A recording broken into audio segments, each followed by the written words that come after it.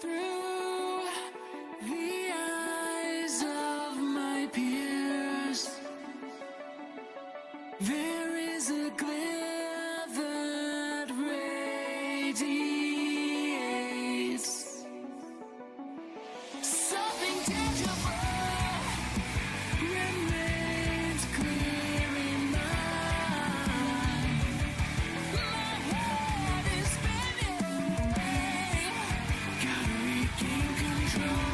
I want what's within my grasp. It's a truth that eludes me.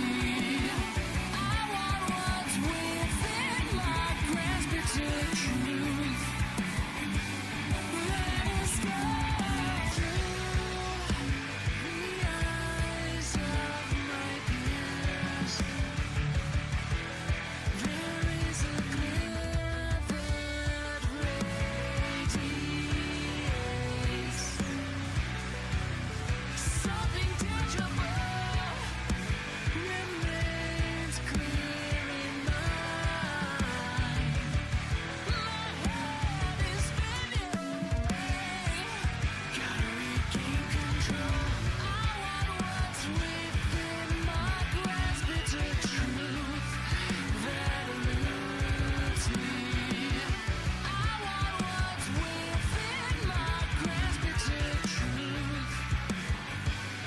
Let us go through the eyes of my peers.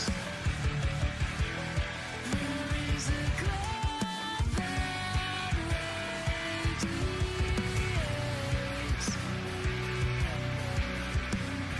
Two pairs of keys that I can't feel.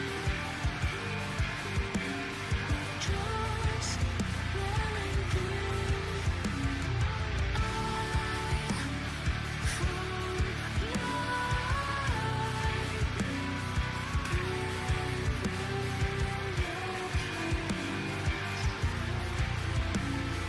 ready to fly. Fell back down and felt no pain. Fell back down and felt no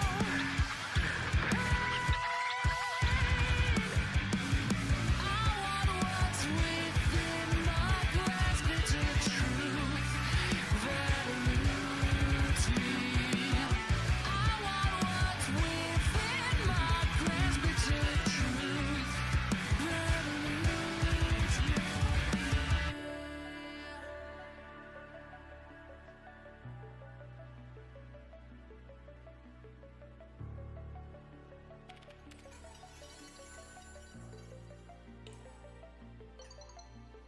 The message went unanswered.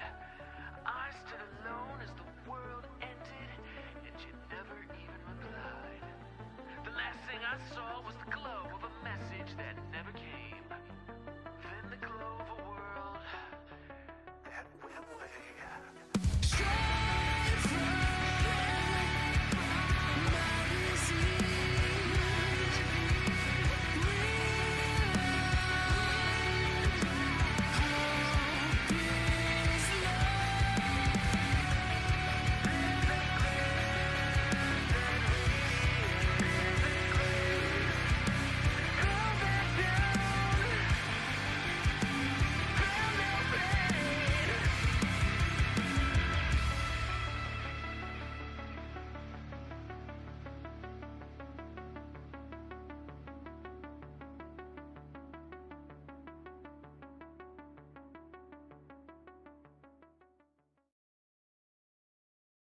through the I'm here to tickle the eyes wheel. of my peers, there is a glare that I'm here to tickle the wheel. radiates something tangible remains clear in mind. My head is spinning, gotta regain control. I want what's within my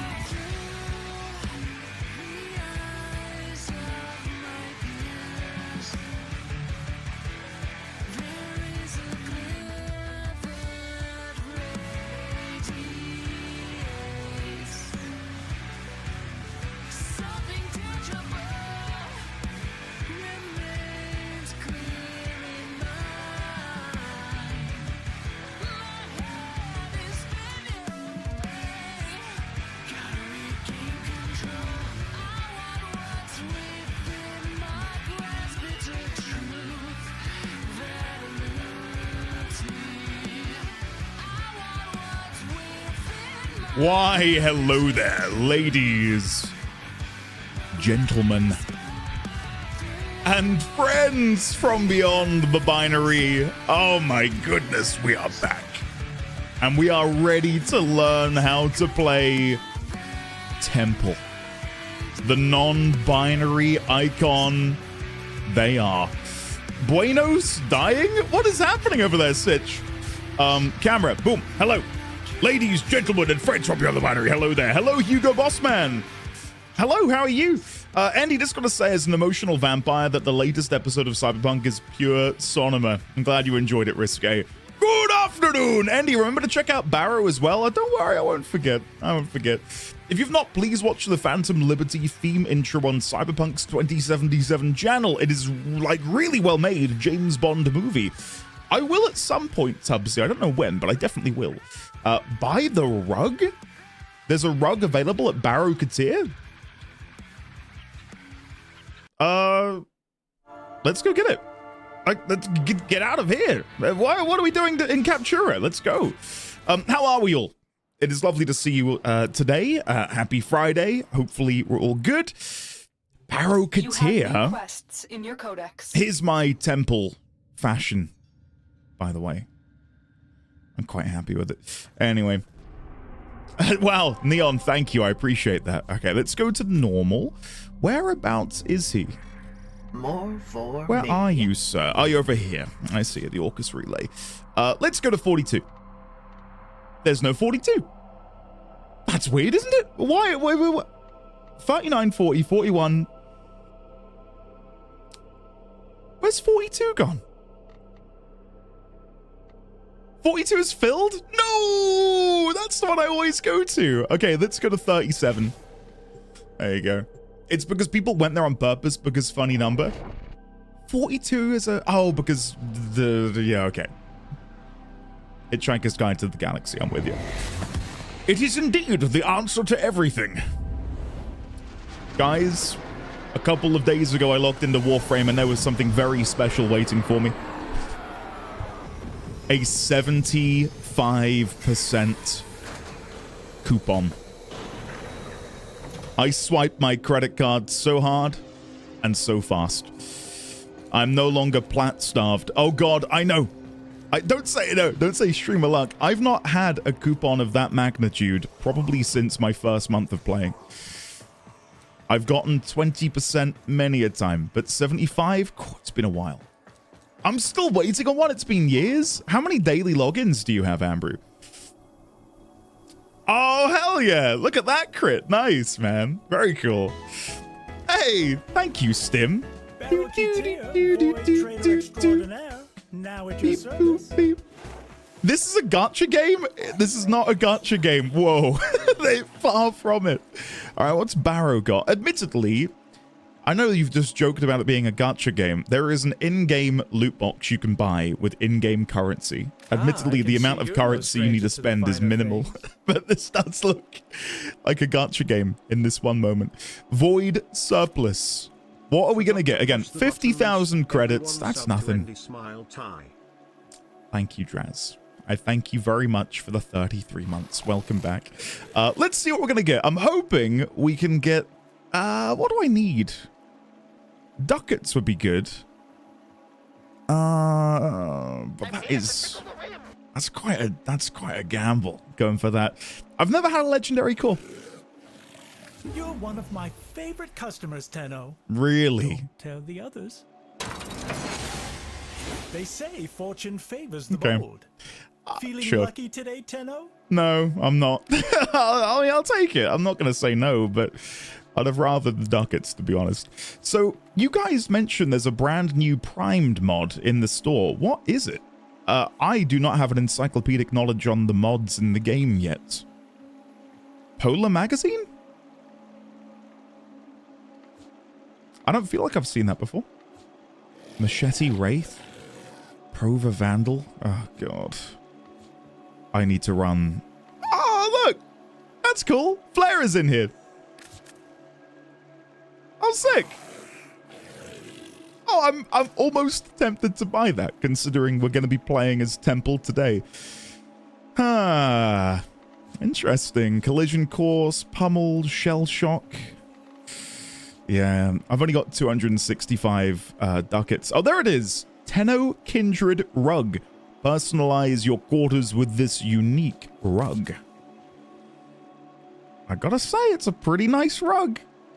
It's a pretty nice rug. Mr. Endy, I've been watching your VODs and I wanted to say you are not a coward and you are a crack shot, so there. Wow. Who is paying you to come in here and say such nice things? Thank you very much. Inaptly named. I appreciate that. The first Tenno concert stream drop was that Temple poster. Oh, okay. You can get that poster for free if you reach the end of Temple's Kim story. Primed counterbalance is much more useful than most might think. Primed Rubido lined barrel is here as well. Oh, got a rug. I'll take 500 since I started IKEA framing. Yeah.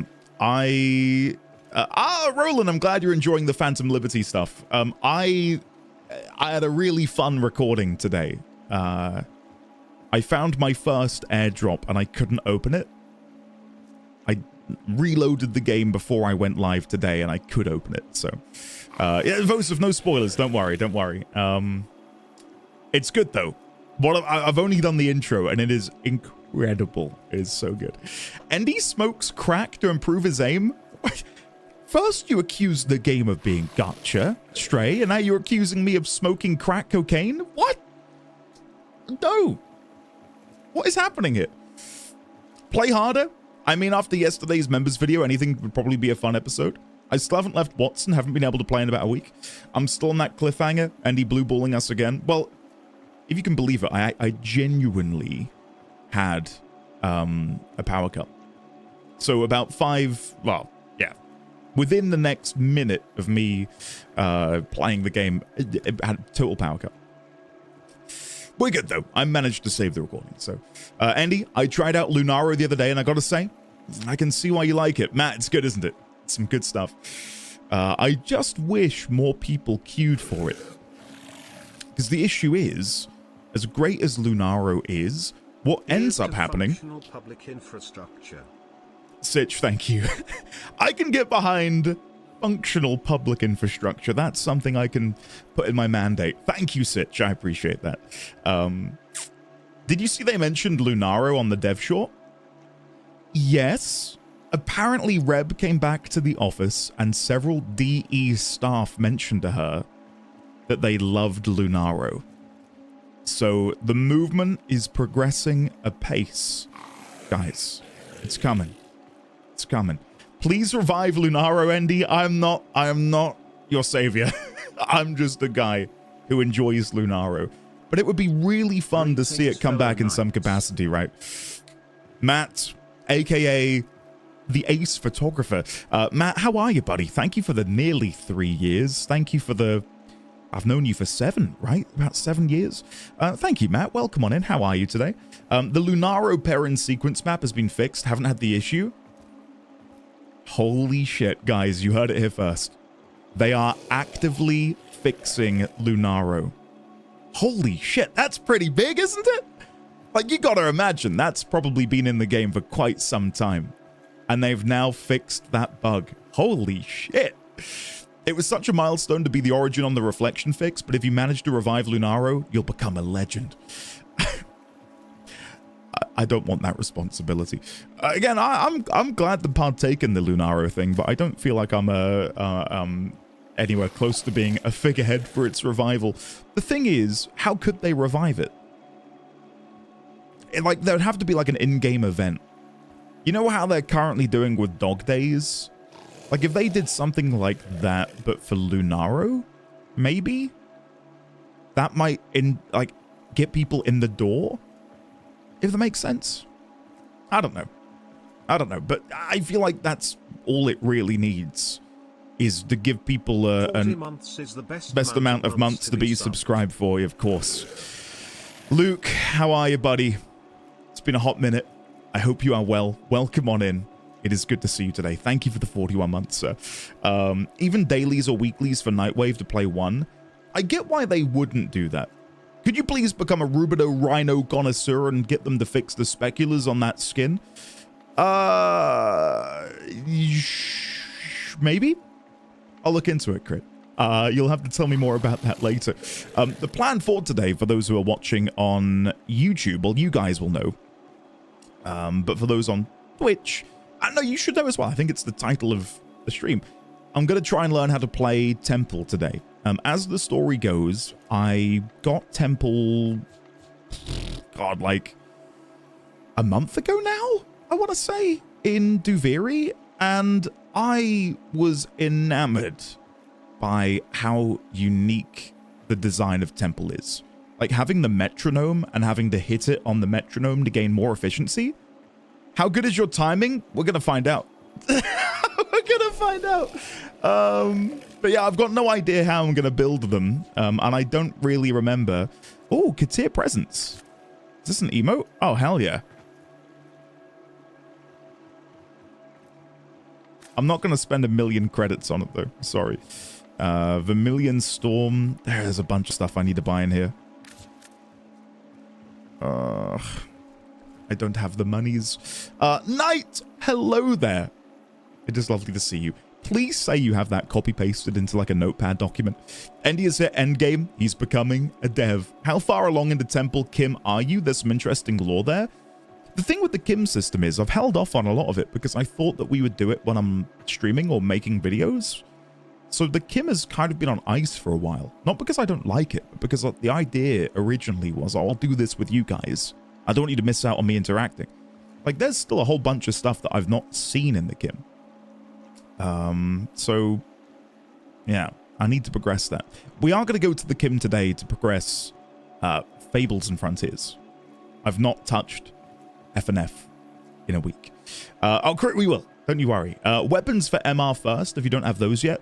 That's probably what I will do, yeah. I'll probably grab the weapons. My MR, where am I at the minute? I'm halfway to 27.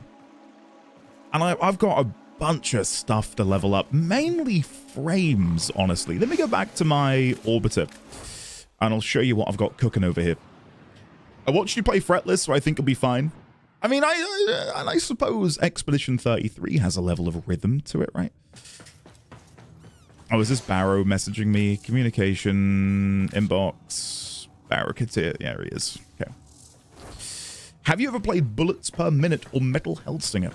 No, but I am very aware of them and how they are beat-based, yeah. Playing Temple is like fighting Demon of Hate. Companions are a nice source for MR. Companions are another one I need to look into. If I'm right in thinking, like, don't the mowers also come with... Hold on. Wow, I inadvertently matched quite nicely. Tried to kill me, and that other time too. I apologize, I don't feel like doing maths today. Blue, it's okay. I'm not gonna pick on you for not wanting to do maths. Welcome on in. It's lovely to see you today, Blue. I hope you have a lovely rest of your Friday and a fantastic weekend. K-Drives give mastery too. Really? Okay. Yeah, all I was gonna say is if I go to equipment, isn't there something you can hover over? Here. So does anyone have like a breakdown on what the maximum like number is for each of these? So like, I kind of wish it did show that, but I get why they don't show it. But if it said Sentinels 60,000 out of 120, at a glance, I can go, oh, I need to do more of that. Like, this is kind of, to me, a bit ambiguous as to not knowing where I can go and eke out more mastery. I would have said I'd love a percentage as well, but I get why they don't do that. Because it can be quite frustrating. I look at the codex for it. Okay. I see. Do not cease. Companions and K-Drives give about 6,000 each. There's a checklist on the wiki. In equipment, you can see what isn't mastered. I'll do maths if Vosif changes his name to maths. Well, really, the equipment tab shows you what you're missing. Yeah, I'm with you. I'm with you. I'm just more thinking about that. But no, you're correct. So let's go to equipment then. And if I go to... Where's the companions? Arc... Well, my arc guns... I mean, look at that. Ay, ay, ay.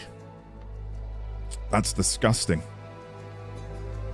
And I'm pretty sure the melee is even worse. Well, on account of there being far fewer melee weapons for your arc gun, or arc wing. Sorry. So much content left, I know.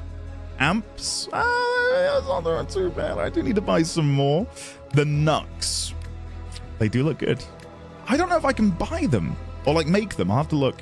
Vehicles? Oh, yeah, you're right. Okay. Shit. Bad Baby, Fever Spine, Flat Belly, Needle Nose, and Runway. Okay. Companions? Oh my god. There is a lot to max out. Robotic. Melee. Bloody hell. I mean, it says here 137229, 432790, 73 of 116. Why is the music so dramatic? Jesus Christ. I feel like I'm about to go to war.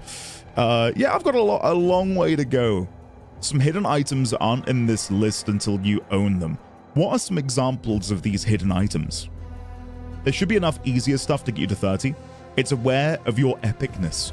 Inaptly named, you're being far too kind to me. I'm very suspicious. I fear to pick things up just for MR because I would want to keep them, but slots.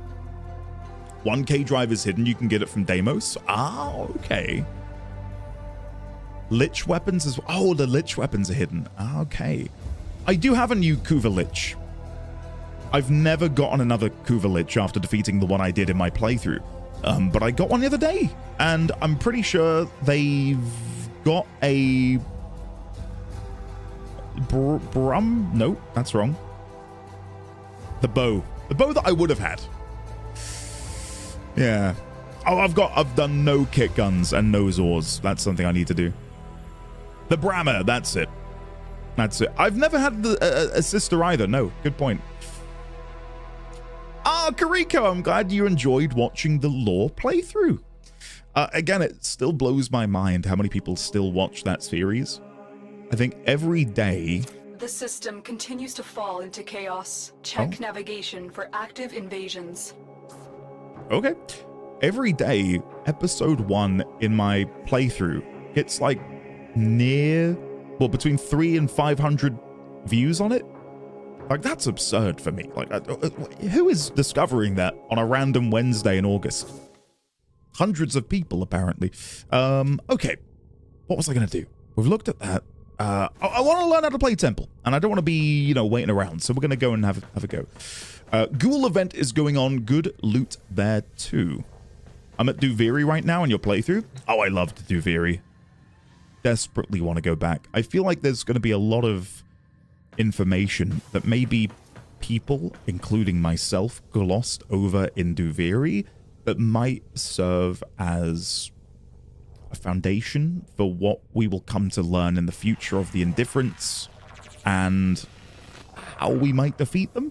But yeah, have to wait. There are 2 weapons out of the Ghoul Purge. I want to say I have them. Does anyone know what the names are from that particular event? I think I can just hover over it, right? Under the event. Ghouls. It should say, shouldn't it? No? I'm pretty sure I have them. Astra! Oh, awesome! Did you pick up, out of curiosity, did you pick up Warframe after having heard about it here, Astra? Or did you just pick it up regardless?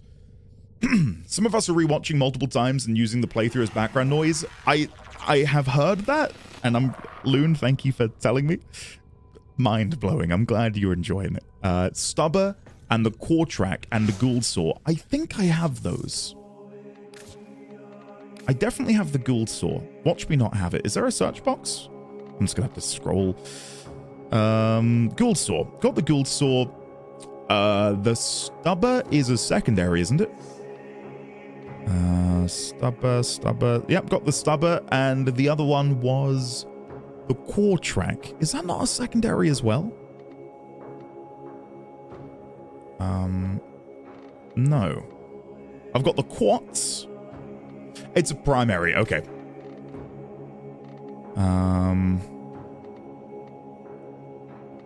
Yeah, I've got that. Quartac. So yeah, I've got them. Thank goodness. I can only fall asleep when Andy is ready reading lore to me now. Crater, I bet. Not gonna lie, your playthrough is maybe a desire an FF16 pause menu where it brings up lore. Oh, Crocs. It is the gold standard. I loved what they did with the in-game lore journal in FF16. It is brilliant.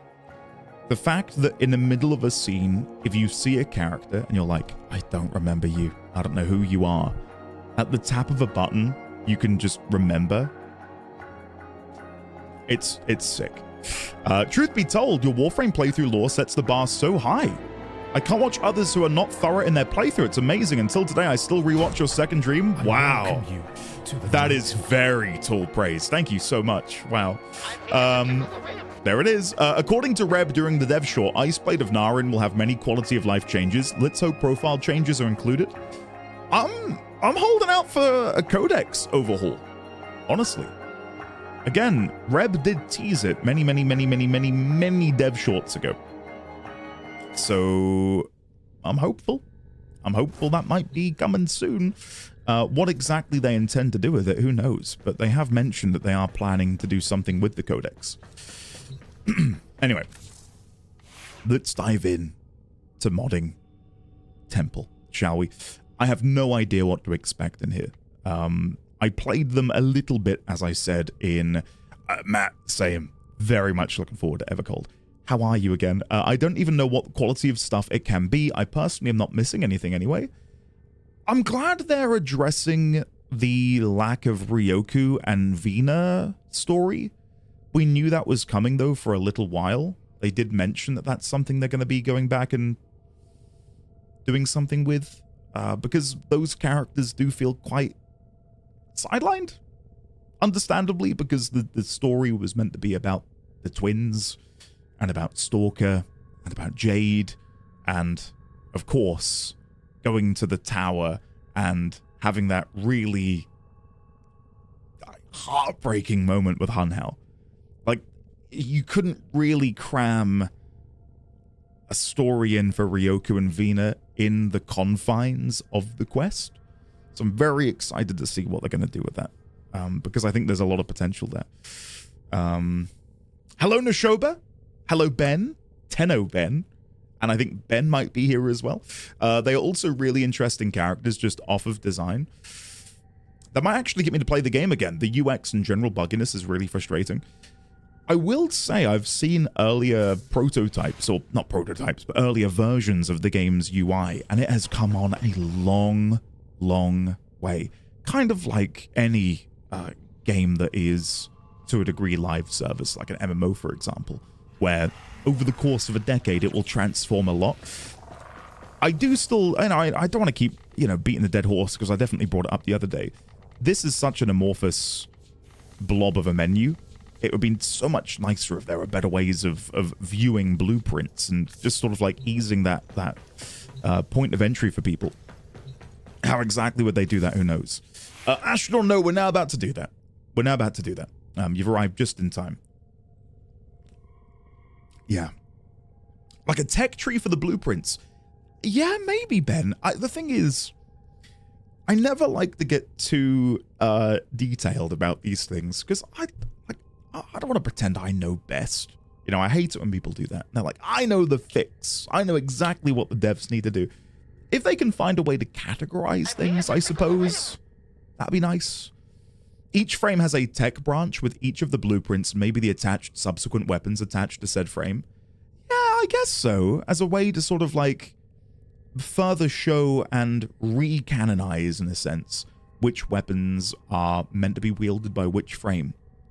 I guess then there might be a confusion for new players, like, oh wait, can I only use that weapon when I play that frame?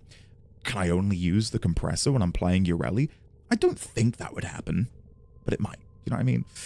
A warning that this builds into X before you sell it would be nice too. Signature weapons should definitely be expanded. Advertise the frame passives, i.e. Foley and Encow. Yes.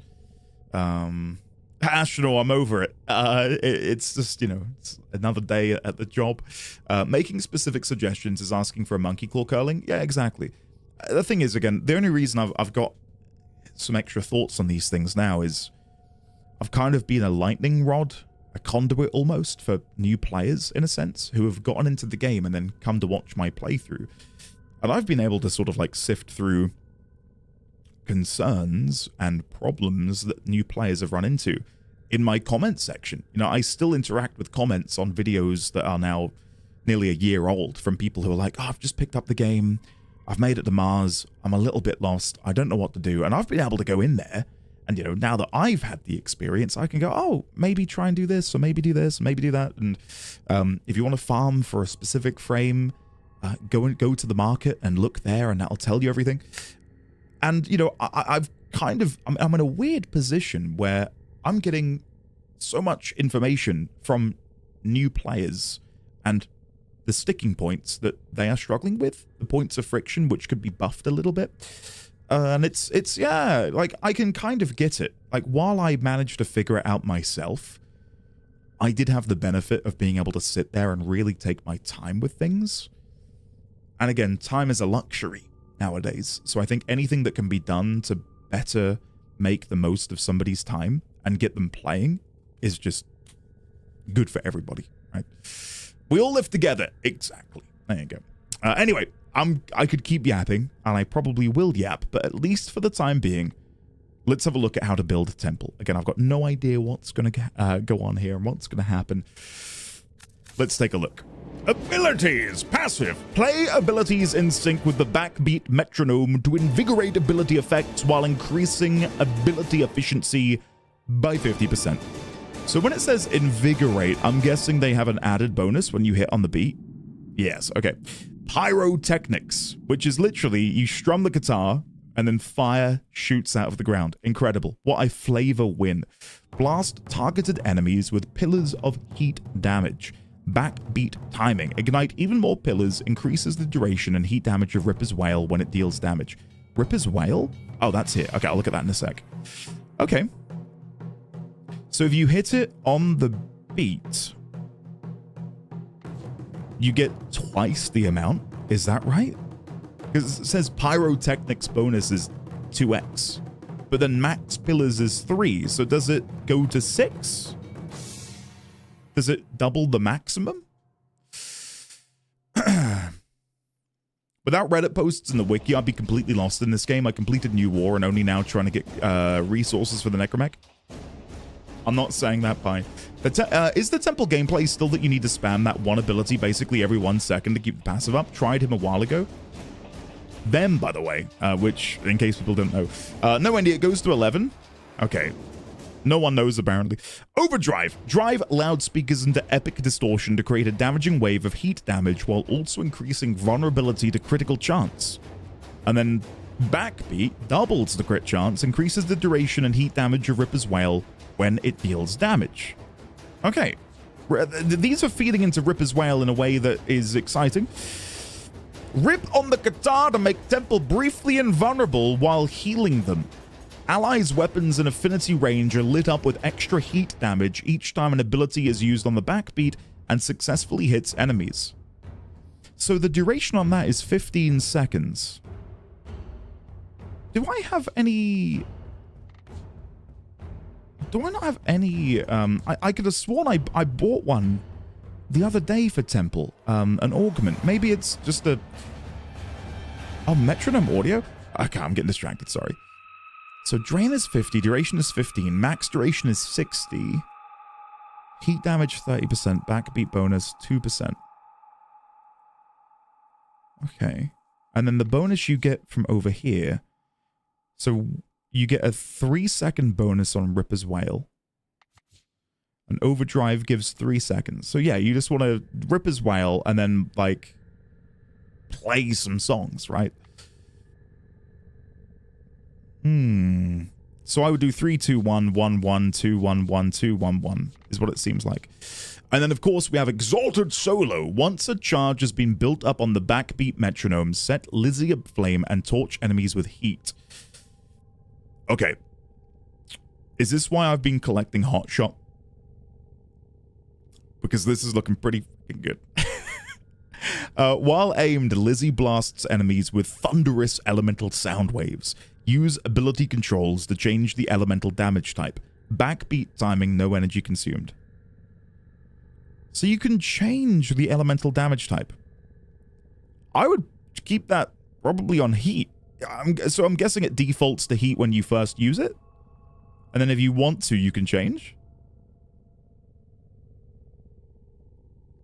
It doesn't work like you think it does. Does the guitar not count? Does Lizzie not count as a secondary? It just shoots one elemental bullet. Ah. The key to Temple is just to make sure that you... thanks, Crit. The normal fire is heat, so, but you can fire blasts of alternate status types with 1, 2, 3, 4. Oh, I see. Okay. While left click is held down, you can use the ability keys to shoot an elemental projectile. You strum it and shoot blasts of the element. Primary fire is heat. Abilities are essentially like alt fire. Okay, so if I'm just strumming and I hit, that's going to proc hot shot because it would consider the primary fire of Lizzie to be a secondary weapon applying heat. Correct? And then if I am dealing with a specific faction, I can then employ these elemental blasts. Correct. Thank you. Okay.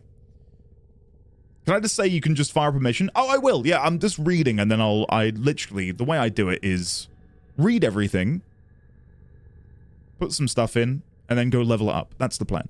Try casting all of Temple's abilities on the backbeat to gain bonus effects and conserve energy during a live performance. Okay. Pyrotechnics will detonate in a radius from where you are currently aiming. The heat pillars can reach enemies behind Temple if your target is close by. Each new heat status effect will cause the enemy to panic. Chain pyrotechnic casts to keep the room locked down while stacking damage and charging your exalted solo. Okay. Overdrive affects enemies in front of Temple, making it ideal for high priority targets you want taken down quickly. Overdrive's crit chance vulnerability is not dependent on the critical chance of the weapon, making it best paired with any weapon that has a high critical damage multiplier. So what is the crit chance vulnerability? It's 10%. But it doubles to 20 if you hit it on the beat. Okay. Temple is invulnerable while casting Ripper's Wail, giving you time to reassess the situation in an emergency. Okay. Casting abilities to damage enemies on the backbeat while Ripper's Wail is active will increase the heat damage it offers while also extending the duration of the ability. So Temple is also quite a nice, like, party frame, right? Like if you were running ETA or EDA, what does this become then? So the heat damage cap... You can get up to 750%. Jesus Christ. Oh my God. That's insane. That is mad. Oh my God. Okay. Temple in ability output is very similar to Nezha. That's without strength. Does the cap rise with... Okay, I've got to look into this. Where was I? Ripper's Wail buff decays slowly when the ability expires. Recast while the buff is active to refresh the duration and retain your... Oh, okay, okay. So... This is where, and I don't know if this is going to be the case. Oh, God. This is a bit of a... I'm looking for a Venn diagram here of people who used weak auras in WoW and Warframe players. I wish there was a better, like, middle of the screen visual piece of clarity for buffs like this. Like when Ripper's Wail is about to fall off, like, say it's like 5 seconds away from falling off. I know crit, devastating, right? Like, maybe on the little metronome, an icon appears? Because Warframe is so frenetic and crazy, but I can't be looking in the top right-hand corner because, especially at late game, your buff bar is like half the screen in terms of width. I can't be like, wait, which one is it? Like, it's my eyes aren't that good. Whereas having a better prompt would be great for that. It's so bad when you have frame and weapon fully built out. It's so many buffs. You're either Temple puts me into flow state neurodivergent, or I can't focus on anything but the metronome. I think I'm going to be the latter.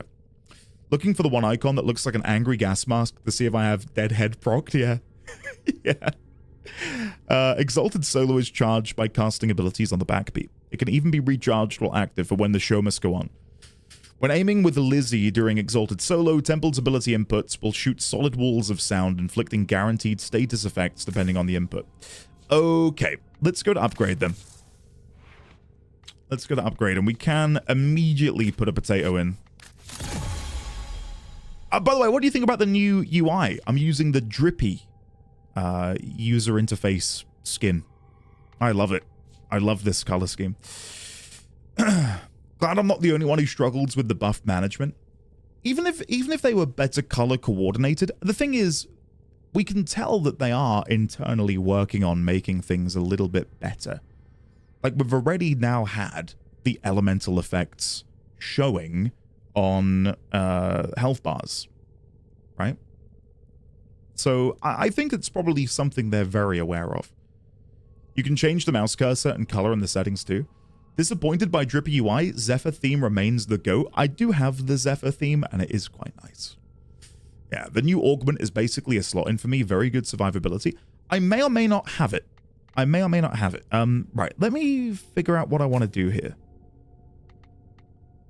I'll definitely throw in corrosive projection. I think that's a must.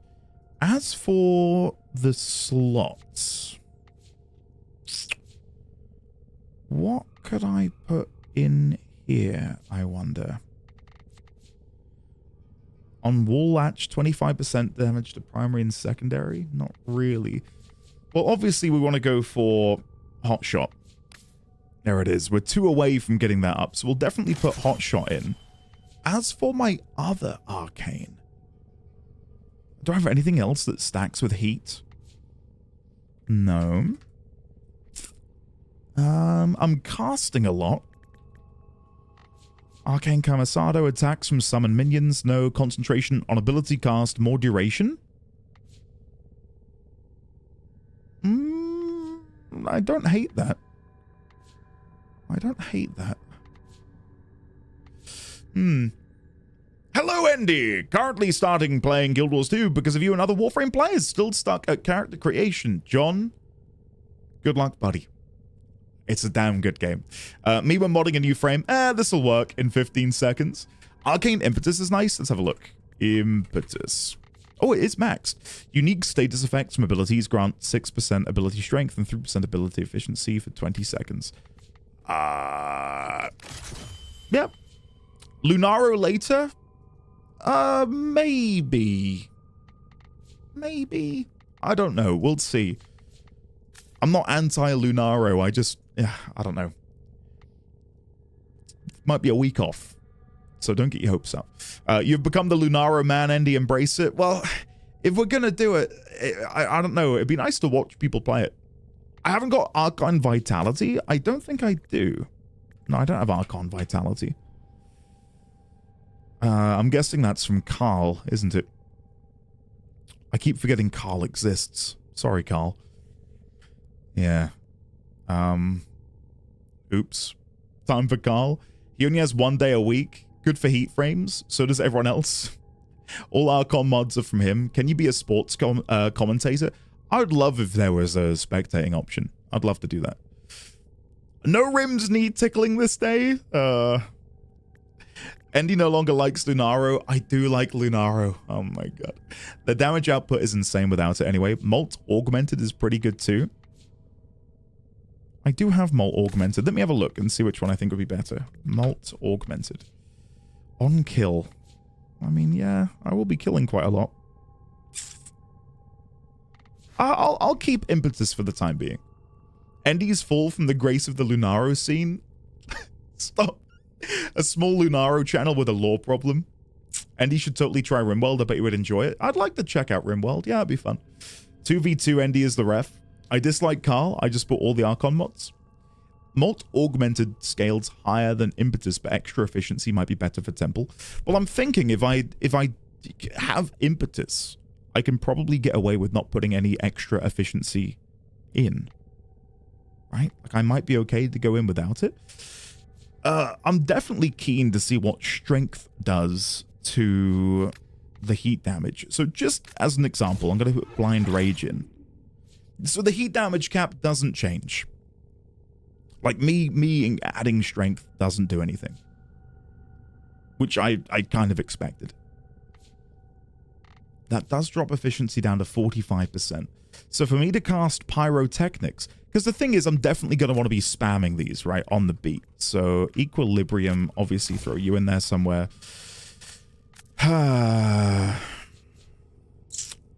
Range would be nice as well. Just like a general bit of range. Stretch should be fine. As for duration, can duration take me over the 60-second cap? Is my next question. Duration. That's the wrong one. Ribber's Whale. Max duration is still 60 seconds. So, I don't know. I don't know if that's... Oh, max pillars does go up. Sorry, with strength. That's something I didn't expect to see.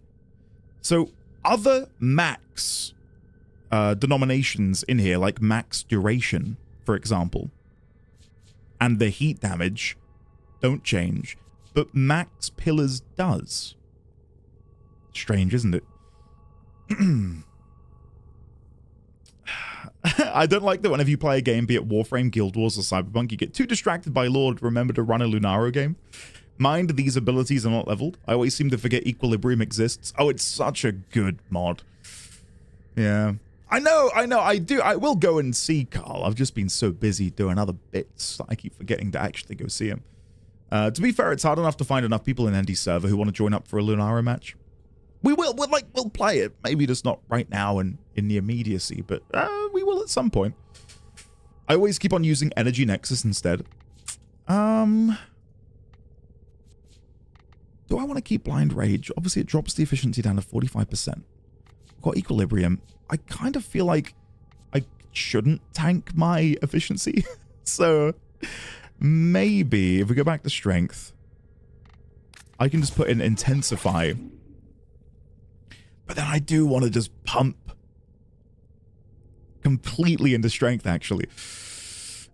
I know that the passive gives you efficiency, doesn't it? Which is huge. Ah! Dave the Rim Tickler, thank you for the 3 gifted subscriptions to Marcos. Marcos. I'm Tickler gifted a tier 1 sub to Marcos 42. There we go. Moki and Zabizit. Davithir, I'm Tickler gifted a tier 1 sub to Zabizitan. Zabizitan. Sure. Thank you, Dave the Rim Tickler, aka Asterin. Thank you. Thank you for that. I appreciate it. Andy, Arcane Continuity if you have it, because then you can run Blast Toxin on Lizzie and run Primary Blight. It's a very good synergy and absolutely rips everything.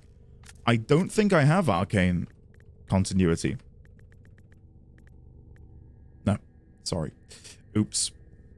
Dave really tickled the rim with that one.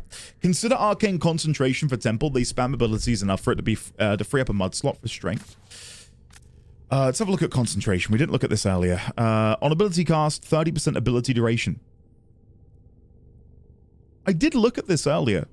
No joke. I genuinely had a look at it.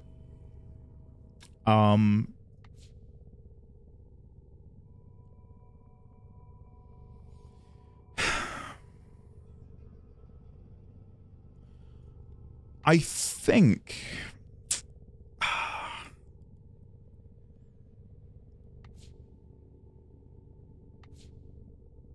I'll have to have a play around to really get a feel for it. 60% at max rank, like that's better, but I'm not there yet, annoyingly. Anyway, sorry, let me finish this off. So, if I were to have a look here, so at the minute it's 25. We've got 165 energy. I think we do need to go and throw in a primed flow. Just considering everything with Equilibrium, that should be fine. I'm not too worried about efficiency now. I will definitely take some more strength, though. I've got 15 capacity remaining.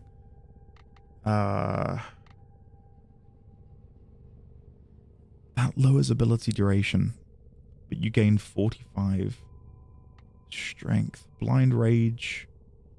We could fit it in, but we'd have to do this. And then that. That does tank efficiency.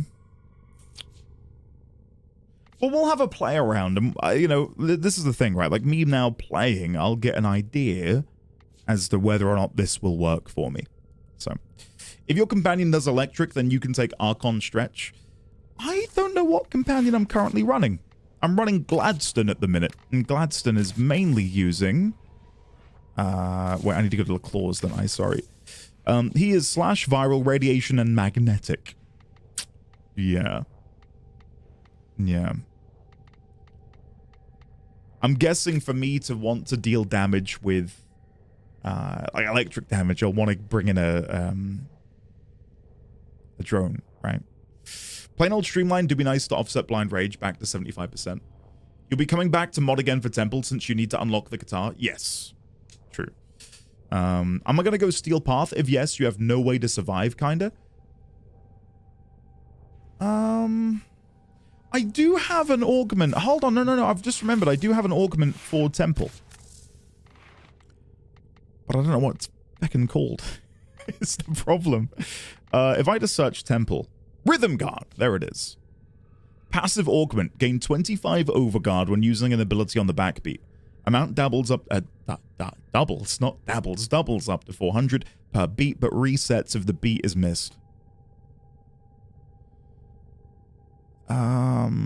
I guess I could ditch Stretch to put that in, at least for the time being. And then I have 5 remaining capacity. What could I put in there? I mean, I could put in a lower level Stretch temporarily. Augur Reach. 40% of ability spent is converted to shields. I mean, I'm going to be spending a lot of energy. Sure, we'll try that out. Oh, I didn't max out the mod. Thank you. Yes, thank you. Ah, what a noob. Thanks, guys. That's better. And then when we get up, I'll put some format in here. Okay. Sure. Let's go give him a go. We've got a double affinity weekend as well, so this should be pretty quick. Where do I want to go level them up? It is specifically over on Sedna, isn't it? Was it Charybdis? Andy, No. I have something to tell you. Oh. You are criminal scum. What? That's right, you Hydron. ND20 are criminal scum. There you go. I want to confirm that with you, Andy, that you are criminal scum. I know I am. Thank you, Nine. And right now that this message is to inform everyone in chat that you are criminal scum. You're a piece of work. 9, thank you for the 89 months of support, buddy. It is lovely to see you today. How are you? The enemy is Thank at you our for... doorstep. There it is, the We must metronome. defend our equipment until reinforcements arrive. Boop, boop, boop, boop, boop. Okay, cool. Time to see if I can hit to the beat.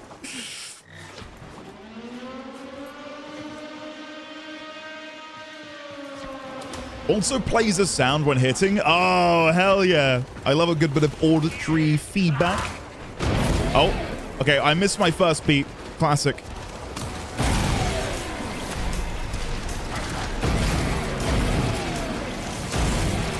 Okay. I mean, it's satisfying.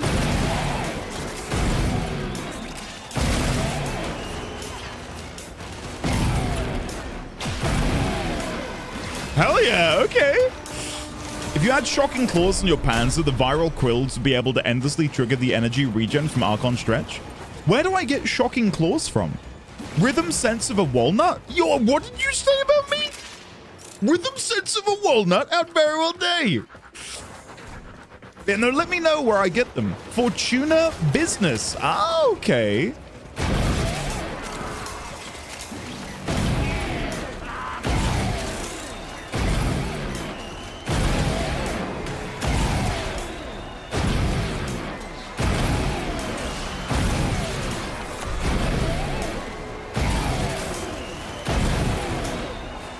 Okay, I'm getting it.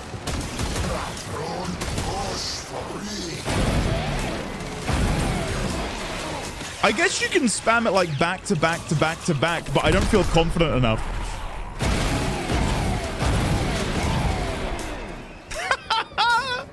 I feel like you should be listening to music while playing Temple. Liam, I don't know, maybe?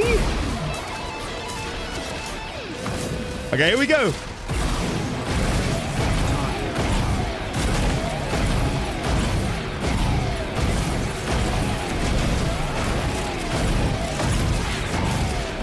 I missed one. We've got 12,000 overguard, though.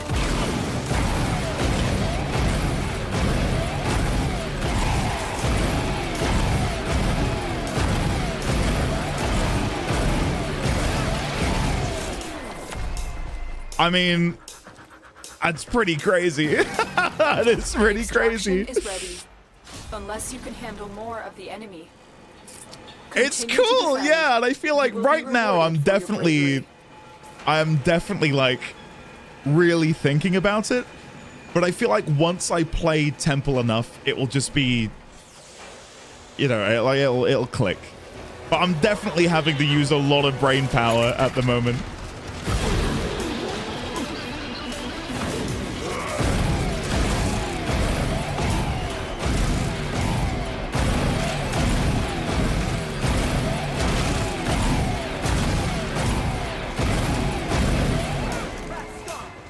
Okay, I ran out of energy, which is not good. Okay. Casting speed shards are good on them for improving the casting time of the 3. Oh, that is smart. Oh.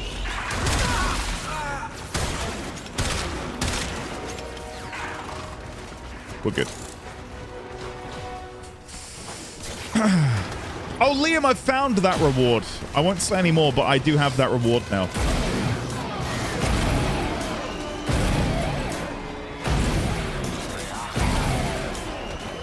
There's one more over here.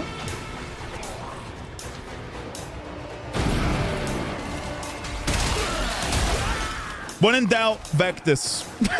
that's my motto. There we go. Panzer Vulpafila is my second favorite. My first is a Chaser Kubrau for one reason. It's a huge dog. I'll have to go to the business and see if I can get these claws then.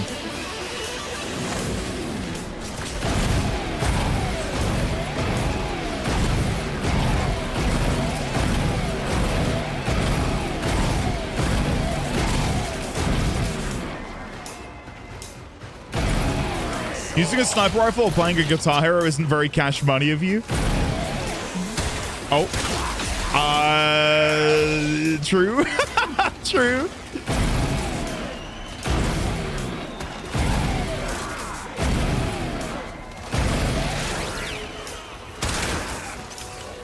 Okay. Then 2 more down here.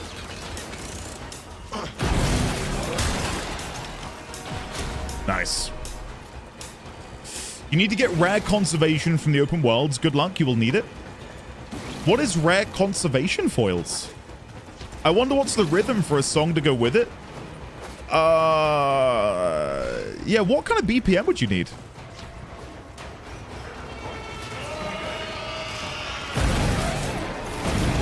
Oh.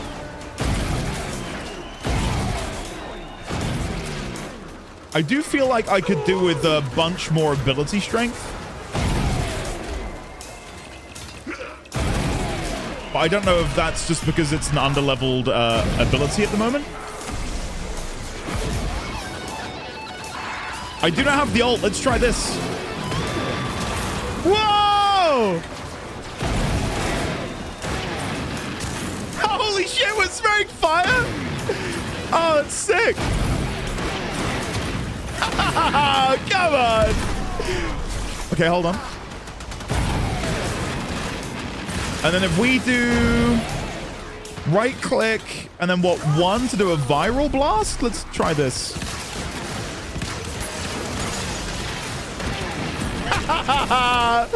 Oh, that is cool.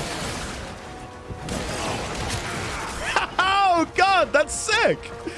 What a clever idea. Like, I can really tell that as the years have gone on, they've gotten way more creative with frame design. Like, what a this unique concept Temple is. Slide with Lizzie out? Hold on. We all... available.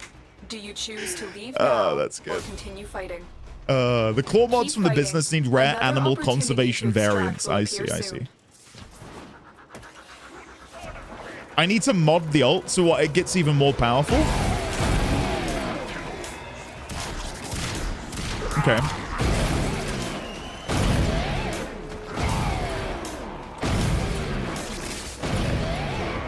Missed it. Classic. Nice.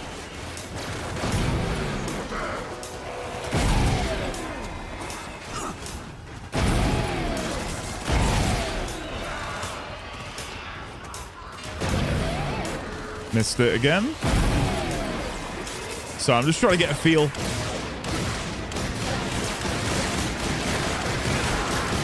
Wow, so you can spam that if you want to.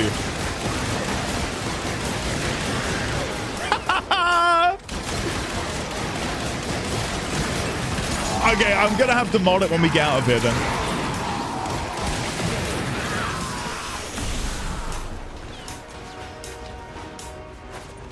Chrono, in what sense? What? Kavat incubator upgrade segment research? Nice. I don't think I need that. Maybe I do. I don't know. Viking, I'm really trying, man. So if I bop my head, maybe that will help. Imagine if you have Octavia with you, a song putting you off beat. Oh man, that sounds like a nightmare.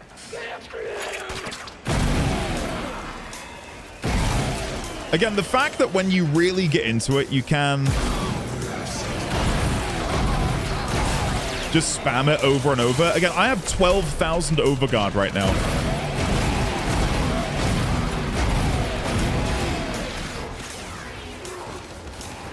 One, 2, 3, 4, 5. I'm not very good. 1, 2, 3, 4, 5. There we go. We're getting there. We're getting there. Give me a break. There we go. Spray these guys down. And you can actually hit your ability while you're holding left click, which feels really satisfying, actually.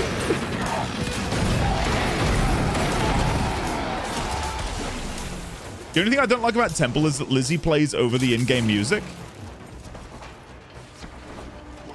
I don't mind that. But I see how it could be annoying.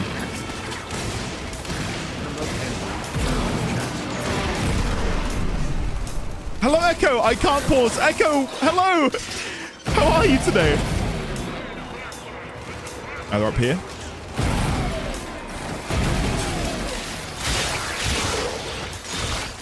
Oh my god.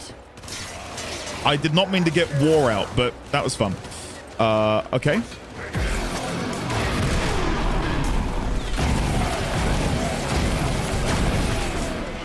Okay, I'm gonna have to be careful because we are actually running a risk of losing this. Due to me just not really paying attention.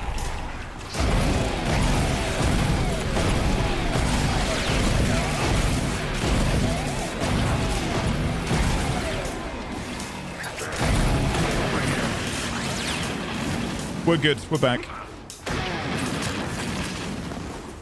And then... Oh, come on! That's so good. Oh, I love it. Absolutely love it. Is ready. I'll extract so I can go and mod the exalted weapon. We're done here. The extraction team will take over. Look at that, level 25. Wow, holy shit. I don't like the ults on the 4. Really, I quite like it. I quite like it. It's an added little bit of depth that I definitely appreciate. Okay, let's go to Lizzie. Appearance. Copy Warframe cut. Oh, yeah. Oh, that's the stuff. Let's have a look then. Upgrade. Lizzie. Requires primary arcane adapter? Sure. I got a discount recently. I don't mind spending a little bit. Right. What do I want to put in here? Probably... we've got a crit chance of 35% out of the gate. Damn. So I feel like you probably do want to go into crit because you are getting crit from your third ability, aren't you?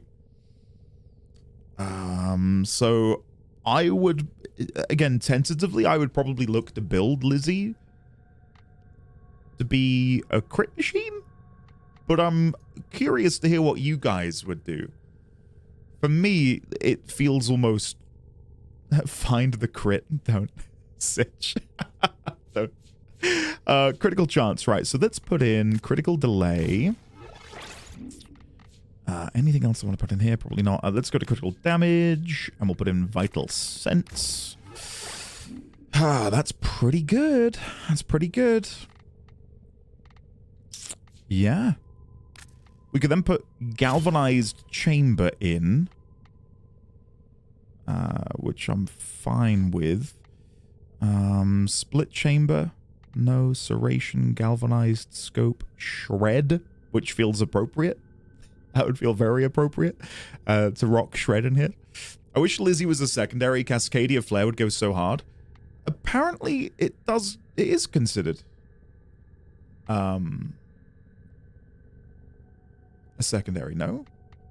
Am I mistaken? Because we're running Hot Shot. It's just abilities. Oh, because the ability got... Yes, sorry, my bad. It counts as a primary? Huh. I guess it makes sense. Yeah, I guess it makes sense. I got a bit of fodder to level. Enjoy Hiss. Honestly, the kit looks interesting, but the noisiness might make it a no-go for me. You can turn off the metronome. I did see that as an option earlier. So when you go into... Was it abilities? Yeah, so down here, you can actually disable the metronome audio if that is triggering. But you can disable that. There is an option. It's in a weird location. You got to go to the abilities to find the location to disable that. Sinister Reach in the Exilus for an additional 12-meter range. Sinister Reach. Do I even have Sinister Reach? I do. Okay. I've never used this, obviously. Sure. Let's put it in. It's pretty good. Didn't you have primed shred yet? No. Yes. Yes, I do. What? When did I get that? I feel like I want to rock it, no? I do not. God, I'm about to reveal how little credits I have.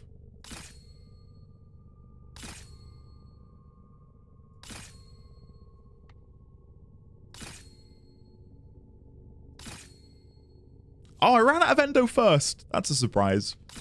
There you go. I've only got 500,000. I'm running short, guys. It's not good.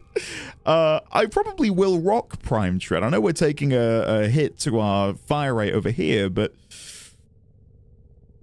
we want there to be as many shots fired as possible, right? How are you always out of credits? Because I'm spending them like a madman. Primary deadhead on headshot killed. Primary crux on weak point hit. Merciless on kill, more damage. More reload speed. On aim, explosion radius. 50% damage and 3% for every 1 meter radius lost. Crux, debilitate. If an enemy has 10 stacks of a combined status effect, inflicting the same effect again has a 50% chance to inflict one of the base status effects it is composed of. That feels like it might be pretty damn good, right?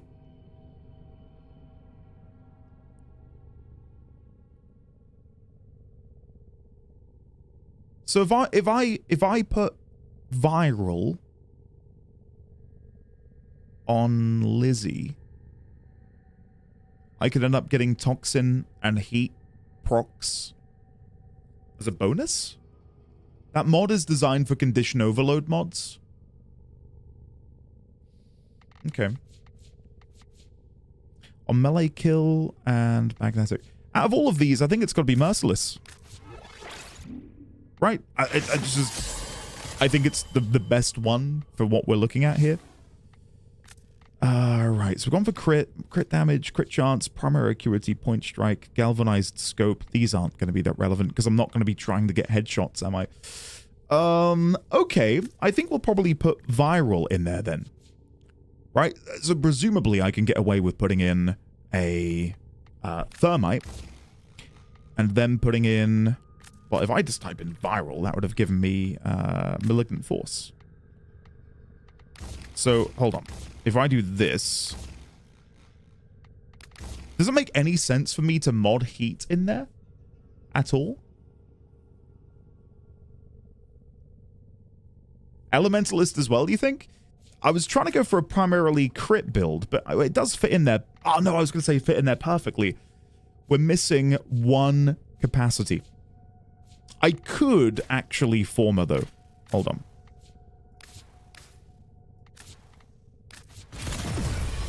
And now I can put in Elementalist.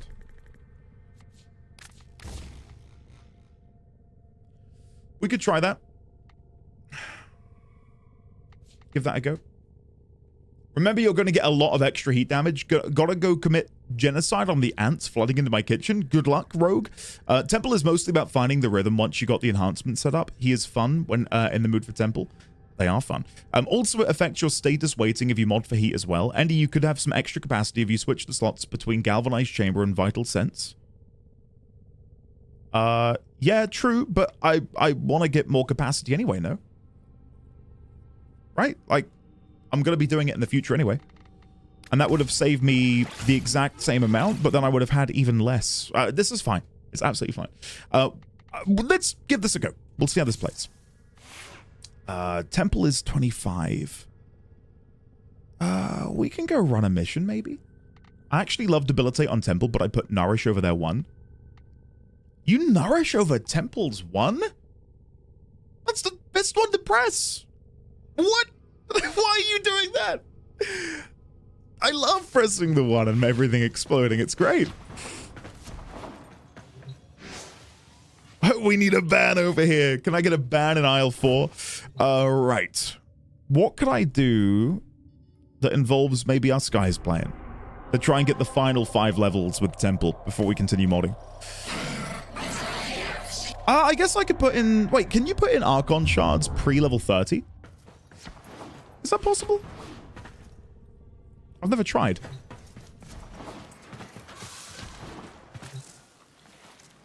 Archon shards. Oh, you can. Hell yeah. In that case, then, I'll put in a Tau-Forged Amber for some casting speed. We'll do Tau-Forged Crimson for... primary status chance.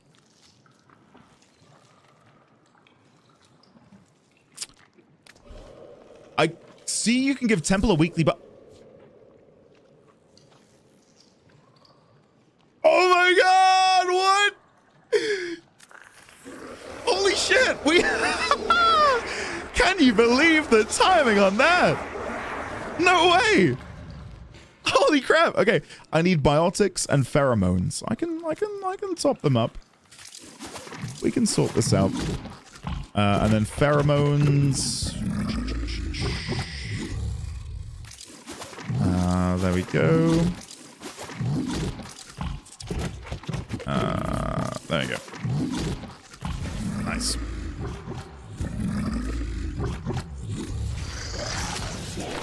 I don't think I've ever done that before. Okay. Temple has been invigorated. 200% primary critical chance. Oh my god, we're gonna be red critting out the wazoo! Guys! Holy shit. You can click the icons. I always think how cumbersome it is to look through the tabs to feed helmet. Oh, sorry, what do you mean? Like here? Yeah, you can click them on the right-hand side. Click them on the right-hand side, then you click in here. Yeah. And there's even little information at the bottom to tell you about all of that. Yes, what the hell? Yeah, you can click them. Guys, you've not been clicking these buttons? And then you just click them. Did you guys not know this? Yep. Sorry, guys. Sorry to be the bearer of bad news. I click them all the time. Okay, let's go back. I did want to put some more Archon shards in, so I'll do one more cast speed. Yeah. Do I have anything else in here that I could maybe benefit from?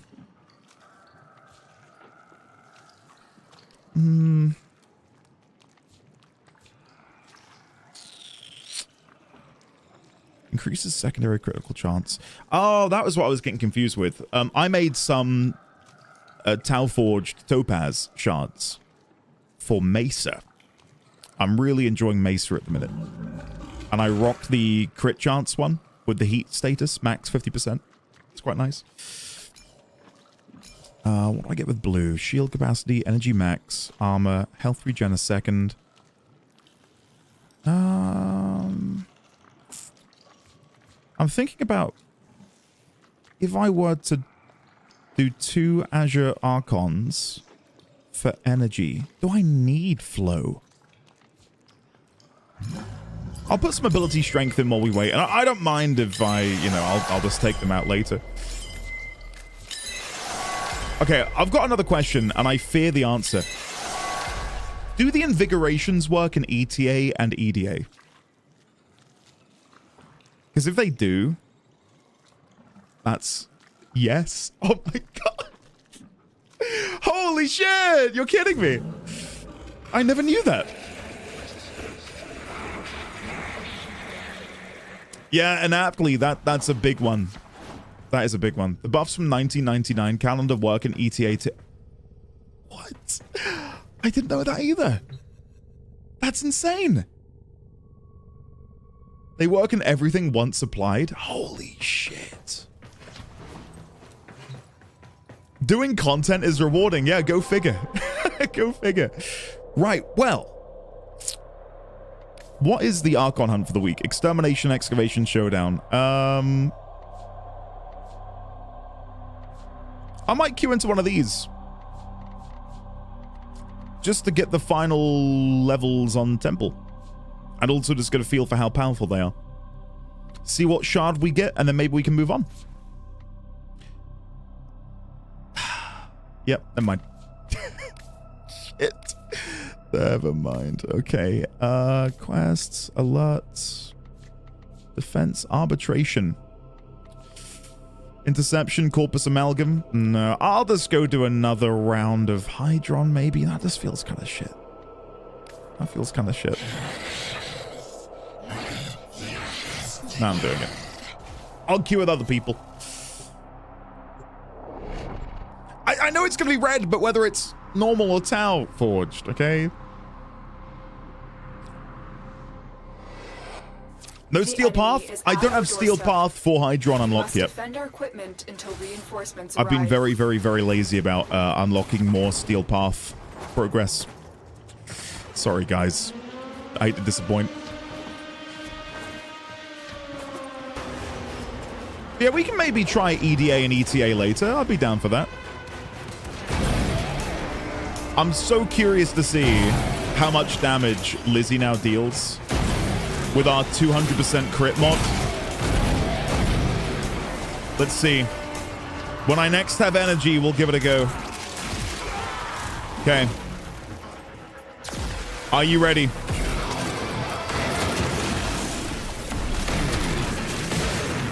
Kind of hard to see any numbers at the minute, but I can only assume they are big and very impressive. You want a taxi there? It's a good note to have. Do you mean to say that if you taxied me there, I'd unlock it permanently? Is that how that works? I did not know you could taxi people to places.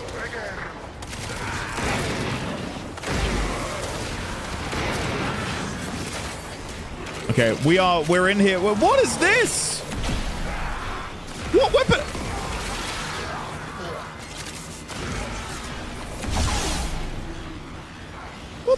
is happening? Who is this Beyblade? And what are they doing in my Hydron? Revenant? Oh, Revenant's disco dance?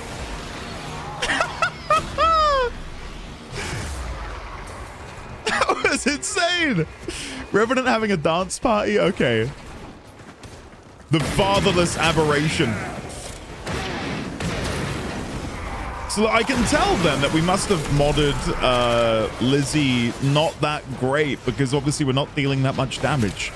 I wonder if I should go back, remove some of the elemental mods, and instead focus on things like Serration and just forego the elemental aspect.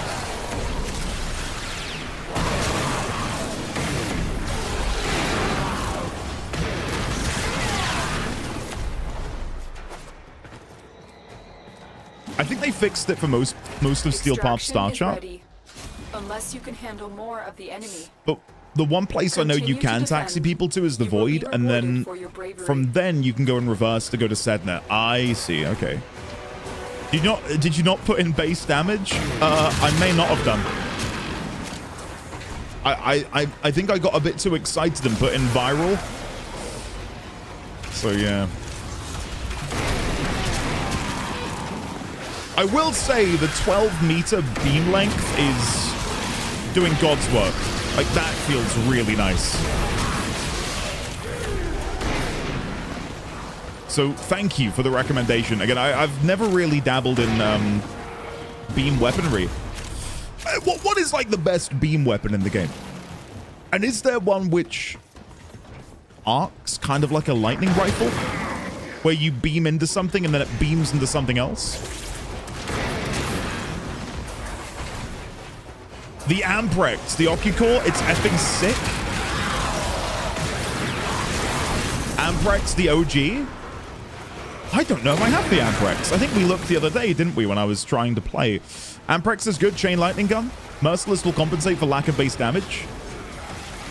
So as long as I keep getting those kills eventually, okay, I'm with you. We'll wait for that time then. Best beam is Torrid, which is not a beam weapon. Amprex is the dumbest looking gun in the world, but it effing rips. There is Lieutenant Glaxion? You get Amprex from the dojo? I might have it then. I think I have every dojo. Just tuning in. Welcome. Hey, Amir. If you've been here the whole time, sorry. Oh, okay. Thanks, Amir. Thanks, buddy. Torrid Incarnon is a beam that chains lasers enemy groups. It's the best weapon right now. Torrid, don't ban me. Well, I did a Torrid joke when I was doing my playthrough because I'd unlocked the Incarnon for it. And I opened the episode with like a monologue like, guys, I've cooked up a real special off-meta build for you all to take a look at. And then I panned over to my Torrid Incarnon. And yeah, it felt good to have my finger on the pulse of the memes and revel in it with everybody. Amprex looks awesome. What the hell? That Revenant 4 looks weird on your end for some reason. I imagine if you are playing Revenant, it looks really smooth, but for other people, due to ping and I guess the way in which these are hosted, it just looks a bit weird. I've not done too bad on damage dealt, 52%. Considering, you know, we've had that Revenant in here with the Jaya. I'm very happy with that. Very, very happy.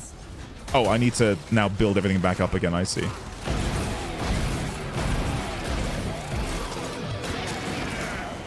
Okay. The beams look wider than normal from my end when others are on it. Our clan doesn't have Hema and Nux yet, so I'm pretty sure Andy doesn't have both of them. I don't have those, no.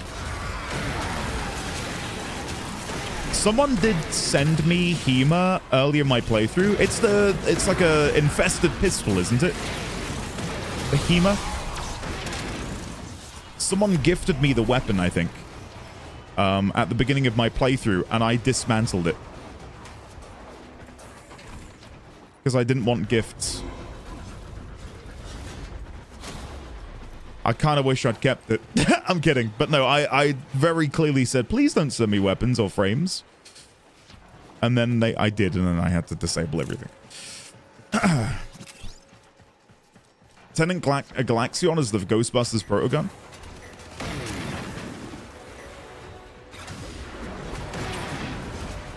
And down here. Okay, so if I rip his whale... Let's see what the crit does now. Okay, so that's what will get the red crits, is if I do the 2 after that. Yeah, okay. I'm with you.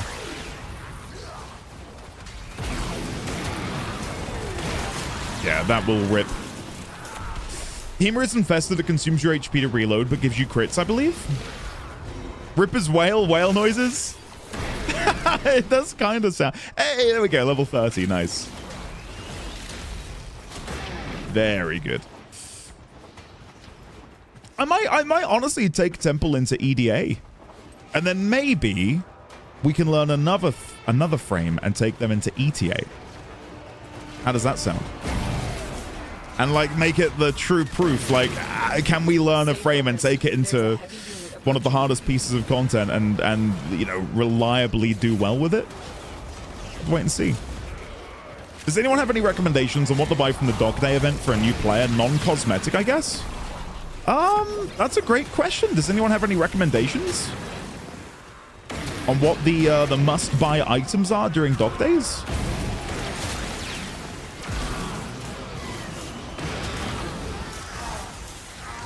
Acid shells, I eternally recommend whatever that the crap looks good to you. The weapons for the mastery, yes, that's probably what I would say. Definitely always go for weapons. Just to get your mastery rank up. I know some people might think mastery rank is nothing more than like a measuring stick of how much you've played the game. But there are some genuine benefits to increasing your mastery, like having a higher capacity baseline. We're done here. Like, that is so worth it. Time to evacuate. The weapons are very hard to get outside of the event. After 20, it basically is. Well, yeah, I guess so. But even then, like, I still wish I had a higher capacity baseline when I was modding a frame for the first time. Do I know about the Master's font? What is the Master's font? Tell me more about this sacred thing. Cross between Blind Rage, Prime Flow. Do I want Prime Flow?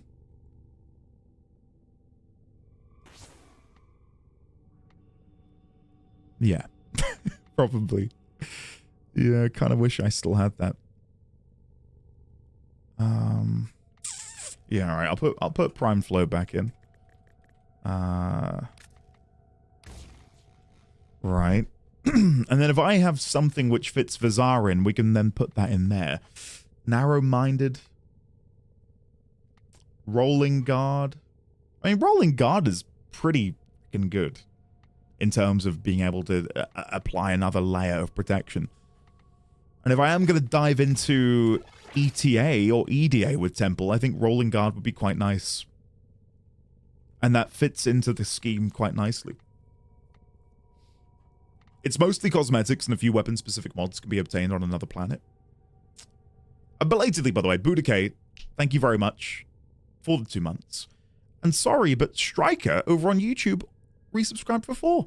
I usually am not one to enjoy watching people struggle with games, but I have to say, Andy, some of your Cyberpunk episodes are too funny. The members-only Cyberpunk episode, which is currently up, is probably the most I've wanted to cry in a recording ever. It was bad. Will you use Flare's Gemini skin? I don't think I have Flare's Gemini skin, do I? Let's have a look. I don't think I do. No. Okay, losers, let's go. Because of the ephemera I'm using, it does make Flare look like the Joker. I don't like that. I don't like that. Go back. I quite like how my Temple looks. I don't mind Flare, but again, I'd rather play frames over Geminis. Yeah. Worse than Jotaro. Yeah. Yeah, to clarify before it gets lost, Master's Font is a 3-hour buff of your choice. Affinity credits damage. Oh, yes, when you get level 30. I know what you mean. Sorry, I did not know that was called Master's Font, though. Okay, I'm happy to try and take this into something like, again, EDA, maybe. I never put Serration in here, and I think I'm still a little bit shy from being able to put it in. I could remove thermite rounds to make room for a max level serration. Is that silly? I don't know. It might be. We've got a base wobble. That crit chance is 175% at the minute. And obviously that goes up when we use our 2. Merciless does give us an additional chunk of damage, which will stack quite nicely. And obviously the more kills, the more multi-shot. Andy, you should watch more of TennoCon 2026, specifically for the narrative panel and maybe the concert. I have seen both of them. I did watch a bit before I went live on TennoCon. But yeah, we can always do a watch on at some point. Enjoy trying to be productive, inaptly named. Same here, I don't want a human face in my Warframe. We had a good discussion about this the other day about how some people prefer playing Gemini and some people don't. I am definitely a original frame preferer, if that's the correct way of describing it. Not to say I don't like the Gemini skins, but for me, I love being able to customize and make my frame look unique. And it's harder to do that when you're playing with a Gemini skin, because by default, they are already, like, special in that they are a person. Whereas a frame with all of the different attachments you can put in and colorations, I feel like there's a greater depth of customization to be had there. So, yeah. The only Gemini skins I like are Flare and Ryoku. I'd say it's better to have thermite rounds, as it makes it so you don't have more heat than viral, which ensures more heat procs on enemies. Okay, okay. We could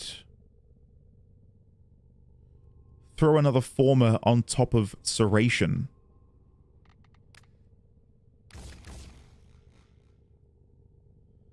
Yeah, hold on. Let me put another former over Serration. And that will leave me with 3, sorry, because I lose the 2, yes. So then we could now, after leveling up Lizzie again, squeeze in Thermite, couldn't we?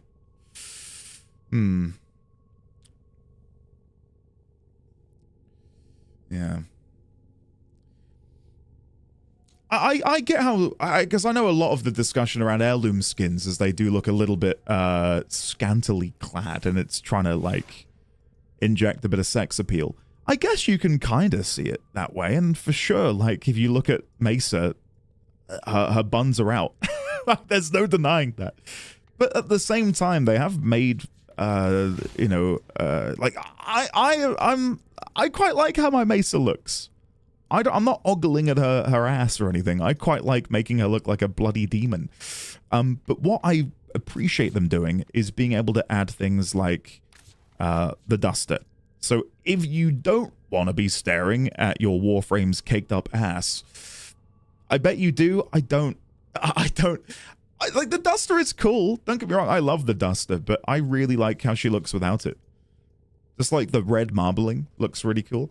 But no, if you think about what they did to Vauban, right? If we think about heirloom skins being just raw sex appeal, like, Vauban, I think, is just like a great example of an awesome looking heirloom skin. And again, if you don't want him to have his chesticles out, you can pop on his jacket. I think that's a nice middle ground. I quite like how premium they look. Don't you say that. That man is raw tactical sex appeal. I dated like half of the Hex, then ended up leaving them all. Now I'm just dating Roth, and who keeps gifting me date scenes. My sexiest fashion is Styanax. Oh god, yeah, I can imagine. It is seven-hander. It's cool, isn't it, that they would do that? I think Mace looks great with the duster. I think Valkyr was a step too far, especially considering the other concepts from the same artist. Really? You think Valkyr? I think I've got the Valkyr one.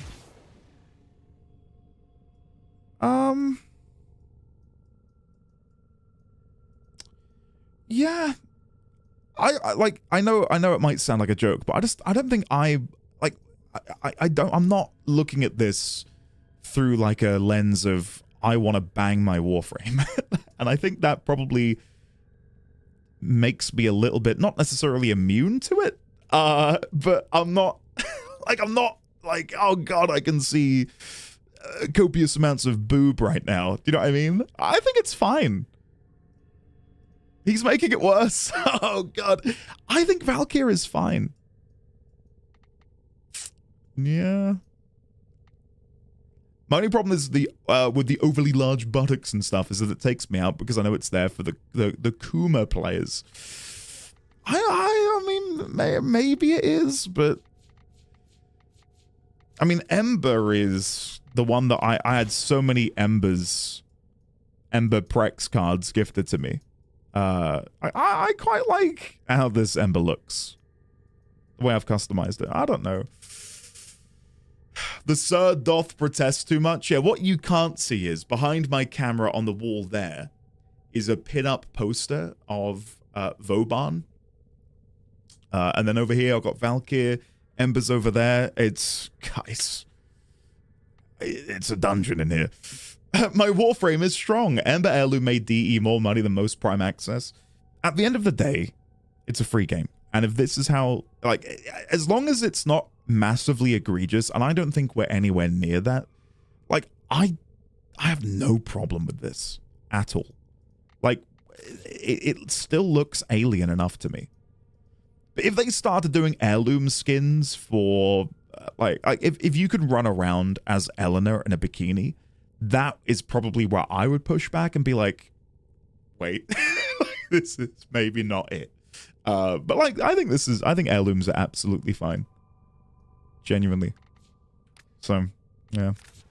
Feels like a step away from her core concept for the sake of sexy outfit. Not necessarily way too risque, just that it was at the has tipped £20. Hey Andy, I just wanted to support the channel. Your Warframe series got me through a hard time after being fired. Oh man! Keep being cool. Bring it in!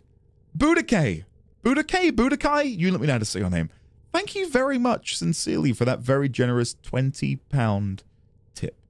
Thank you. Can we please, ladies and gentlemen, get some love and chat for Budokai? Budokai, thank you. And I'm glad, sincerely, that I could be such a escape for you in that time. I hope all is well now, or as well as it possibly can be for you. Thanks, buddy. Thank you. I still have my Ember Void Shell Ferrari-themed fashion. Reb did say something like they're going to slow down with the sex appeal, though, only giving us something like the heirloom every couple of updates is a treat. Thanks for the £20. That'll get me another proto booty frame. Yeah, I don't know. Off topic, I was worried about you failing the Phantom Liberty intro quest by running out of the clock. It's possible to get locked out of DLC if you go to the mission start and leave. Really, Sal? Thank God I didn't. I'm Ace and couldn't give less of a shit about the sexy bits, but I love the heirloom skins for the lovely starry sky skin and general high quality of the materials and textures.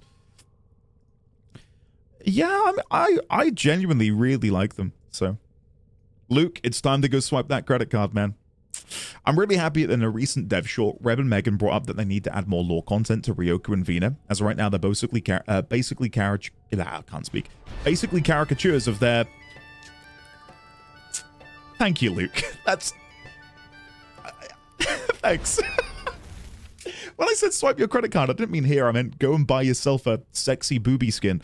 Thank you, Luke. Welcome on in, Mr. Muffin, Leah the Doll, Be Mine, Fanatic Cobra, and Arse87. Welcome on in, courtesy of Luke Guru. Thank you, Luke. That is very generous of you. Really appreciate that. I just love how the heirloom skins... I just love the heirloom skins because they look tasty. Scroll up here. But no, Coleman, I'm with you. I'm with you about the whole Ryoku and Vina lore. Like, I don't have any doubt in my mind that there is really cool lore and story for them that has been written between Kat, Adrian, and the rest of the narrative team. Like, I don't have any concern about the fact that there exists some interesting story there. My guess is, as a fan, that it had to be left on the cutting room floor because they'd already jammed so much else into the update. You had to deal with Hun Hao and his evolution. You had to then bring into the fold Umbra and that bromance between Umbra and the Stalker. Then you have to tie in Jade and her role in the eternalism shenaniganry of, you know, what's happening with her kids.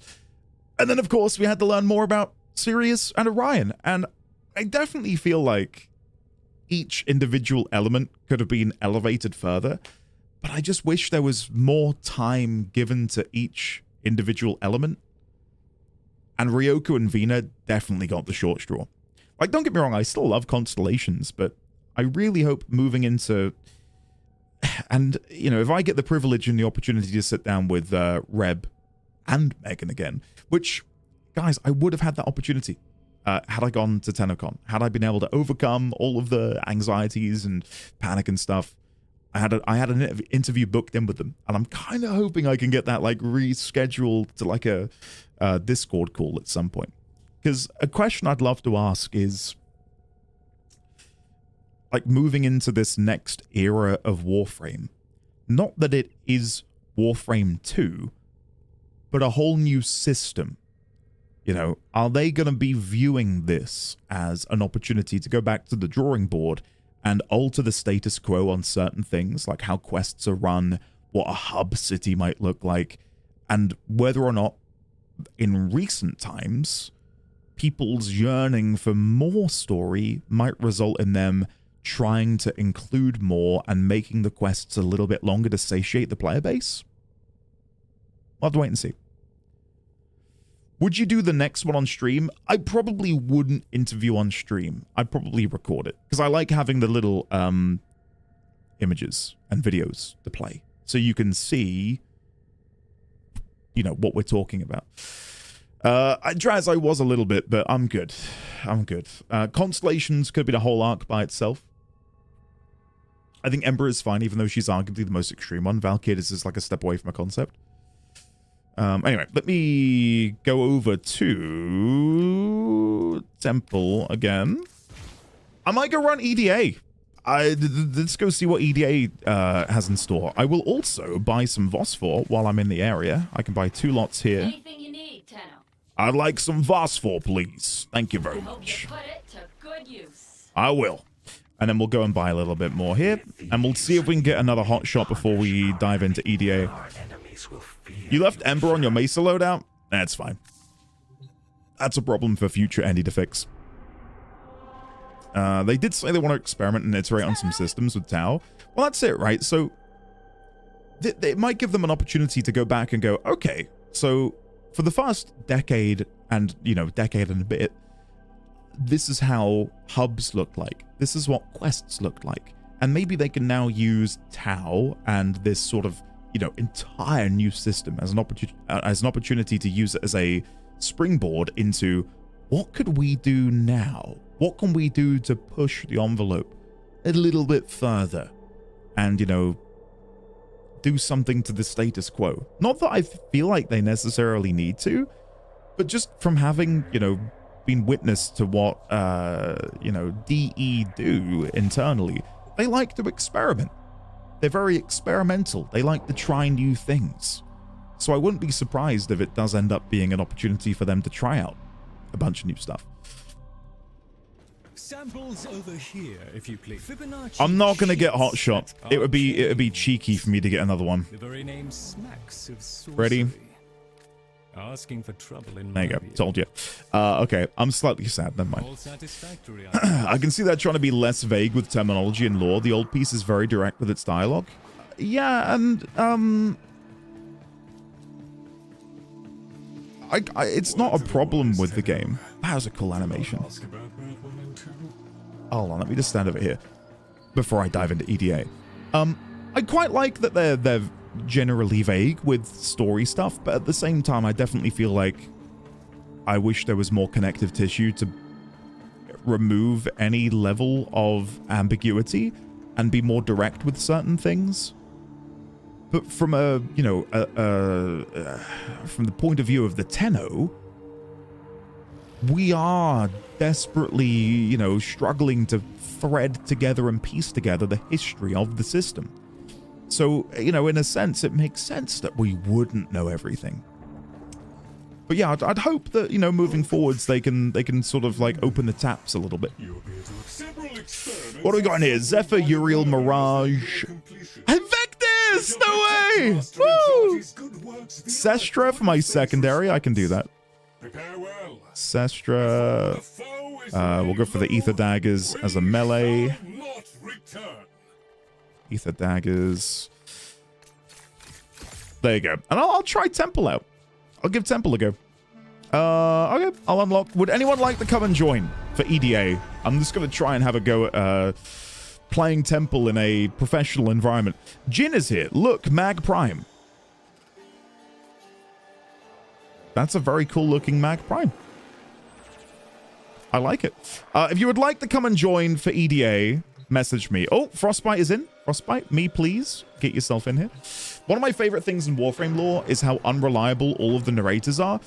Yeah, it definitely makes a change from maybe other games and other game worlds where it can be a bit more direct. The game wants you to try Mirage. One thing is they need to bring back the old limited time story events as like small missions to thread the story together. Well, it was Operation... What was it? Operation something Spear? Maybe? Does no one else want to join for EDA? Because if so, I'll just queue publicly. This is a better problem to have than too many people. Scarlet Spear, that's it. Yeah, like, I'm gutted. Crit wants to join. No, you rarely send him... Crit, come join. Also, I'll join. Good! I got excited. A lot of those events are like a single sentence of plot. Yeah, it's hard for me to determine that, though, from my point of view, because I just don't know what they consist of. And Neon Phoenix is in. Neon, I want to tell you a joke that will scare you. Well, I'm going to invite you to join EDA. You better accept, Neon. I'll join. What is it? Defunct, I'd love to see you try. Is the upcoming event not the Plague Star event? So they mentioned this during the dev short. And everyone's really excited the Plague Star is coming back. I've never done Plague Star. What is Plague Star? I've heard it's a good way to get Former.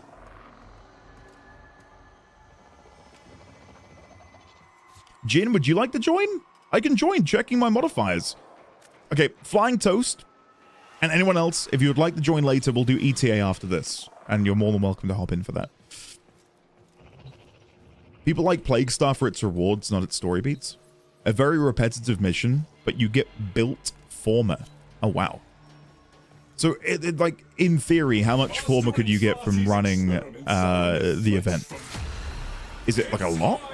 Plague Star is basically similar to doing a bounty in Eidolon. Infinite? Oh, shit. Okay. You got over 100 built Former? Jesus Christ. One run is one Former, no limits. I got 750 Former last time.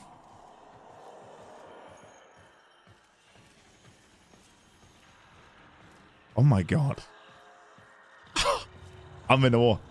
I've seen people farming hundreds of Formers from the event. Plague Star is a Cetus bounty that has you fighting Elephantis at the end of for Former. Has no cap on Former you can buy. It seems like the kind of thing to chill with, you know, Rainly in the background, playing ACO. A bit of that on the main monitor. You can't go wrong. Oh. Okay, I tanked that like an absolute champion. Holy shit. Sorry, guys, I ran straight in. Forgetting that I needed energy to cast my spells. Shit. Thank you, Frostbite. I'm so embarrassed. I'm so embarrassed. Okay, well, at least for a little bit, I will utilize the powers of my Vectus, which is, God forbid, something I can use in here. NDY? I don't know. I'm sorry. I suck.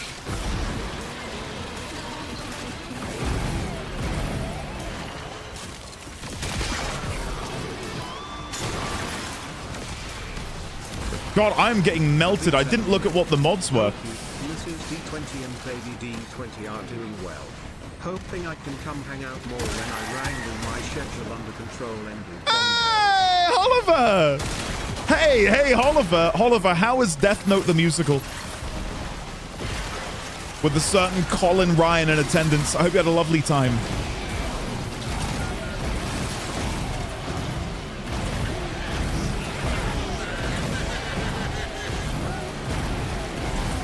Okay, that should hopefully be enough for now.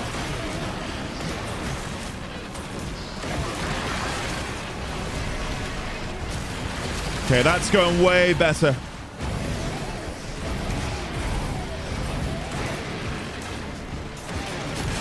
I feel like I'm gonna have to take a moment though to look at the mods because I kind of glossed over them, assuming I'd just be able to boss it.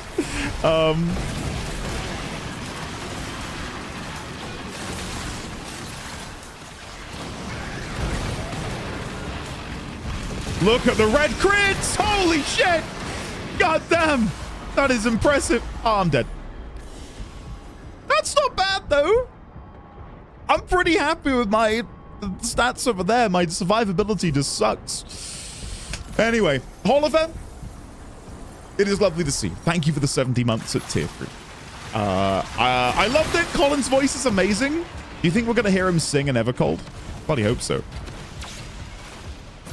Okay.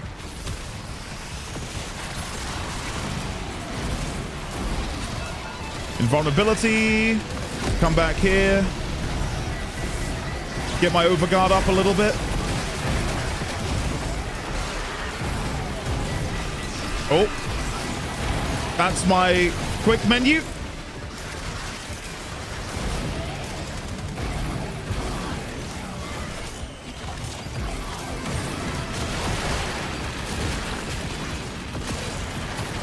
Okay.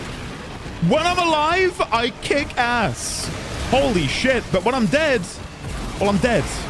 What do you want me to say? When I'm dead, and it sucks. So if I can just nail the whole survivability thing, which is evidently quite difficult, then we'll be fine. Thanks, guys. You're very kind reviving me. I feel like I should probably look at what the modifiers were, because I have botched this. I'm so sorry.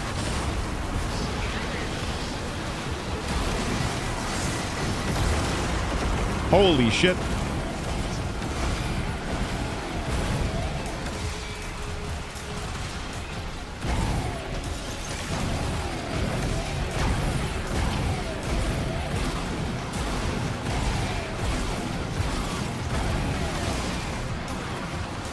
Oh my god. They're fucking everywhere. Guys, what is ND's IGN? Top secret. No, it's NDD20. Just NDD20. Mastery 9 was tough. Managed to cheese it with the glaive, but now I can buy the Furious Blueprint Draz. Hell yeah. There are some really tough mastery challenges, but a lot of them are genuinely quite easy. But every now and then they throw a curveball and it's like, oh shit. I'm using it, Calamity Art, but I wasn't getting any overshield. I don't know if anyone can... Overguard, is it? Overguard or overshield? I still confuse the two. I don't know why I wasn't getting any.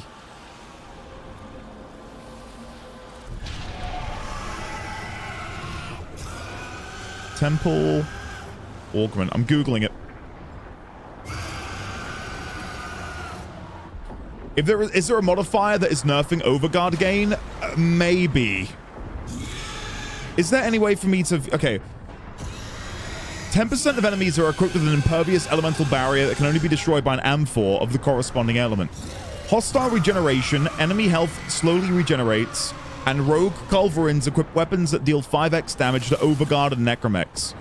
We've got undersupplied, max ammo reduced by 75, transference into operator and drifter is blocked, ammo deficit, and dull blades. But yeah, I just wasn't getting anything. So I'm guessing it, yeah, the 5x to overguard is probably why I just never had any.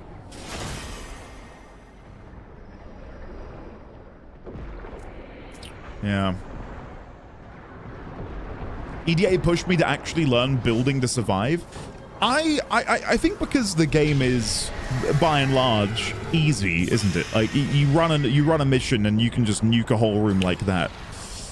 But for me, I never really prioritized survivability modifiers. I'm back. Thanks, guys. Appreciate that. So let me hide my camera so you can see in the top right-hand corner. So for me to get overguard, I want to be doing 1, 2, 3. So I'm up to 700, right? Let's see how long. Oh, it's gone. It's immediately gone. And I think that is because they're using the weapons, right, to deal 5x to it.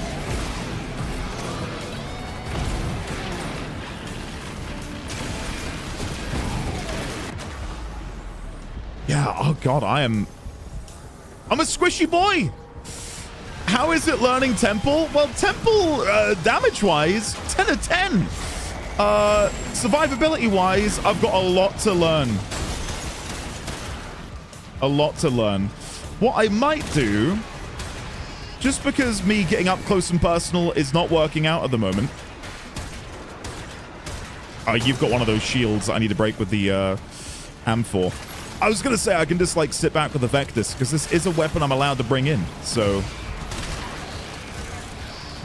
I might just do this.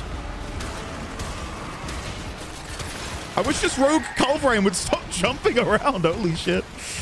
Don't forget with 3 gives invulnerability. Yes, I am aware. I am aware.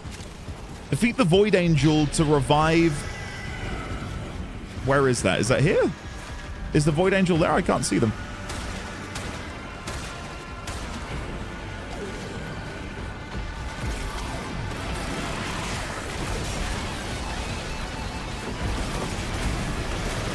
Okay, hold on.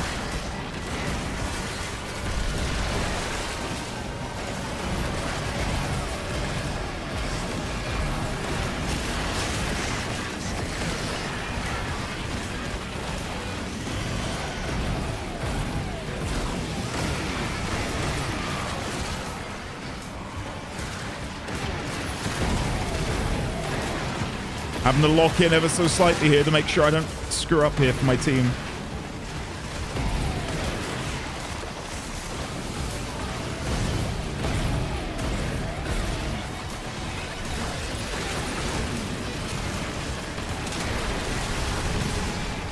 Nice. Woo! We're good.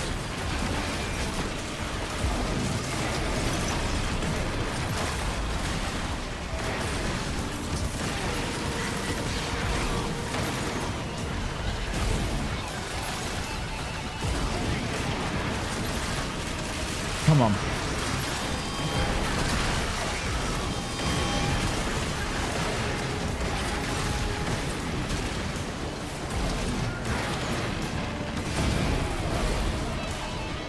Okay, I think we're getting there. Oh.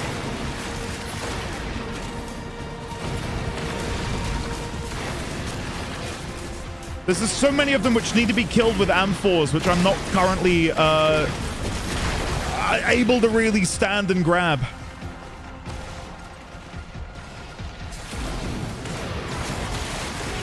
Like, as you can see, damage-wise, we are toasting.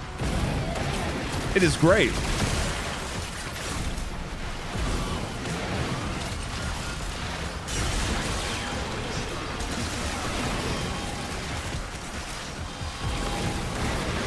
And then these are the ones with the AM4s, so we need to throw very specific ones at them.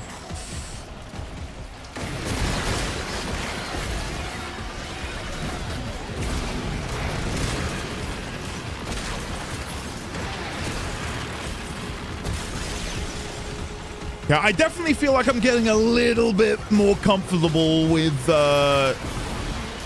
general, just overall survivability.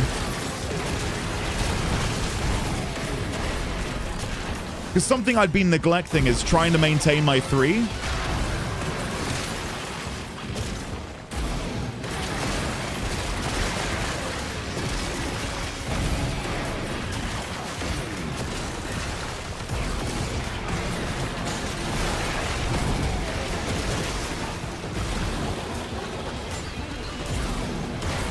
Nice.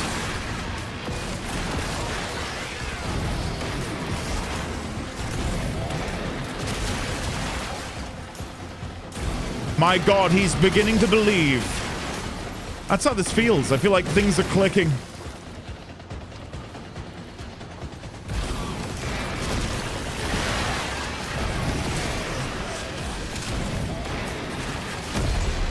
Go.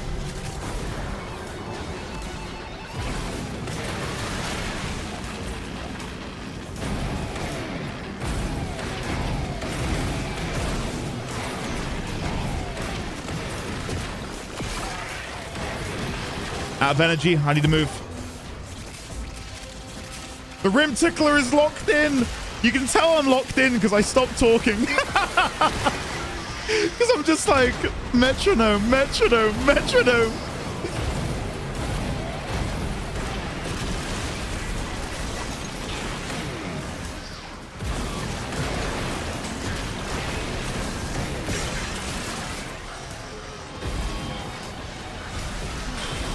Come on. I'm just trying to keep the area clear while my team slowly make sure that the overheating doesn't happen. We're nearly there, though. Awaken the Void Angel. Yeah, on my way.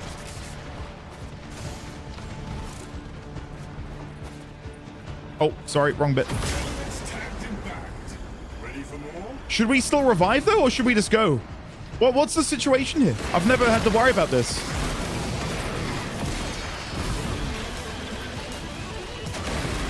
Go or revive? Does anyone happen to know?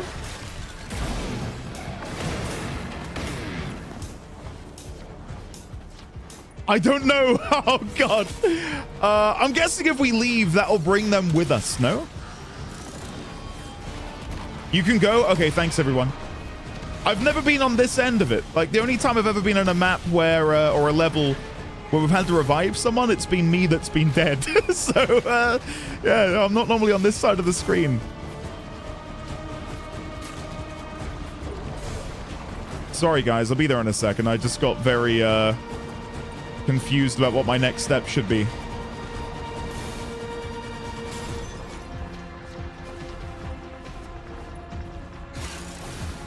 Whee! Woo! Tau Forged! Yes! Tau Forged Crimson! Yes! Get in! Easy peasy.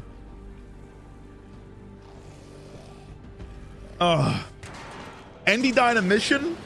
Never. Okay, I do think, again, by the end of that mission, things had started to go well for me, but we'll see whether that continues.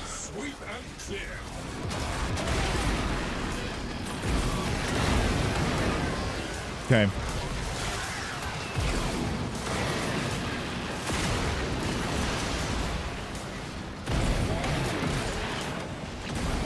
Nice. And then this way. Oh, missed it. My bad.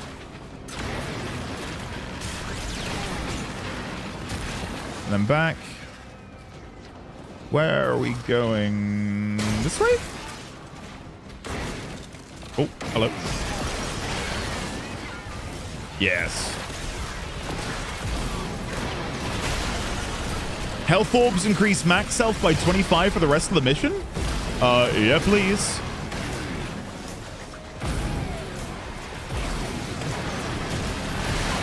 Yeah, the metronome is beginning to become a part of my my rhythm. He says after having just missed one. Classic.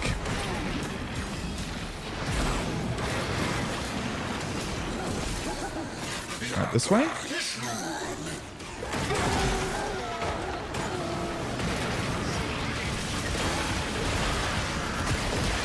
Nice.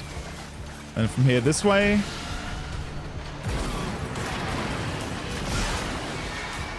Yeah, this is sick. The thing is, I might want to go back to the drawing board and now make some amendments to the build now that I've got a clearer understanding of, like, what I want to be doing with Temple. I just wouldn't have had before because I didn't know how all of these things sort of synergized.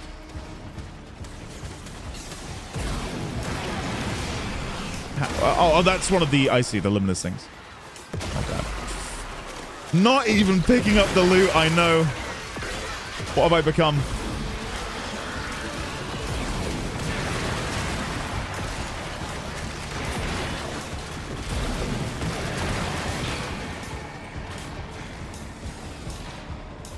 I could have sworn there was one there. Where are they? This way?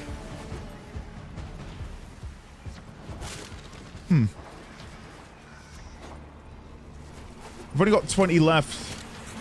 There's a couple down here, I think.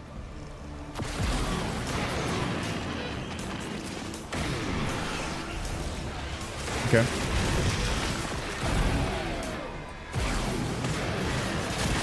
Nice. Nice. We did it, guys. Look at that. Woo!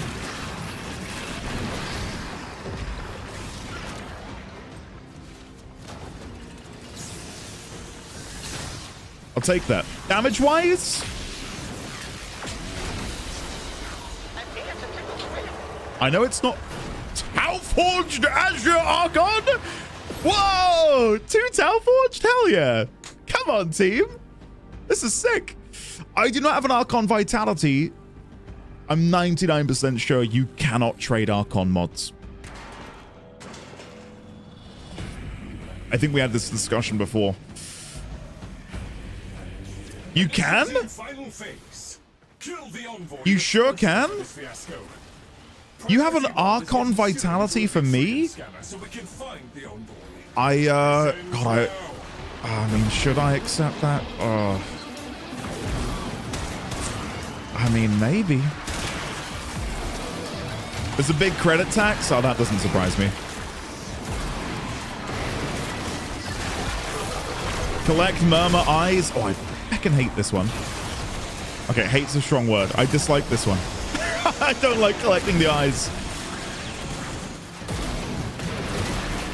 Guys, I am loving Temple as like I was gonna say a weapon frame, but you know what I mean. Like I'm utilizing the exalted weapon. I thought I'd be way more into the spellcasting aspect.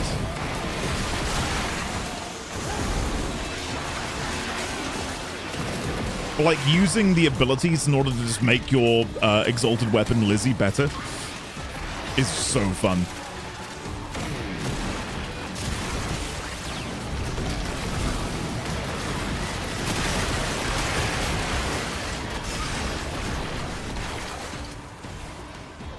Lizzie is one of the best exalteds. You need to pay 1 million credits for Archon mods? Oh, I don't have 1 million credits. Hey, shit. That'll be a problem. I appreciate the offer nonetheless. Thank you for even offering it. That is very kind of you.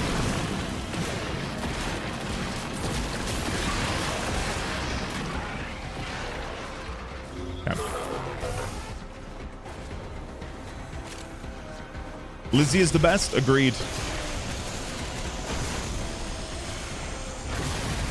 Yeah, the Carl mission. I love the Carl missions, but I've just not done one in a while. I need to get on that. It's been a busy old time the past few months, but yeah, I need to find more time for Carl. Bless his heart. I've been running Index.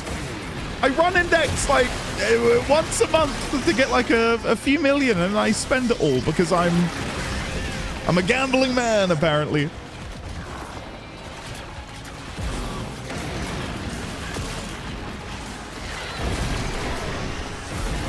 There we go.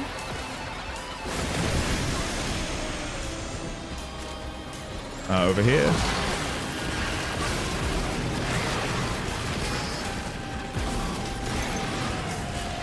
Okay. Yeah, Barakatir's here. I visited him and got a reactor blueprint, which honestly, I'm happy about. I do need more, so.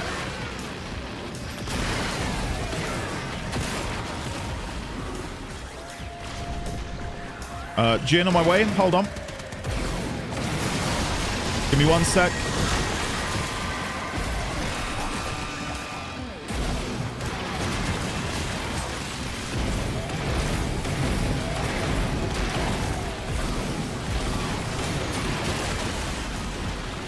There you go. Gotcha. Good job, team.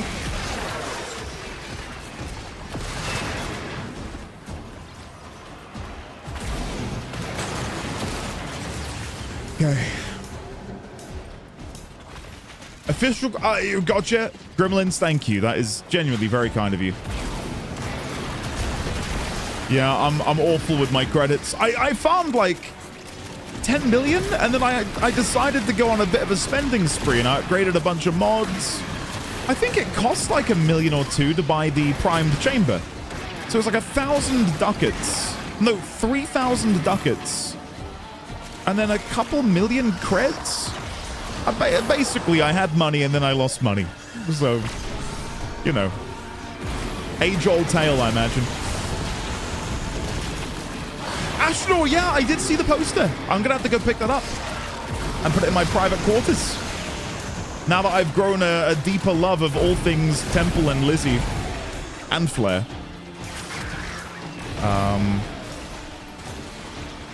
There you go, Lizzie. Sorry.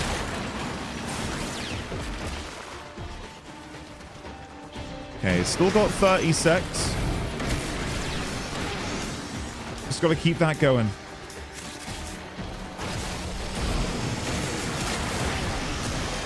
Nice. Yeah, I'm hoping, you know, the benefit of me doing these runs where I learn how to play a frame is I'm kind of hoping I can tempt you guys to try these frames out too. You know, maybe being like, oh shit, so that's how you mod them. Oh, that's how you play them. Not that I think I'm doing it very well, but, you know, true to my playthrough, I'm hoping, you know, giving you a first time sort of hands-on look at how a new player interacts with a frame for the first time might make you go, oh shit, actually I might have to give that a go myself. I would, except I have no slots. I was saying the other day, I really hope they up the minimum slots they have. When did they last change that? Have they ever changed it?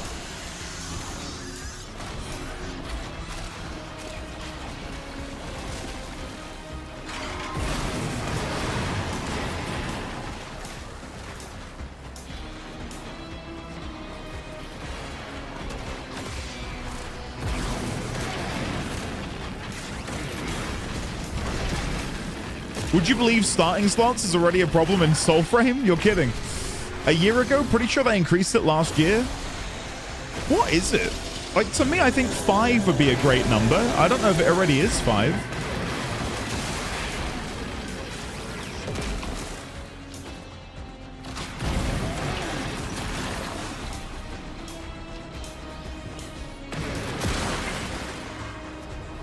I think it's 4 now. Oh shit, we need to go to the fragmented tide. Yeah, sorry. I think they give you like 4 or 5. Oh, sorry guys, I'll be there in a sec. Trying to fight for my life back here.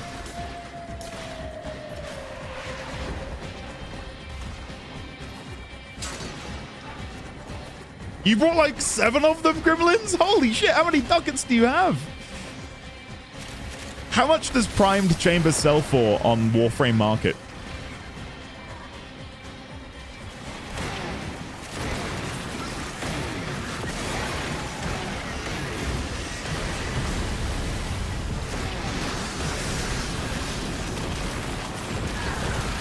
$250 plat? Oh god.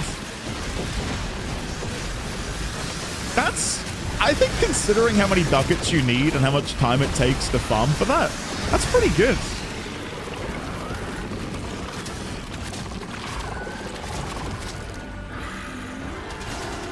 Now wait until it's been half a year, or what? And then there's fewer people online who have them.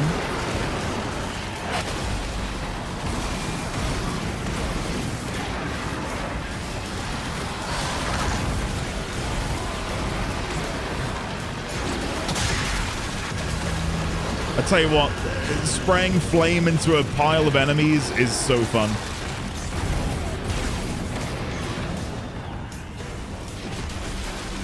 There he is.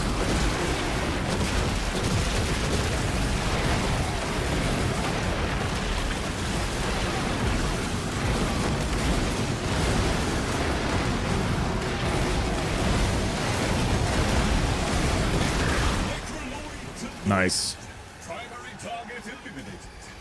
Master Andrade's experiments remain undisturbed. Well done, team. I'm so curious to see damage dealt because I feel like we popped off. That's not bad. I'm genuinely, considering I've never played Temple before. A little something to say thank you for. I'm so happy with that. Vids. Hey! Oh, old man Numpty, thank you. I'm glad you're enjoying the Cyberpunk videos. Thank you very much. I'm having a damn good time at that game. A damn good time. It is easily in my top 10 of all time already. It is so good. Temple is fine, but only if you can endure the gameplay loop. You say endure. I think it's pretty good. I think it's a pretty fun loop, but I mean, maybe I'm biased. I don't know. I still beat myself up for buying Loki Prime for 750 plat long ago. I mean, you say long ago. That must have been, what, like 2014 or something? I loathe it. Sorry, not sorry. Dalinor. It's a good job I like you. No, I kind of get how it might be repetitive. I just quite like... Again, buffing Lizzie is so fun. Now play Ember for comparison. Listen, in order to maintain good relations with digital extremes, I will not be slandering Ember. Okay. And how she doesn't feel that great compared to some other frames who can wield fire. But we won't mention that. Don't torture him. Don't touch Ember. Now, the thing is, Ember is... I can't view Ember in a non-biased way yet because I've not played enough Ember. Like I played Ember for maybe 30 minutes. Reb is off here, like, yeah, holding me at gunpoint, exactly. Right, let me go back to base because what I'll do. Thank you, by the way, to the team who joined. Sorry, that was very rude of me to not have thanked you beforehand. Thank you for joining me. That was very fun. Thank you for joining. Enjoy your 2 Tau Forge charts. I did want to go run ETA. No, Nightwave first. Hold on. Nice. I thought we leveled up twice. Did we not? Ever go to the store to buy food and you walk out with like everything It says but the thing you went naught to of buy? 10,000. Is that bugged? Is that bugged? Why does it say naught of 10,000? I definitely had over 13,000 earlier. What happened there? It definitely... I had more than 10 from the first level. Whatever. Computer? Make him have shitty luck. No. Yeah, we've got to do the Fables and Frontiers messages. I'll probably do that, and then maybe I'll go get a drink. I am in desperate need of a beverage.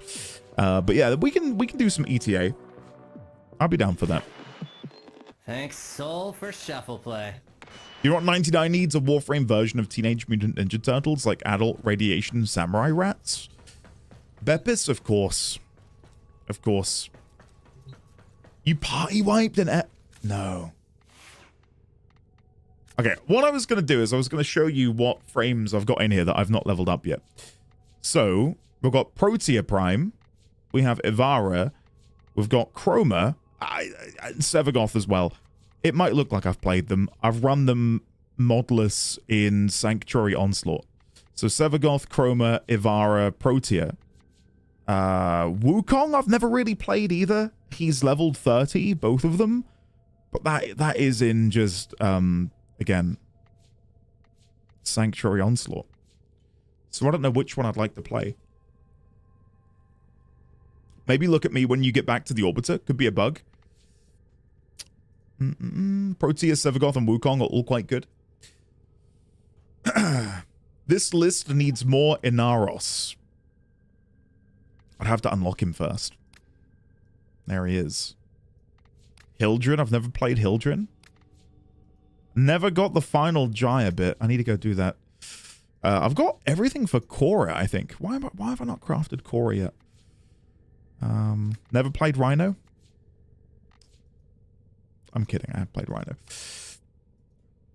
Sight. You want me to do Sight in ETA?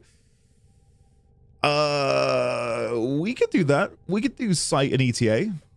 We can give that a go. Maybe you guys can help me build. What I'll do is FNF, then I'm going to go get a drink. Okay, so come over here. And let's take a look. Alrighty, we are back for real this time. Ever figure out if it was what it was that Minerva saw, Arthur? So excited, smiley face. Time for the mayhem to begin. I worry about what you're gonna get us into this time. Me? I never get us into any trouble. Lamau. This is going to be a disaster, I can tell already. Evil laugh. This is going to take, I don't know, about half an hour, 45 minutes. So if you got a Wii or whatever, go do it now. I have this thing set up to save our progress periodically, but it does it without telling us. So speak now or forever hold your peace. This one. Middle one. Without further ado, I give you /begin adventure 1 day 1. Day 1, the execution? Soul is high on this beautiful bright summer day. Birds are chirping merrily in the trees. A crowd gathers in the marketplace of the walled city of Setorvaln, the great capital of the Dominion of Halvendheim. Children laugh and chase each other through the legs of their parents, who smile at each other and remember their first times at such an event. A father passes a mother a rolled paper cone with sugary coated popcorn. Underneath the shade of a tree near a stall hawking commemorative goods, some young lovers use the festivities to sneak away and enjoy each other's company. They will remember this holiday for the rest of their lives. But today is the day a criminal hangs. Today is the day that Cedric Dawnsong dies by the rope for what he has done. Arthur, take it away. What? Shit, I mean, what? Dude, we've done an adventure already. You know how to do this, lol. Improv, baby, go! I hate you. I adore you for this, Amir. Fine, let me throw you a bone. You suck. Cedric Dawnsong, the mighty paladin, stands upon the gallows, the noose already around his neck. Stripped of his weapons and armor, he still makes for an impressive figure, his head held high. There is more to this man than his armaments, after all. His hands are bound behind his back, and though the crowd cheers for his death, he is certain that his actions, the actions he took to get there, were righteous, for he has never faltered in his morals.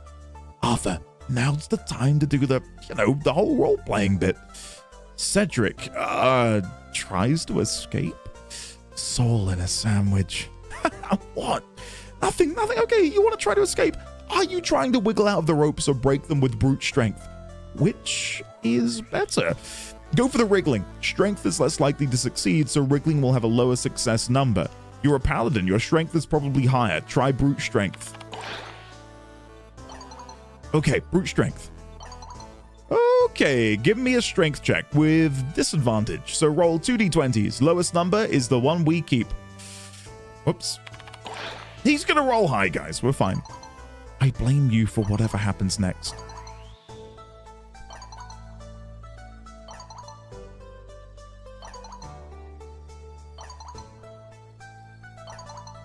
Oh no.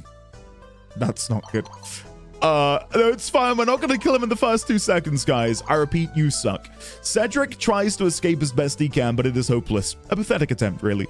The ropes his wrists are tied. The ropes his wrists are tied too well. Is that right? The guards expect that a paladin might try to such an easily predictable tactics. He's left to wonder loudly to himself. What might have gotten himself into such a mess in the first place.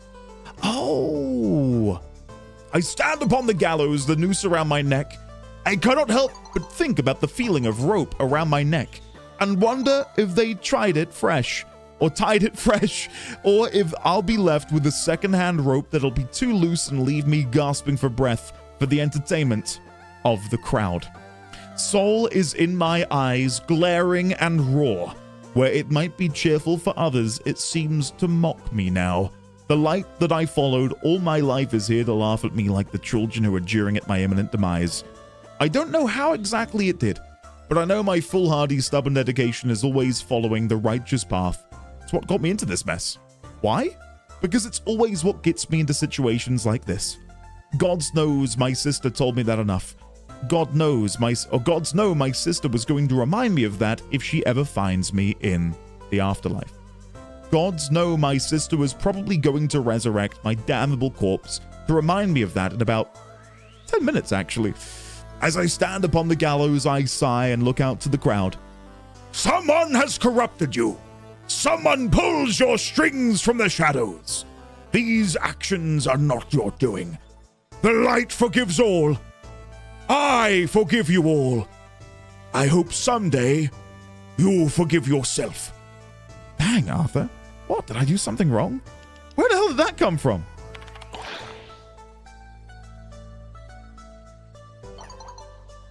Just because I don't get this whole RPG nonsense doesn't mean I don't know how to string a few words together in a cohesive set. Brackets! It is remarkable the extent to which I really do not care.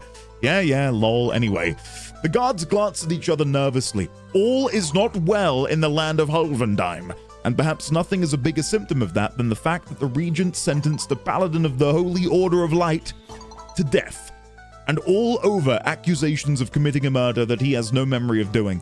But there were witnesses that saw him stagger out of the room of the inn at that night, covered in the blood of the victim, muttering incoherent words to himself. Some of those witnesses are in the audience this very moment. 5 of them, in fact. 5 witnesses who, for various reasons, might either believe that Cedric Dawnsong is innocent of the murder, or might simply want to keep him alive. That is when a tall, white-haired elf steps forward on the platform of the gallows. He is clothed in bright gold and white robes of a magistrate of Hulvendheim. Slowly, as though this were the most boring day in his life, he unrolls a large scroll in his hands and stares down at it over golden glasses that perch over the bridge of his nose. Hold on. Okay. I, Sir Leo Divian of the Royal House of Entradi, hereby entrusted to represent the interests of the Royal House Entradi, the most holy and respected mother. As he is droning on, reading out the list of the honorable titles of the honorable ruling family of Hulvendheim, you all have a moment to react. Okay, I'm going to try and work my way through the crowd closer to the platform. Yeah, I'm going to lead the charge. I want to see if I can get near the platform without anybody noticing. Check sneaking.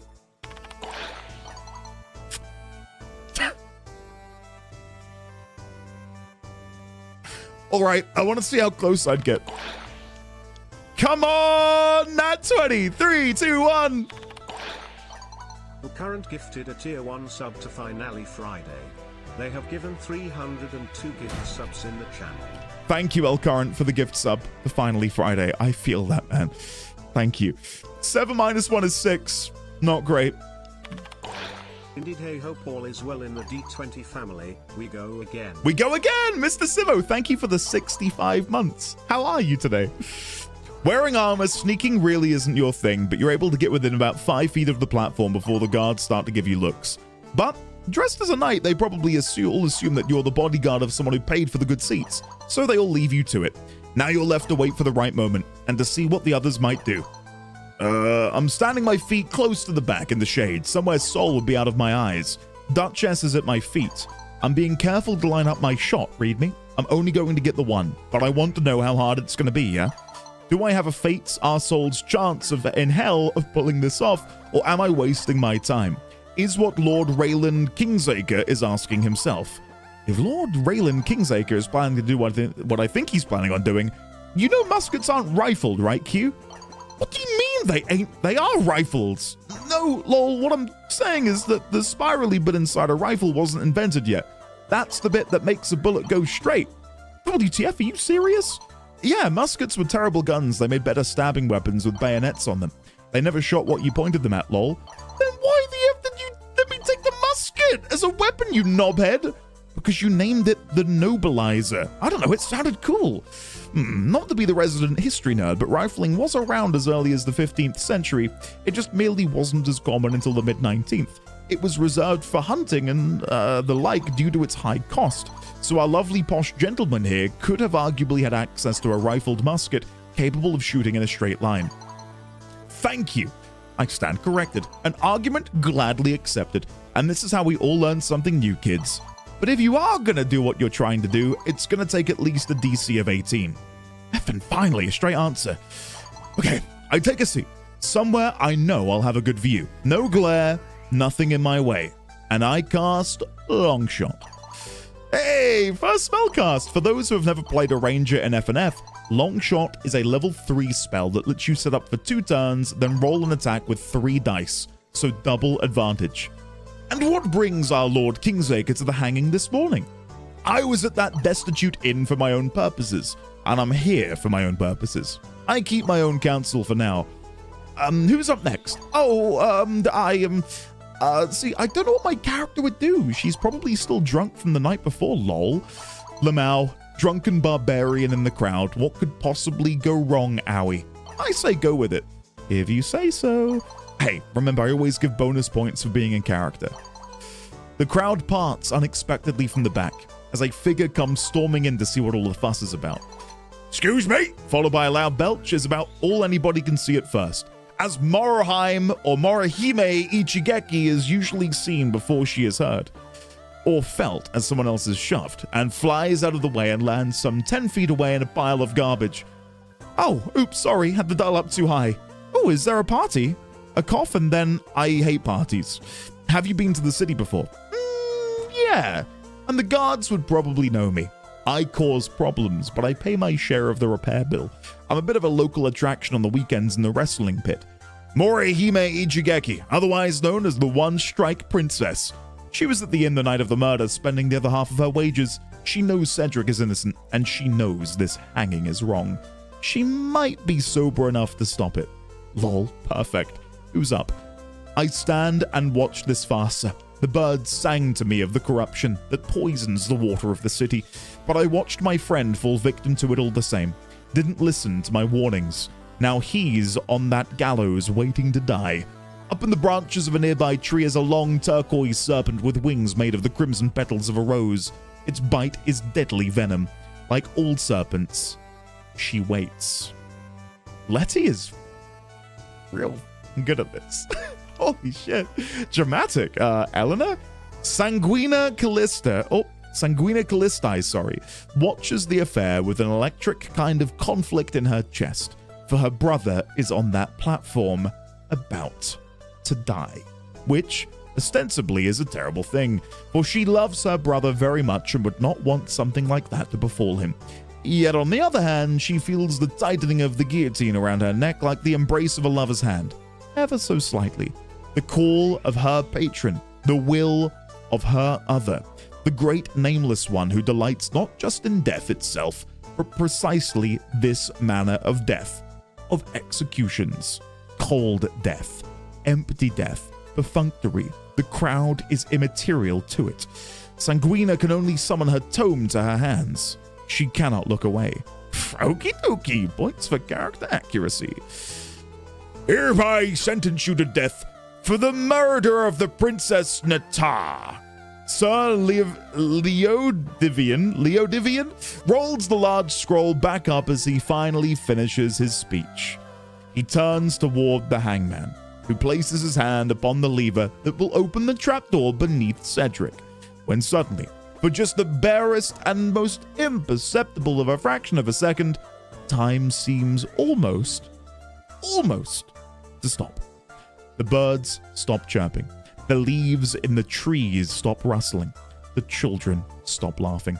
But like a skip of a heartbeat, it's gone. It's over. And you think to yourself, did I imagine that? Was that just a simple trick of the mind? You've had to write it all off as just adrenaline of the moment until blood begins to pour from the neck of the hangman, slit from ear to ear. A waterfall of crimson begins to spout from him as he collapses to his knees. Horrified, Sir Leodivian screams, "Guards, seize the prisoner!" The rich and powerful who had come to watch an execution are now clamoring for safety, the common folk for an exit. The courtyard quickly devolves into chaos. Everyone, roll for initiative. We're using simplified rules, so just raw numbers, no mods. Come on, nat 20. Yo! Sorry, Quincy, I feel like I stole it. It's on initiative? What a waste. Agreed. Nah, I'll make it worth something. Marked, mate. Proper savage. Spending the turn waiting. No, it doesn't matter. Okay, Arthur's second. Then it's Letty. Then it's Owie. Then it's... Okay, I got you. I'm how far away from the platform again? 10? I'm going to do my best to get the Cedric to set him free.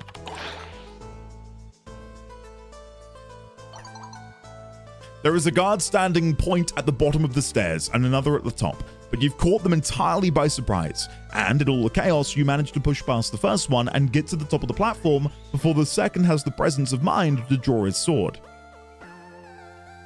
I'm gonna attack the guard while he's unarmed. I take my two-handed sword and I charge at him, swinging it at him. Roll for attack, you're +5. Yes! Oh, ha! Damage for this is 2d6 +3. Yo, above average. Holy shit. 12. The guard looks down at his chest as you run him clean through with your two-handed sword. He coughs. A line of blood trickles down from the corners of his mouth. As you pull the blade from out of him, he takes a weak, shocked, fading step backward, followed by another. And the last step finds open air as he teeters off the edge of the gallows platform. Thud.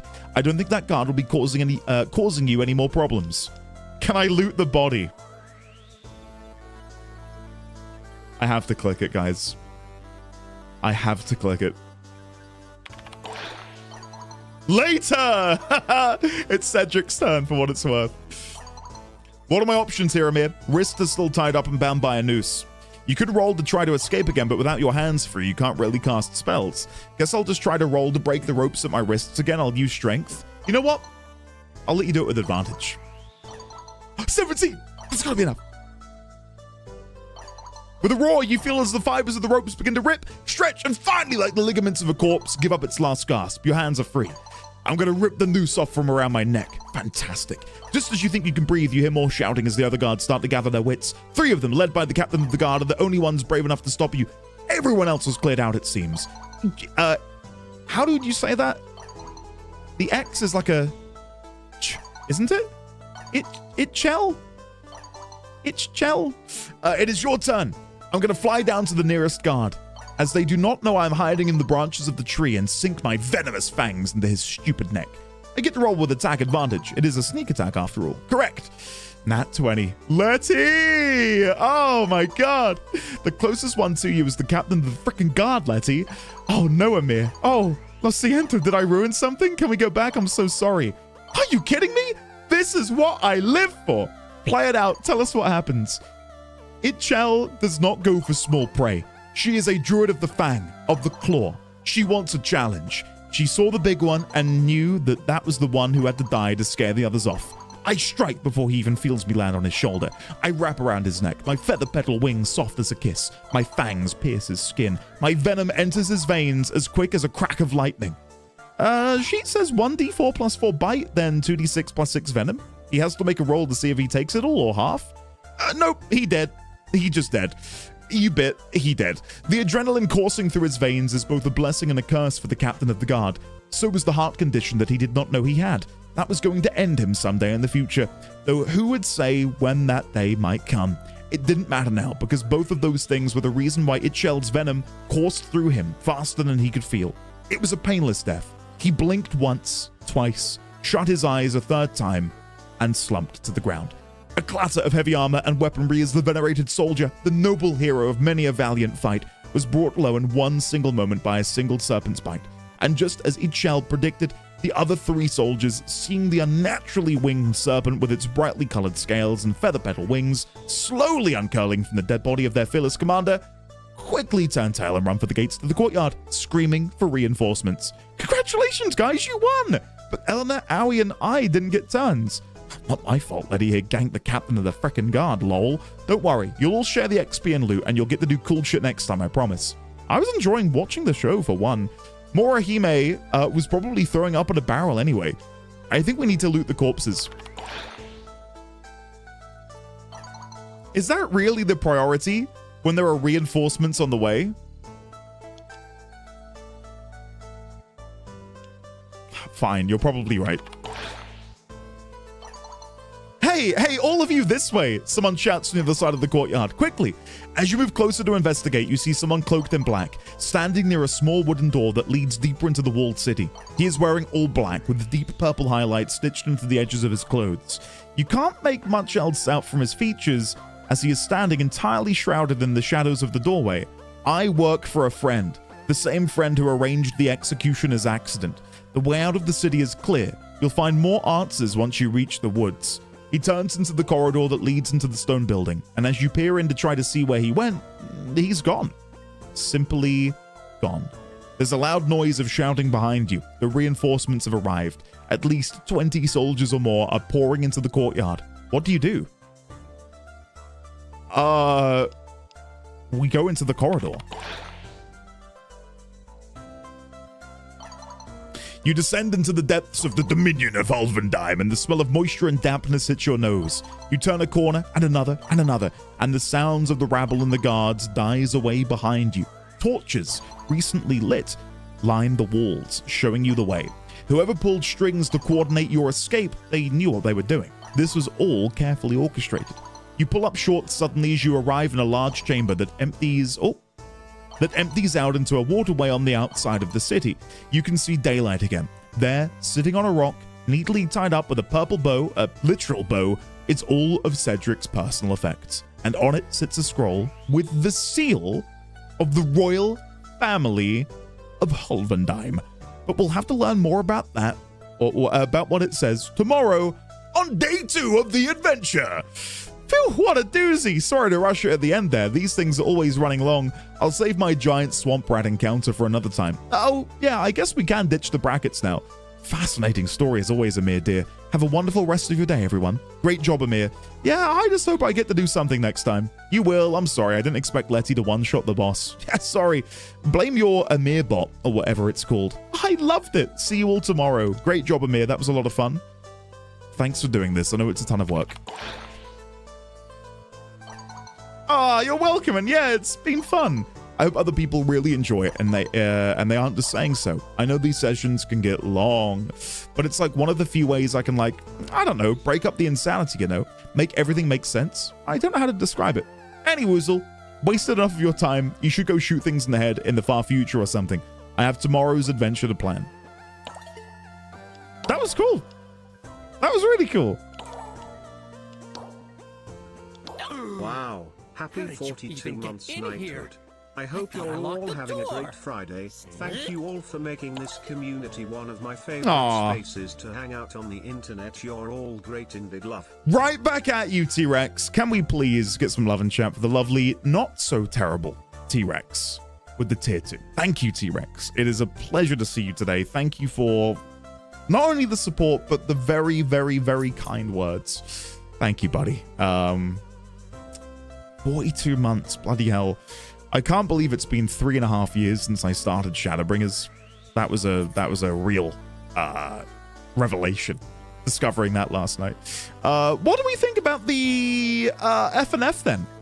Who here has completed it? No spoilers, of course. That was way chunkier than I thought it would be. Like, I was in there for what, like 25, 30 minutes? Could do more. I've completed one run. Does it eat your relic if you don't open it? I was short one reactant, but everyone was already at extraction. I don't know, actually, Asterin. All done it. I'm about to finish my second run. I'm definitely behind a few days. Completed it, zipped lips. But overall, with not spoiling anything, good or good? Everyone enjoyed it? That's what I'm curious to hear. I loved it. I hope they do more of this. Hell yeah. I know. That's what made me think about it, T-Rex. On my third day now, I might be a bit behind. I imagine it's not a D&D person, so I like it, but without spoiling things, it seems people are divided. No spoilers, but there's a lot of community discourse. Day 1 was kind of too short, but I love day 2. I really can't answer without spoiling. Interesting. I feel like I really want to enjoy doing it with you guys. But at the same time, if there is discourse, like I want to partake in that.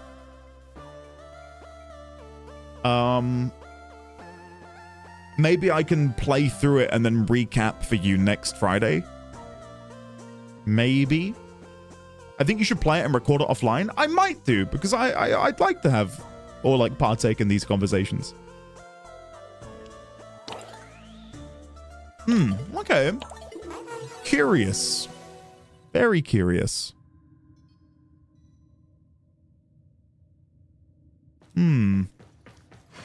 This is my introduction to a D&D style activity. I enjoyed it a lot. I will say in recent years, I've definitely soured a bit on Dungeons and Dragons, especially 5th edition. I think there's plenty of other better TTRPG systems out there which are way more imaginative and creative.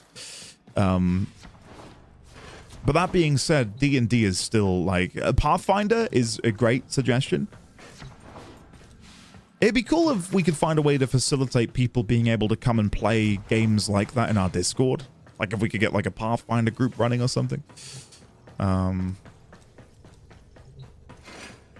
no, I will say TTRPGs are incredibly fun. But it's all about finding the right group and finding a group of players who resonate with the way you try to interact with something. Like if you all want to play a very narrative story-driven game, a narrative-heavy story-driven game, like you want a DM who can facilitate that. If there is, you know, crossed wires there where maybe the DM wants to run a combat-heavy campaign and everyone who's playing couldn't give a shit about combat, like, you're not in for a good time. So, there's already a PF2E group going. Oh, yeah, Mega Magic runs that. Yeah. You're in that, aren't you? I know Gotten is in it. Do I know who's in it? I think I do. There's also the 14. Yes, the 14 TTRPG, for sure. A pre-recorded video with a thought-out response would be cool. I'll honestly look into it then. I'll give it a go. I'll take a look. I can't seem to hear that joke played on the radio. You need to enable Orbiter Radio down here. Hey. You're pretty and smart and everybody likes you. Oh, thank you. That's very sweet. Otherwise, this will take us months to complete. Yeah, no, true. True. There was a small group of us that tried out Fabula Ultimate. Oh, yeah, I remember that. Yeah. Gotten? No, I don't know. Lemon, I've got no idea. Ninzard Shores and me, Dusen. Oh, cool. I'm glad you're all enjoying it. Mork Borg is also fun for a quick pickup game, so I've been rocking Cyberpunk Red and Pathfinder 1E. I would love to do. I saw a couple of you mention Shadowrun. I'd love to do a like cyberpunk-esque, far future dystopian thing. Okay. Neon, I don't avoid you. Don't worry. You're okay. But yeah, all right, guys, I'm gonna go grab a drink, and when I'm back, I don't know what I'm gonna do. I've got so many things. We could do Sands of Anaros. Should we do that? Where is it?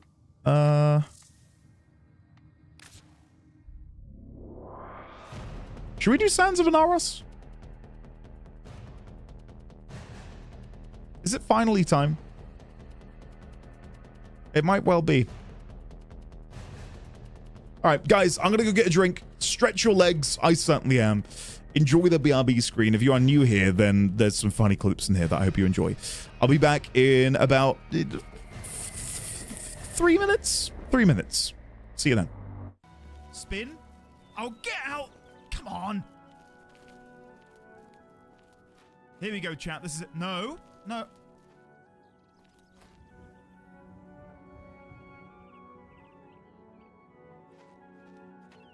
Annoying creature. I was thinking the same thing. Oh, recipe. Let's take a photo of this. No, put the bomb down, Link. Sorry, guys. That almost went the totally wrong way. Does this work?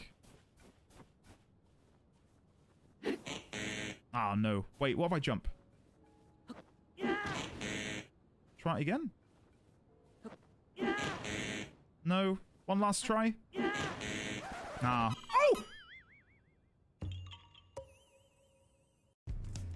After Monday's stream, I was pooped. Like, I can't begin to tell you how sore my throat was from trying to do Elmo. Like, Elmo ravaged my throat completely. Well, it was less Elmo and it was more Gollum and Miss Piggy, wasn't it? How do I sniff in an Italian-Swedish accent? It's a me, Mario. A sniff? A sniff? Oh. A woof. A woof.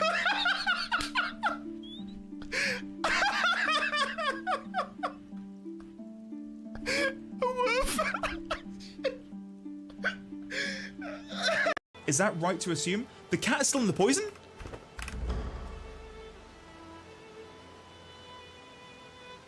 The cat died. Warning. I'm sounding the alarm, alerting the masses. You'd better listen up while you still can.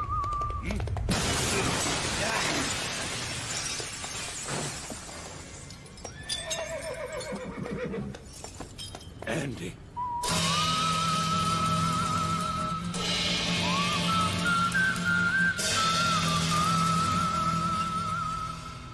Andy? Howdy, y'all. Welcome to the end of the Twitch stream. I'm still trying to find this thing with the crown of bone. Unless I've, like, totally missed it or misinterpreted the riddle.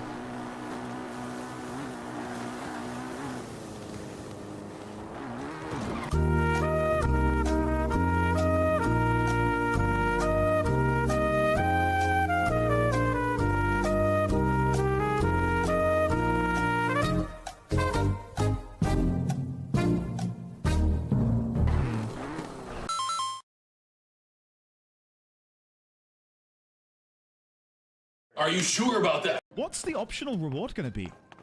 Please don't be Opal.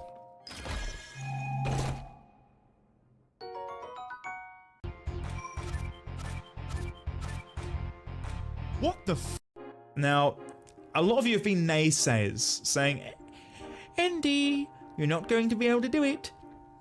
We have Knights of the Round, okay? Watch this. Watch this. We have 20 minutes to beat it. That's 19 minutes too many minutes. So Cloud is going to kick things off.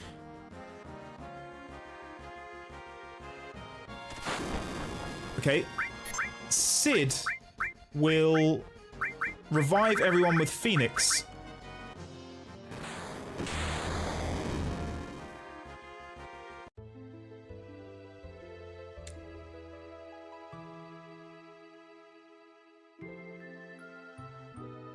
Damn. That's the quickest we've been defeated ever.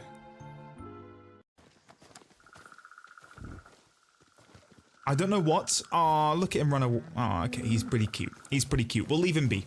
We'll leave him be just because he's cute. Otherwise, he would have been dead. Oh! Oh my god! What? What? I didn't do that!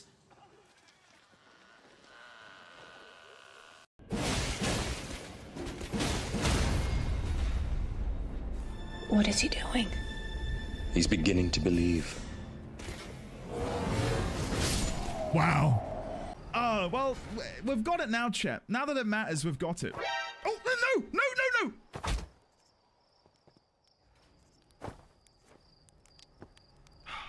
I was wondering if that exists.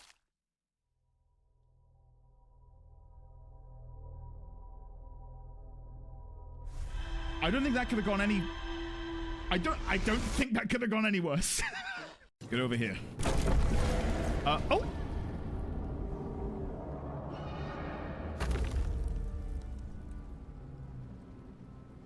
What are you doing down there? Where's the last known position, please? There he goes. Here he goes. Tell grab team A, go. He's still talking with somebody. Getting instructions. Jimmy, get me the conversation. Come on, block the box. Block the box. Moving. Which continent is that? It's Africa. Isn't it? Jesus Christ. That's Jason Bourne. Here we go.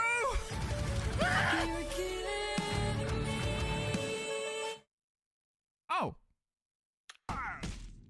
Oh God, what a tragic clip. Oh. I'm back. Hello.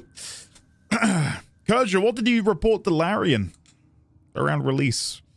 What clip played? Was it when Murkon forgot to disengage when he was surrounded by like half a dozen harpies?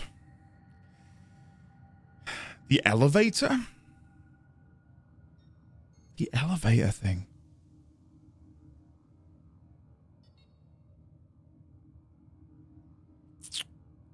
Nope. Can't think what that is. Elevator thing. Be sure to have your scanner ready. Many cats to scan.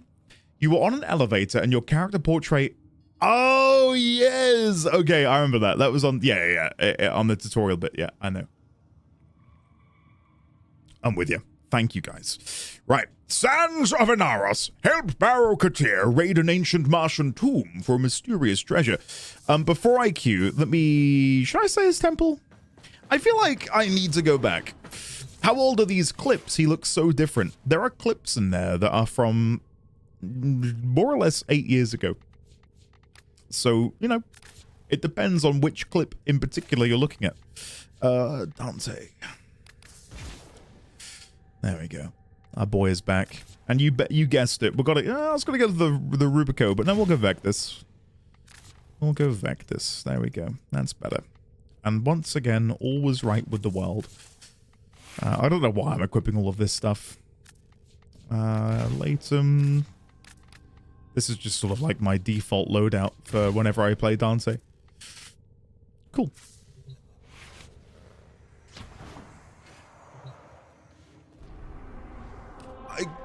Do I have to manually scan them, or can I allow my companion to scan? Would that also work?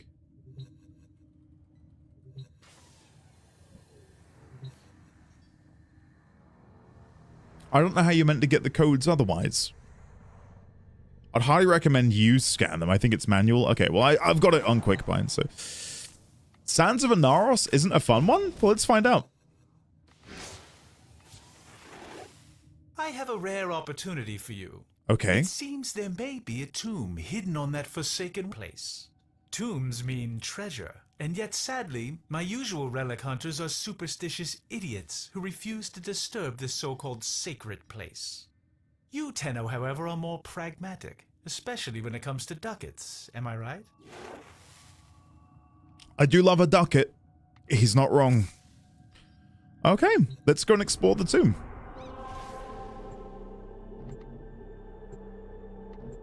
Cool. It's been ages since I did this, so memory is forgotten. I've got no idea what's about to happen. I used the Helios like the entirety of my playthrough. Yeah, Helios is a godsend.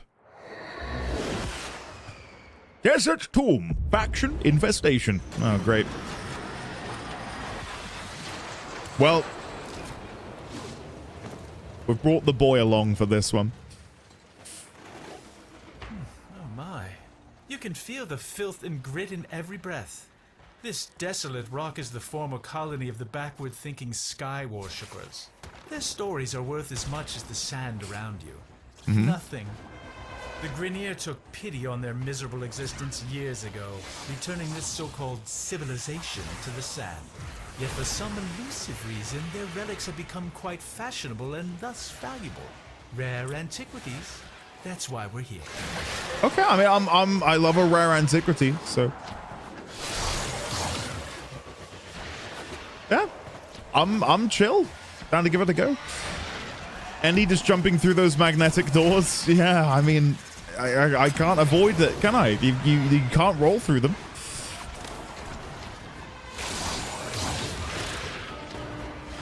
I mean, that's what happens when you make a civilization not exist anymore. Yeah, I mean, I'm sure he understands that, right? That way, sorry.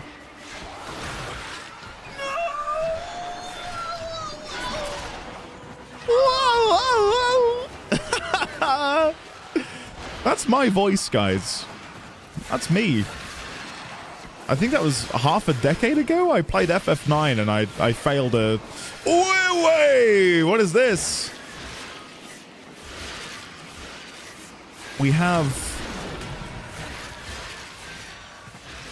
murals to take a look at. An anonymous user gifted a tier 1 sub to Nixie Pesh. I wish the feckin' birds would piss off. Sorry about those guys.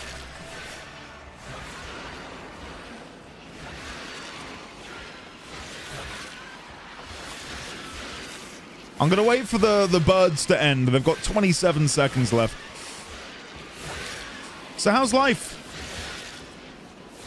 Yeah, you all having a good day today? Just give me a moment. It sounded like R2-D2 under fire. This is my first time playing it on my laptop with the stream on a different monitor. It goes pretty well, pretty hot. You did this. Life's alright. It's raining. Sands of Inaros gameplay is ass on an ass stick, but it was pretty good for a quest of its time. Okay.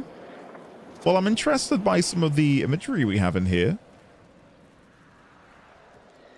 They're all lined up before this sort of golem-esque creature.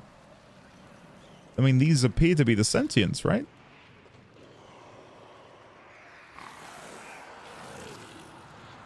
Okay. Oh, wow. Yeah, look at this.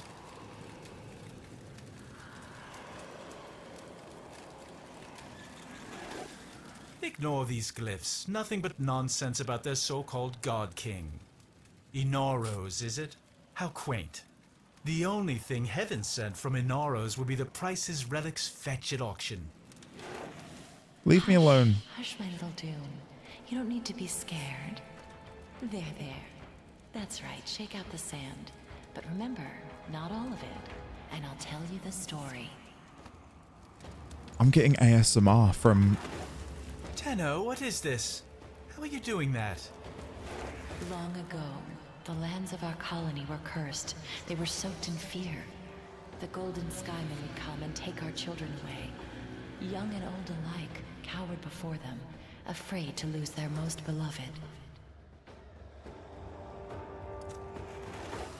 That voice! Tenno, stop this! But then he came. The Fear Eater, the Sky Killer. He was called Inaros.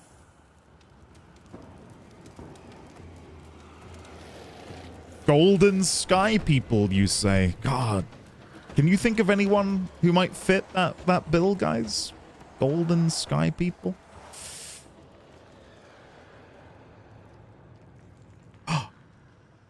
Hello.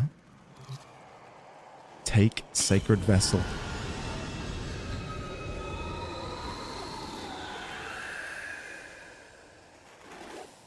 A burial vessel. It will contain precious relics. There, you're not defiling a tomb. You're creating wealth. Return to your ship. We must examine this vessel further. Is Barricadier British? He feels like he might work for the British Museum.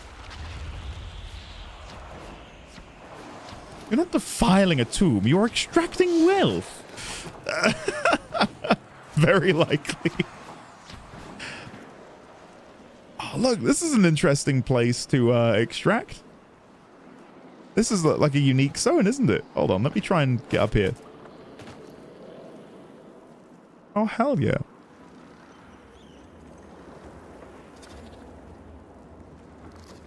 All right, let's go.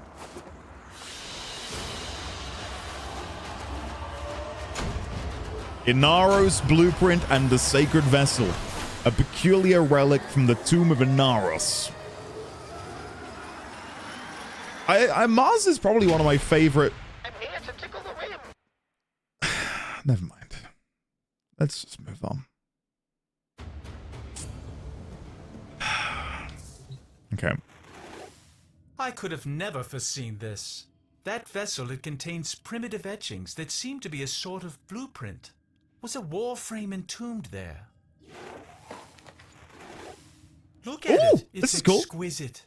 There's an inscription. Prove you are him. Destroy the ones who oppress. Destroy who?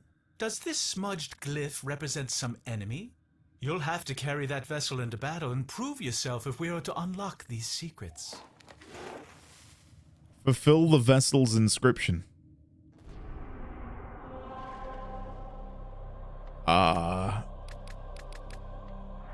So my guess is I need to go and kill people.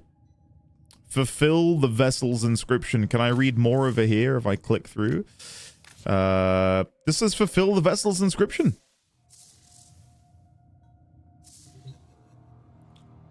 Okay. The only thing I can think to do... Well, hold on. Let me see if I go in here. Inventory. Vessel. Doesn't say anything. Just... Okay. My read would be I need to go and deal with...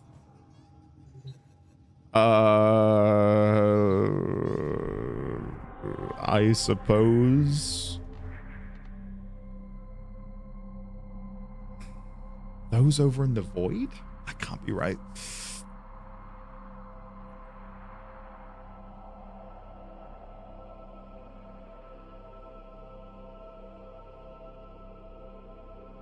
You said there'd be lots of cats.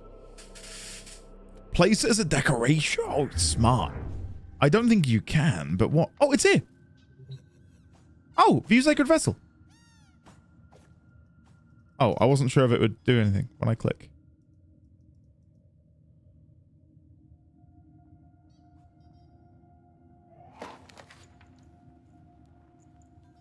I mean, the smudged image there.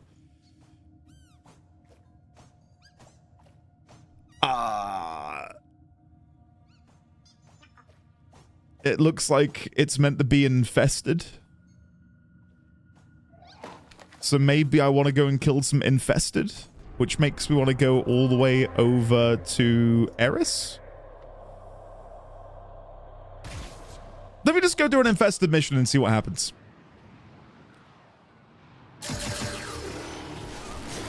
Damn, they're popping off over here. You picked up serum. Now put it If in this a doesn't do vaporizer. anything, then I will probably just go to the wiki, so... I'm still working on this manifest. I don't know how this happened, but the glyph on that sacred vessel has changed. I suggest you stay on this path. Guys, are we cooking? Stay focused. There's a heavy unit approaching. And he corked. It happens on occasion.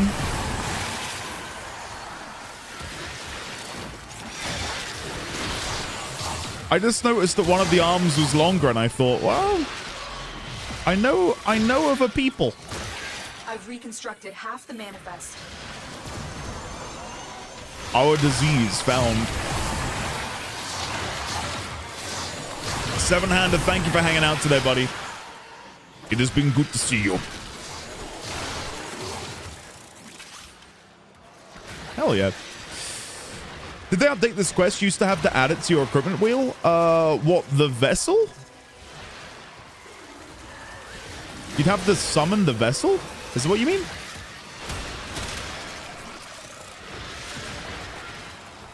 And you never let anyone tell you otherwise about how awesome you are? All right. I mean, I don't hear it often. But I'll take it. Thanks, man. Used to have to return the slab. It would have to be equipped to the gear wheel. Oh, okay. I see. Your armor is degrading. Put serum in that med station to cleanse yourself. I have almost There it is. I was really confused for a second. I was hearing the Haywood Jablomi joke over the radio and thought it was coming from the stream. I can't believe that's in the game, honestly. Man doesn't loot. Man doesn't pick up focus. What's going on? I don't need focus. I've got too much. I'm sorry, guys. I'll do better. Lord, we're doing Sands of Anaros at the minute. Yeah. That's the plan. Sands of Anaros. I don't know how many infested I'm going to need to kill for this quest. I'm assuming Barrow will eventually say, "Oh, the symbol has changed again. Leave. I'll come back to base." I don't know. I have the manifest. Wipe out the remaining infested. I don't know what he's going to say. It might even just be a case of finishing the mission. Why are Dante's birds so loud? I don't know.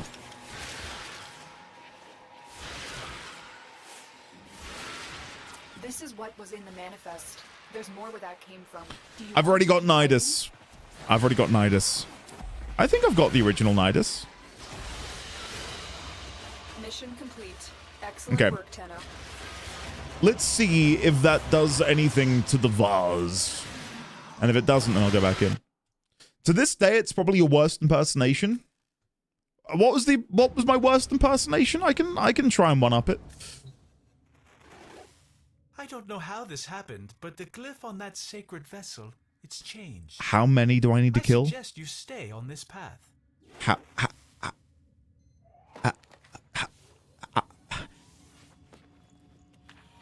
More. Okay, I've got a plan. I have a plan. And that plan is called Jaya.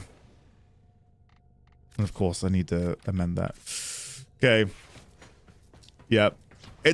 Guys, it's okay. Oh my god! You bastard! What are you doing in my chair? Get my fucking chair.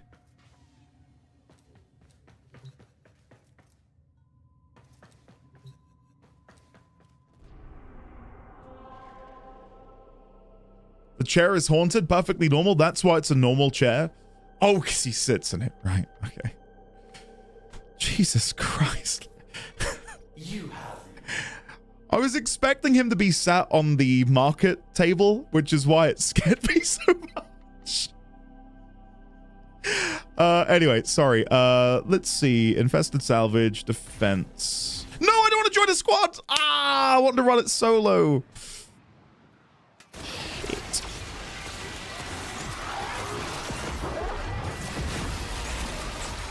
Okay, well, hopefully I can just kick ass and take all the kills. Sorry, guys. I'm going to be yoinking these, if that's okay. Did no one spoil you about the chair? No, I had no idea. People were being a little heavy-handed about how it's a normal chair, but, like, I couldn't put two and two together that it's normal because, well, maybe the indifference would try and sit in it. There we go. I picked up the focus. Are you happy now? I'm sorry. Okay, how many kills we got? 17. Okay, we're getting there, guys. We're getting there. Whee. And now we patiently wait for more. I do feel bad that I may or may not be stealing all of these.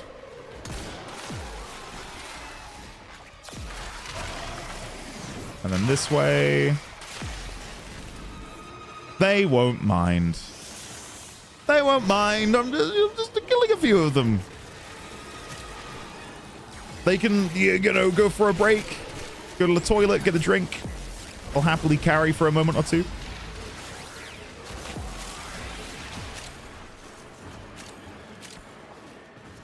It's normal until it sets your game development back by a few weeks. Extraction is ready. Care to elaborate? What happened there? More of the enemy. Keep fighting. Another opportunity to extract will appear soon.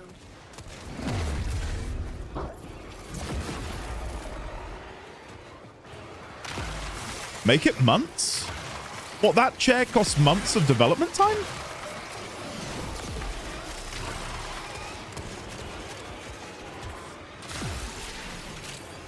They weren't happy with the animation and they spent an inordinate amount of time to fix it. They mentioned it in the dev stream. Oh, that's hilarious. Devs couldn't make the chair behave how they wanted to.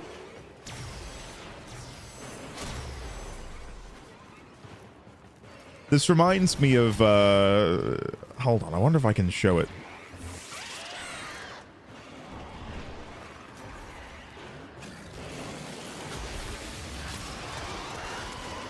Hold on.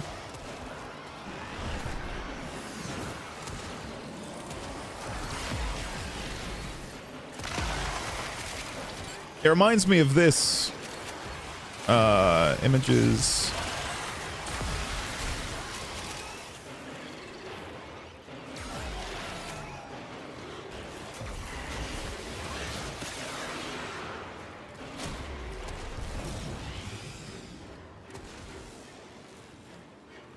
Who knows what that is?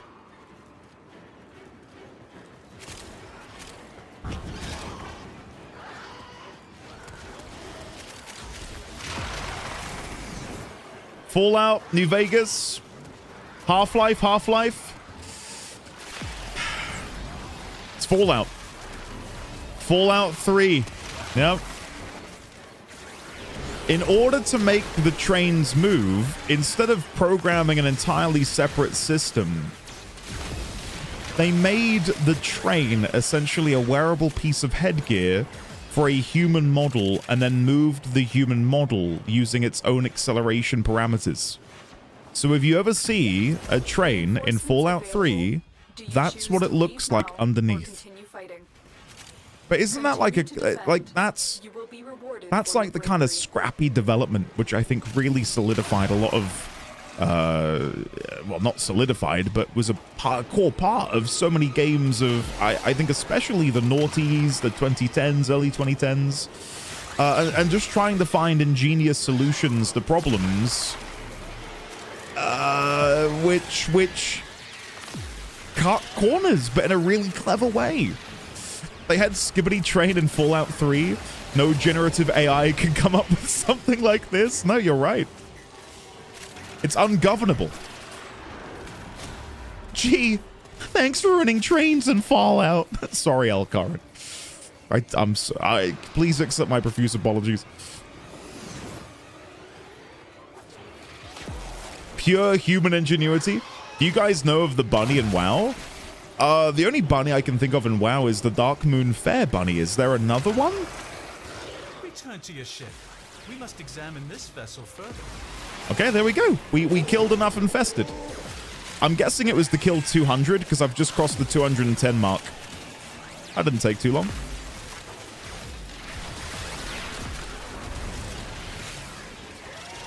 Got one more wave, then we're done.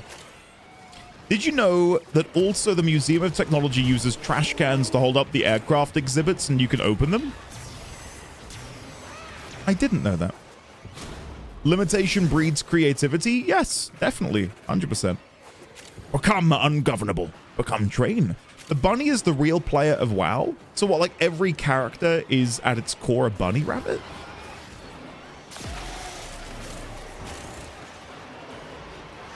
The bunny holds the player's casts and spells. Oh, okay.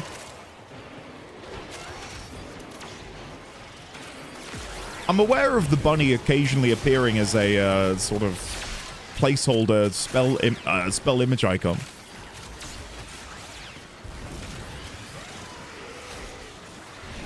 It was for 60. Oh, of the specific one that's in the image.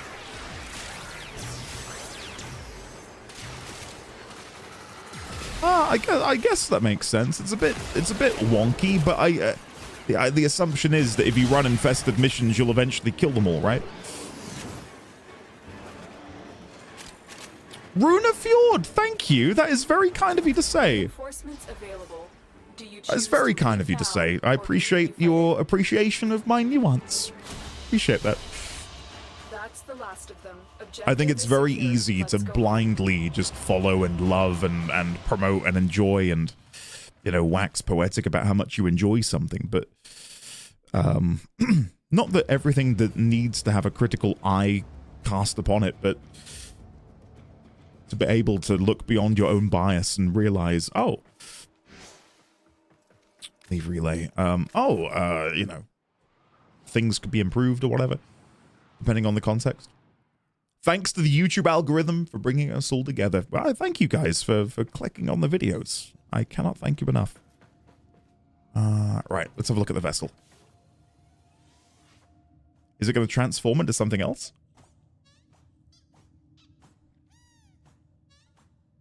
Oh, it just says return the burial vessel to the tomb. Oh, okay. Sure.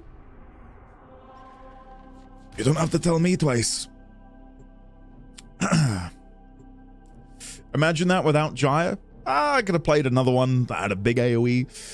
Andy, do you have an opinion on Megan coming out as Lunaro's biggest hater? My guess is Megan's just not very good at Lunaro. And maybe she's scared of having to confront that fact. And maybe the only way to I'll be grateful when this is over. prove that she's actually good at Lunaro is to play it Even the Oracle could on a not prime ride time. these sand skates. Imagine it now, right? We could have like Megan versus Danielle, and we can put Charlie, Rue between both teams, maybe bit of rivalry, to throw into the mix. But I do love that whenever it comes up on a dev short, she's like, no, burn it with fire, because apparently she's a Blitzball hater. And I didn't think there's anything about Megan that could make me not like her. But that was a real shock to the system. I think she was hurt by Blitzball. The heck is Blitzball? It is one of the greatest. Relics, not stories. So I'm being a bit facetious. It's one of the greatest sports and video games. It's in FF10. It's a prominent part of Final Fantasy X. I played one game of Blitzball. I won, and then I never played it again. So I can't really comment much.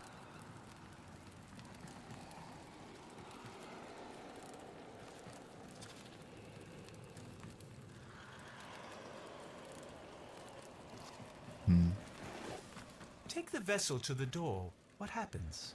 Oh, one way to find out. Let's go. After this, you must sleep. Oh.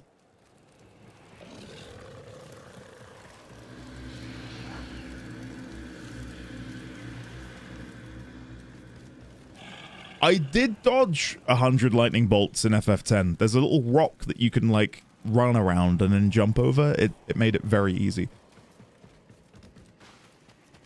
Now I know I gotta go over there, but can I come back over here? Is there anything else I can look at?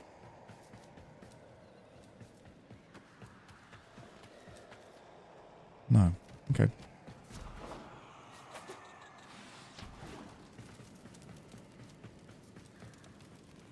Are you ready? Oh, look, the cobwebs move. Oh, no, sorry, it's heat from the thing. That's cool. Not again. Not again? What's happening?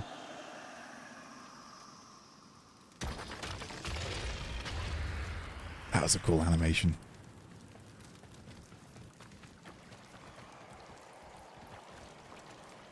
WTF BBQ ROFLL MAO?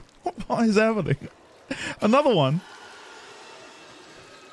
Inaros began not as our king, but as our enemy. A warrior of the Golden Skymen. But for each child the Skymen took away, Inaros grew even more angry. Until one fateful night. Another child had been taken, and the villagers had gathered in a mourning circle weeping, until they heard a small voice. By the tombs, it was the child returned. As he approached, the people gasped in horror, as they saw that he was drenched in blood. Because Inaros murdered the Skymen. That he had no wounds. Whose blood is this? He asked.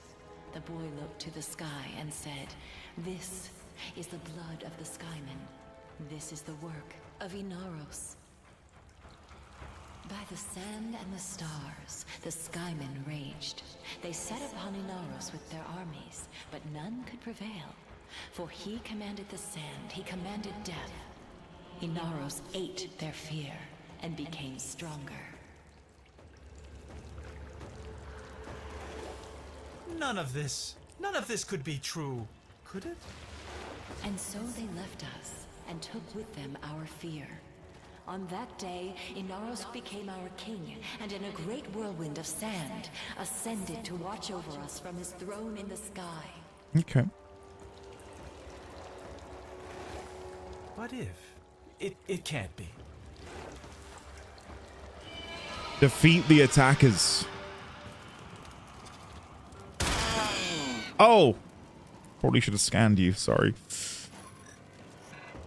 Stay still! Okay. Oh, hold on! Stay still! Oh my god!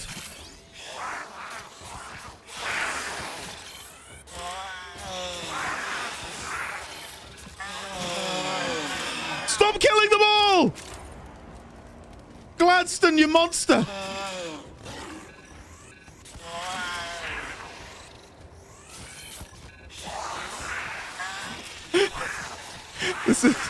This is hell. This is my idea of hell. There we go. I can't scan them all. Stand still! Stop killing them, Gladstone! Gladstone, you're a menace.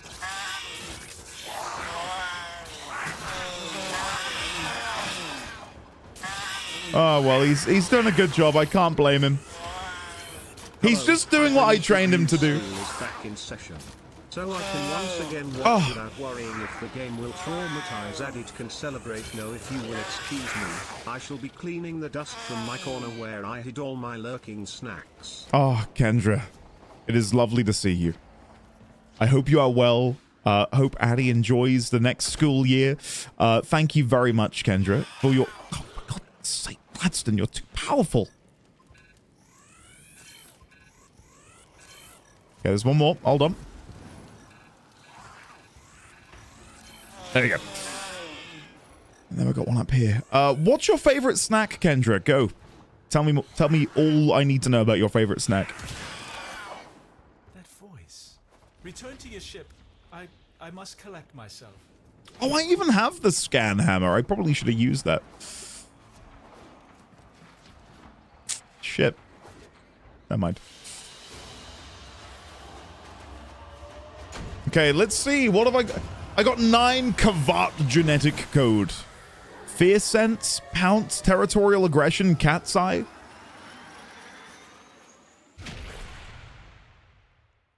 Okay. You can kill them with Dante with Noctua. I hate Noctua, the name Noctua, because of the Hawktua thing. I can't, every time I say Noctua, I think about it. I'm beginning to think this Inaros myth. Someone left a comment and it was like, Noctua, scan on that thing. And every time I think about I it. see. Another glyph. Another challenge. See if you can figure out which enemy it represents. I've got no idea. What could that be? I think it actually, if you come over here and go to universe and then factions, you can kind of maybe gather from looking on here. Maybe? Maybe not.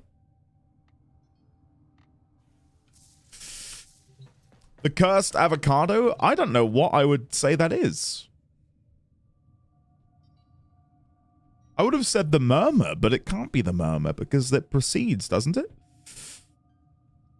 Oh, I've got the game pretty high. I can try and make it go even higher, but then the birds sound really loud. But I'll turn up.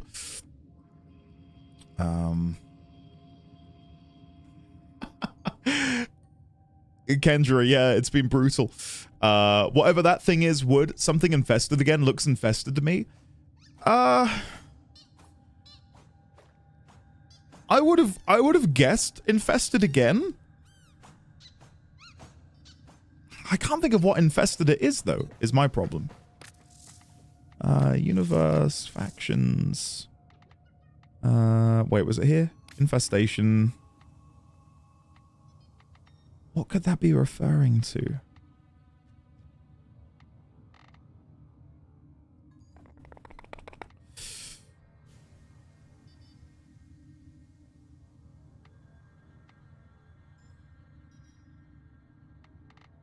I mean, I guess the Broodmother's face is kind of similar.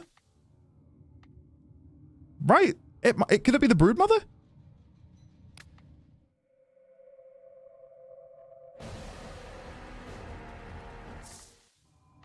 I think that's a pretty close one, to be honest. It's even got the lines down here.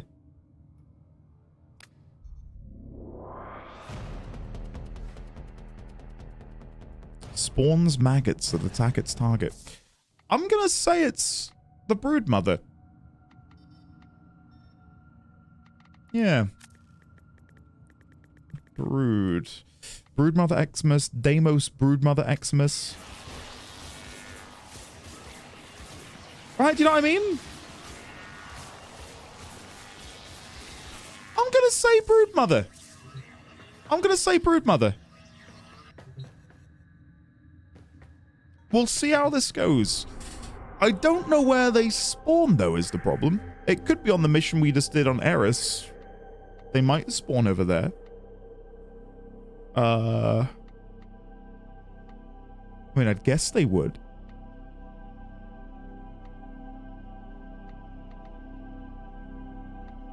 I'll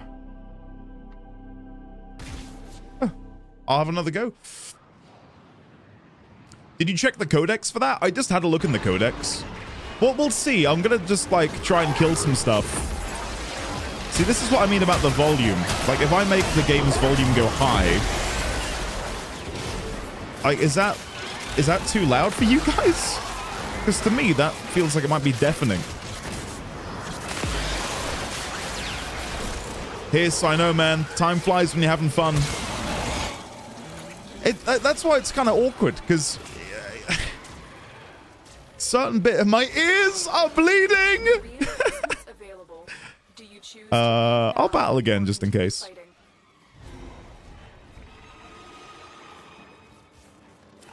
I'm pretty sure the voices are high. They should be.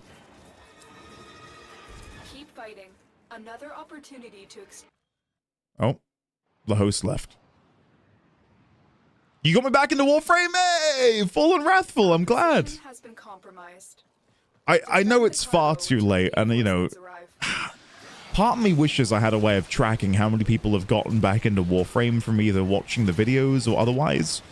Oh, I'm dead because I was in the menu. Dialogue volume is high, so.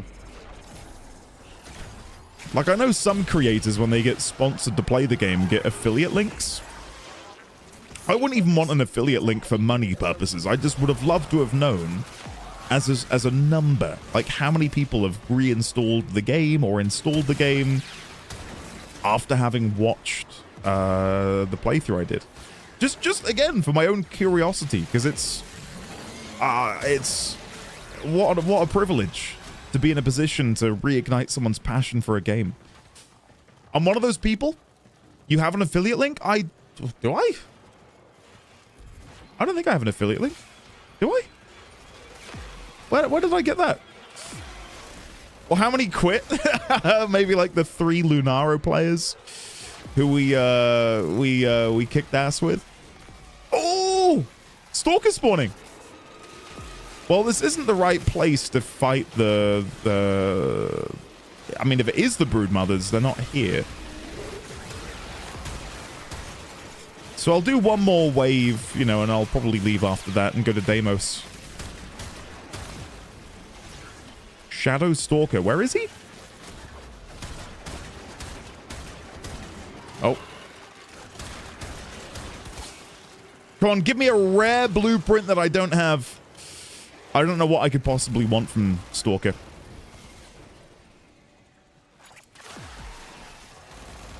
I guess nothing.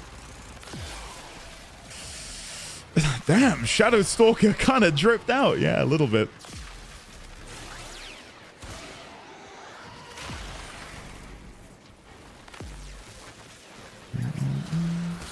It's got to be at least 3 people. I was on a long break and seeing your videos inspired me to play again. Embrace the grind. Hell yeah. The game is in such a good position. Like, I love that I don't have to play every day. And when a new update drops, I can play it. If I fancy just running some Duviri, I can log in and do it. It's lovely. I'm so happy with how hands-off it is in terms of demanding your attention and your time to play.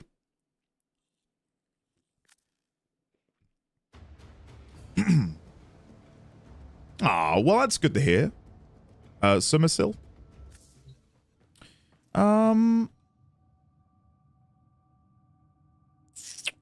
Okay. Let me go to Deimos and just fly around. I'll make sure I'm in solo. Cambion Drift. Let's have a look. We have a poll. One of the few non-FOMO live service games. Yeah, I mean, some people can. Everyone's got a different spectrum of FOMO, and to me, the stuff that you might consider FOMO, or some might consider, I wouldn't.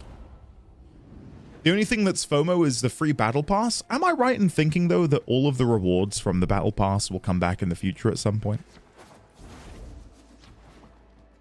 I feel like that's what they've said is the plan.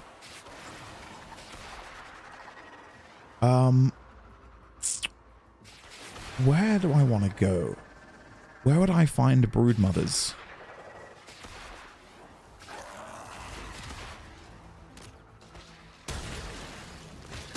I mean, I guess I could just fly around and kill various infestation.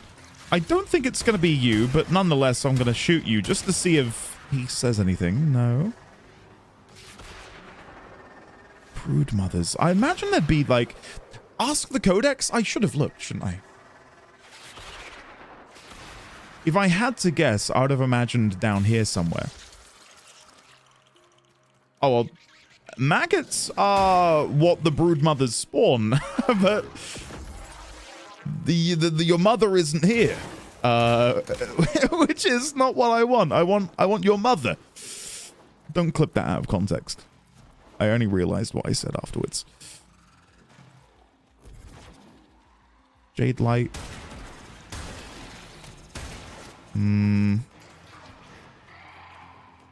Grab this. Are there any, How much your kind enjoy bathing in spilled ichor and viscera, but I specifically asked for the life form to be sedated. Get a grip.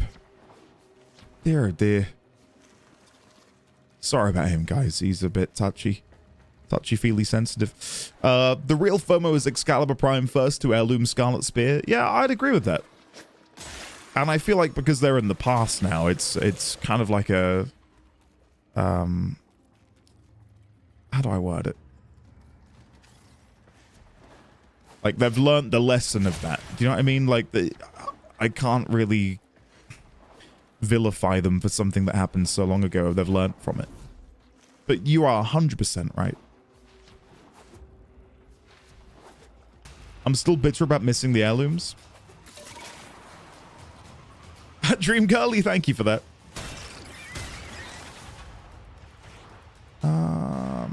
Yeah, I might go back to the Codex. I don't want to be too stubborn and just, like, fly around looking. Yeah, I'll go look at the Codex. Yeah, I'll fly back. It won't take too long. Whee! God, what a zone, huh? I hope we get stuff like this in, well, on Tau. Still waiting on the day when Frost and Mag heirlooms return with slight changes. I know it will come. Scarlet Spear was miserable, but it was a needed connective tissue for the new war. I love the new war, don't get me wrong. But yeah, it did feel very sudden. You know, some of the plot was like, and we're here. And there's a full-scale war. It's like, wait, where, what? When did that have time to happen? But I can suspend my disbelief a little bit because I'm coming to the game so late. Whereas I imagine if you were to play it when it was live, it would be very different. Okay, let's have a look at the Codex again. Because when I went in here and looked specifically at Broodmother, it didn't tell me. Like if I search Broodmother, there they are. All it says is name Broodmother, faction infestation. That's it. Xmas? Regions Mercury, Venus, Earth, Mars, Jupiter, Deimos, Vale Proxima. Like, it doesn't actually tell me where to find a default Broodmother. Isn't that strange? Isn't that bizarre? Maybe you need to scan it more to reveal the spawn location? I've fully scanned it. Like, it is fully scanned. Like, it's got the little crest there. Okay, answer me this. Is it the Broodmother I need? Have I correctly got it? Is that who I need to kill? This is when you all say no, and I'm wasting my time. I bloody hope it is, though. Yes? Yes! No way! Hey! Oh, that's cool. Well, shit, where do these spawn, then? That's an awesome image, by the way. Doing vault hunts on Deimos. Supposedly Darksec the Survival are a great place to find them. He's all corked up. What can I say? It's a hot and heavy Friday. And this is just what happens. Umbra counts as a different Warframe, and people sometimes don't like the changes in abilities or passives. I think there's a difference in our donations of FOMO, then, because not knowing when they'll come back is pretty FOMO. Like, get it now or wait 2 years for them to return. Yeah, I mean, 14 did that with the series pass for PvP. And they still have. Like, there's still stuff in 14 you cannot get from PvP, which is really frustrating. I played Temple earlier. I did an EDA with Temple, and I've kicked ass. I'll have you know. Ceres Gabby. Okay, let's go to Ceres Gabby.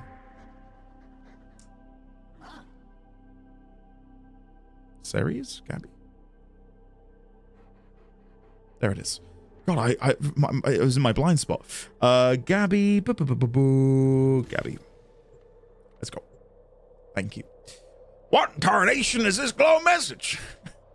Broodmothers spawn in mid to high level infested missions, most reliably appearing after the 5-minute mark in survival. Alright. I'm still, like, super happy I figured it out. Hunts for supplies. Set off the alarms to start. D1000, same. The infested are releasing toxic spores into the area. The Kumaru, unfortunately incorrect. only chance for survival. Some things have come back several years after, but there's still multiple things missing, which would have been available. Feast armor sets, for example. Some of the best looking armor sets in the game, in my honest opinion, you cannot get in 14. They are gone. There's no way to acquire them, and no sign of them being re-added to the game. It's like, okay, sorry I didn't play PvP for this 4-month period in 2018 or something. But it's an unfortunate thing that exists in, like, most games of this genre, and that isn't... I'm not saying that in order to make light of it. Like, I'm not a fan of FOMO.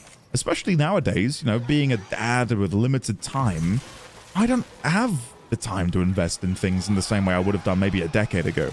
Tenno, prepare for life support. I do think, and this is maybe a hot take, I think FOMO on items which require you to invest time during, like, a specific period of time, which cannot be bought, I think that is not necessarily a bad thing. Like, rewarding an achievement, shall we say, for having done something. But not in that it's FOMO, like, making other people feel FOMO is good. But, like, oh, you get an exclusive reward for doing it at this period of time. I'm not necessarily against that. But maybe limiting it, like, oh, you get exclusive access to this for like a year, and then afterwards other people can get it. I think that's probably the nice middle ground.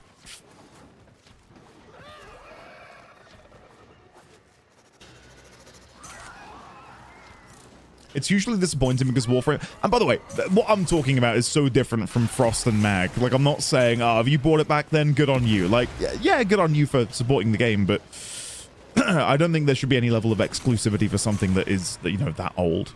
A bypass I'm more thinking about, like, if you can achieve something in a video game, for example, let's take, for example, and I mean, I guess it's what they do with Nightwave, where the rewards will come back in the future, and it is a timed exclusivity because you invested the time in playing. Like that, I don't mind. It's fun to have these little objectives to work towards. I was here reward. Yes, exactly. Agreed. Soulframe will have a similar approach with founders. You can give out blueprints for founder stuff.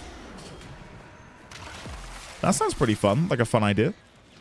Another life support capsule is now available. But I can't think of anything in Warframe that would require that. Again, I think the Nightwave is like a really nice middle ground where it's like, hey, if you're actively playing the game, you can get this cool armor set for your operator that maybe will return on the cash shop in a year for 200 plat or something. I don't know. So if you're actively playing the game, you can get your reward sooner and you get it for free. But if you don't play then hey, give it a year and it'll appear on the cash shop and you can, you know, pay real money to get it. Like, I think that's a really nice middle ground. I don't know how they reintroduce Nightwave cosmetics though. Whether they do appear on the cash shop or if you can acquire them in game. Like for special events.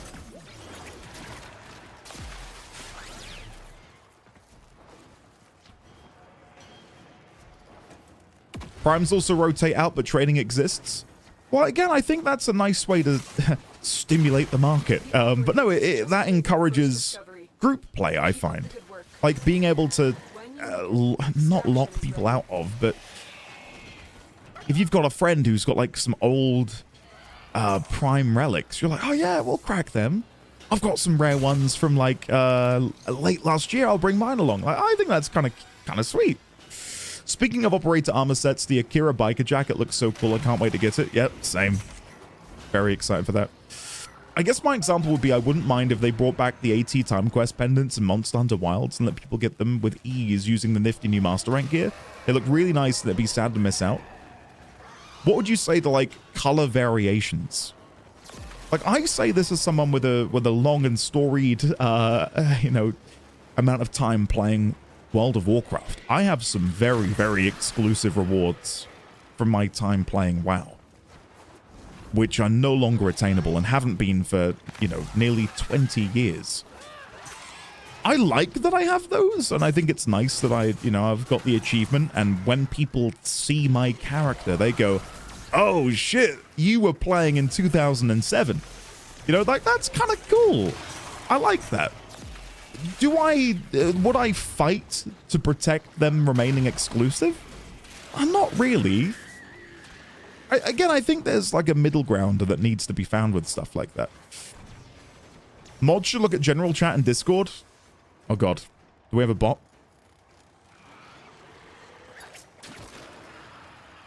What happened?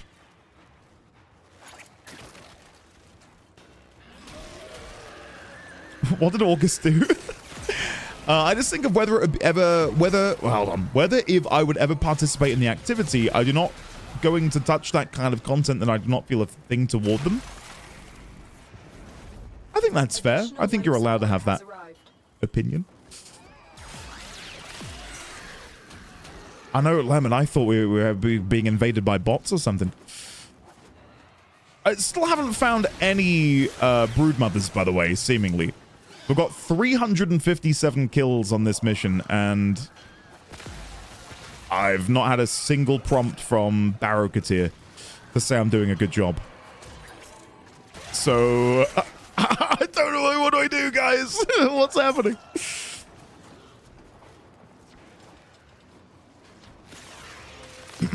Sometimes I forget bot means robot and not bottom.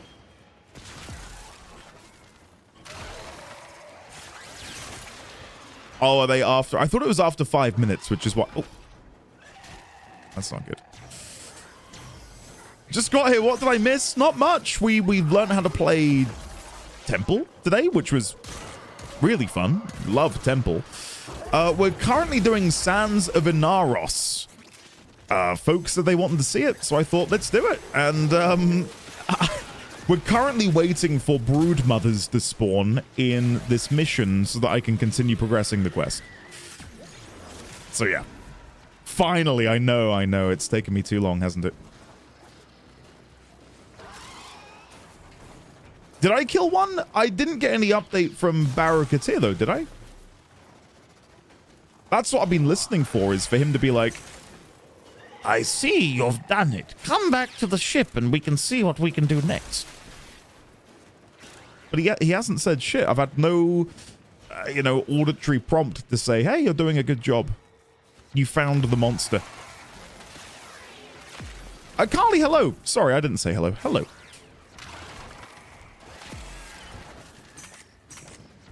When did they bring Nightwave rewards back then? Like, so as an example, when was the last time they brought back a Nightwave tier 30 reward?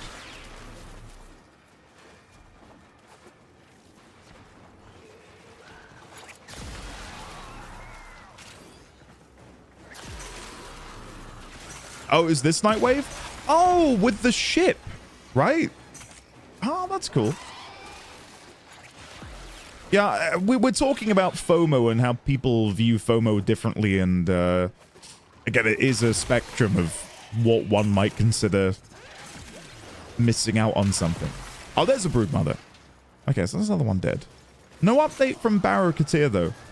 Again, I'm nearing 500 infested kills, and again, he's not saying shit, so who knows what's happening. Tekra armor used to be a high tier reward as well. And on the FOMO discussion, my opinion is Nightwave is a-okay. I have no concerns with Nightwave at all. I wouldn't even bat an eyelid. And I quite like the idea of timed exclusivity through achievements. And Nightwave is kind of a way of doing that, where if you are actively playing the game, and, you can conflate that if you're playing the game, you're also supporting DE, maybe. Like, if you're playing the game, maybe you're buying plat, maybe you're, getting some Prime Access packs, who knows. Like, by playing the game, actively supporting the game by playing it, you can get a skin that maybe other people don't get for another year. And will come back in a future Nightwave. I think that's fine.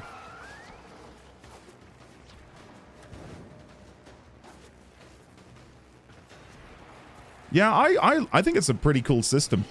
I think largely the only concern I have with Nightwave is maybe just a more general Warframe thing about UX. Like the Nightwave store, for most other games, I would say it's not hidden, but it doesn't feel that. And the same applies to nearly every vendor in the game. Just staring at a list of squares feels not good and not bad. It just feels kind of I don't know, there's a level of it's quite vague, I suppose. I'd love to see all of that overhauled at some point. Nightwave spoilers 2 if you're new. Yeah, true. I mean, when we first started experiencing the new Shockwave thing with Amir, if you really listen to what is said, I mean, depending again on your own spoiler tolerance, there's some pretty big spoilers in there. He mentions Kalimos. So if you're aware of Kalimos for some reason, but you've not played through the Hex yet, then you know that Kalimos is with them. Like, I don't know. If you really, really want to get into the nitty-gritty of it, like, you can probably find a lot to be upset with the new voice lines in terms of, like, spoiler stuff, but I mean, even for me, and I'm pretty spoiler sensitive, there's nothing that would have made me annoyed had I heard it.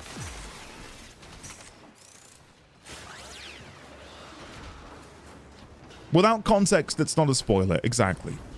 Like, as long as someone doesn't chirp up and go, wait a second, that's Amir from the Hex. When we go back to 1999, with the power of Albrecht and Trati and all of that stuff, like, then it's a spoiler. But if you just hear Amir and, occasionally a background character joining him on the cast, like, that's whatever. Yeah, and the thing is, me getting spoiled about the operator, I wasn't that mad about it. Like, it didn't really impact the emotional response I had to the reveal. Like, just from orders repeatedly calling you the operator, not that I imagined I was going to be some kid, but I definitely got the impression that we were operating the Warframes from a remote location. And again, another big tell for that is the Warframes themselves and their physiology. Like, you're not in there. Because if you look at the Warframes themselves and how they're crafted and all of the different, you know, lumps and bumps, you can't fit in there. You're not literally, like, piloting it from the inside.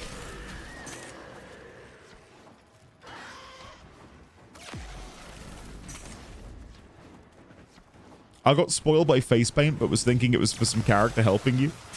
I think it's borderline impossible to not spoil something in a live service game. The whole non-spoiler culture in Warframe is basically a miracle. Yeah, it's a tricky one, and it's fun that we're having this conversation because I was talking yesterday about my own spoiler policies. Like, when I'm streaming, I'm not going to sit here and talk about spoilers for games I've played. Even if the game I played is 10, 20, 30, 40 years old, like, it'd be rude of me to sit here and, you know, same with films. Like, I'm not going to sit here and talk about the ending to a film that came out 20 years ago. Some people might go, well, it's fair game, it came out 20 years ago, but I've had the joy and the pleasure of watching films recently that came out decades ago, playing through games that came out decades ago. Like, I don't want to ruin that for somebody else by talking about it. There are some things which I do think are so pervasive in pop culture, like Darth Vader, right? I think that transcends any level of spoiler policy.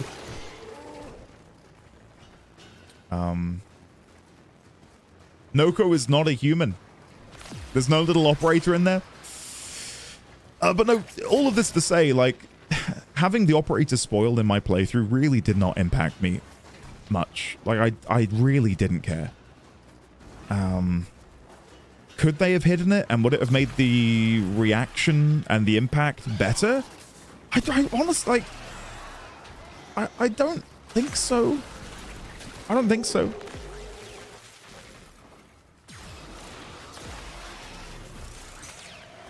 I think what was more upsetting, dare I say, was the overall reaction. Because in the video where I say, guys, look what I saw, and I show the thing, I follow that up with, please don't make a big fuss, though. You know, without context, I don't really know how big of a spoiler this is. And the comments were like, oh my god! I'm sobbing! Oh, he's found out! It's over! Like, that was more impactful than me seeing a random helmet. I'll be honest. Like, oh shit! I ruined DE! How could you let this happen? Someone cares about the story and now he knows operators exist. It's like, oh, this reaction is making me more, I don't know, worried than this. That's why I love niche indie games, because you could easily not get spoiled. I was not tied into the community when I had the reveal. It had the full effect. Spoilers need context, exactly. I've not heard from Baru Katir in a while. I might just get to 1,000 kills and... Oh, shit. Oops. That's why I get for standing still. No, I'll just extract now. Surely we've got enough. Mission complete. Excellent work, Tenno. Nice. Amazing. Time check. Oh, God. What is the time? My phone's in my pocket. It is 6 p.m.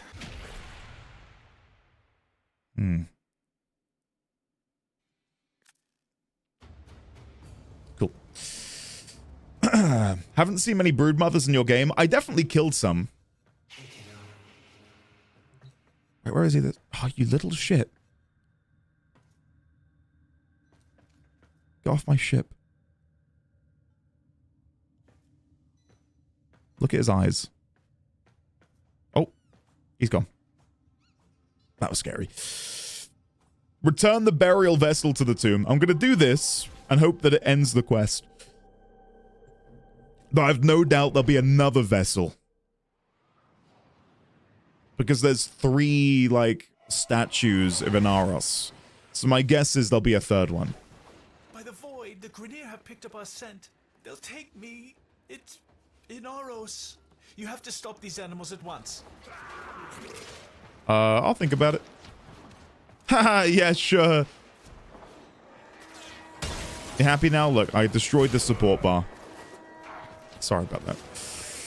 I think part of the appeal to newer players is unironically, how do I go from me waking up from this ugly skin graft reject to watching weird aliens and robots pissing in some large city?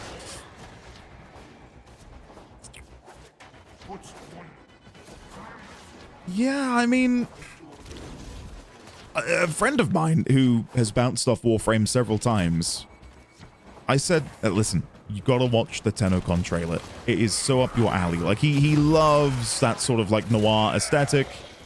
The vibe of what they're doing on Tau would be so like appealing to him. And it was. He was like, oh shit, I need to like get back into this.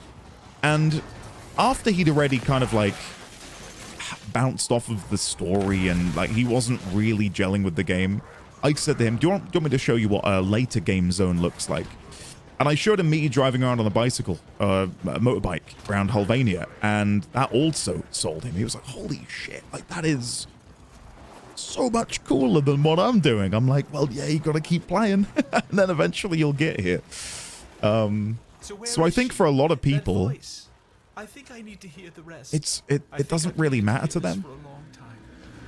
Which is fine, you know, we've all got our own reasons to play games and things we enjoy, and for me it's story. I love story, but the reason I keep playing Warframe, at least now, is the gameplay. Of course it is. Like, once you've exhausted all of the story, all you can do is wait for more, and of course I'm looking forward to it, but it's the gameplay, it's the vistas, it's the locales, it's the build crafting. It's hugely appealing. And so, for years we lived in peace, and our little dunes were our own to keep. But the sands of peace are ever shifting. Years later, a plague came to the desert. The infested. Desperate, our people called out to the sky. Inaros! Inaros! But they could not wake him. And so, they were consumed by the ravenous horde. With all lost, the few remaining villagers gathered in the morning circle to prepare for the end. When suddenly, a storm rose about them. A colossal, spiral storm of sand, piercing the sky. The villagers huddled, trapped within the storm's eye, as the beasts charged them. In moments, the beasts were torn apart, and the infested plague was swept away, never to be seen again. As the storm subsided, Serena, it's a damn good quest. Enjoy. To catch a glimpse of their savior, their beloved Inaros. Defeat the Tomb Guardian. Get ready. Where is he?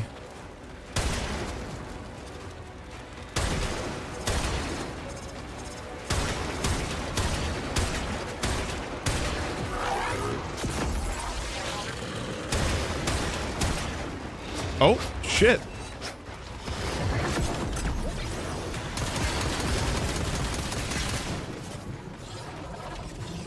Did they fall off the edge? Where are they?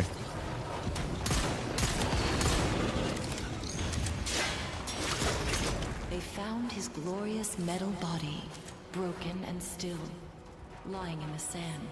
Oh, shit. Did they mourn? No, no. They knew his spirit had returned to the sky to watch over them once again. They gathered his body to keep it safe from thieves and raiders.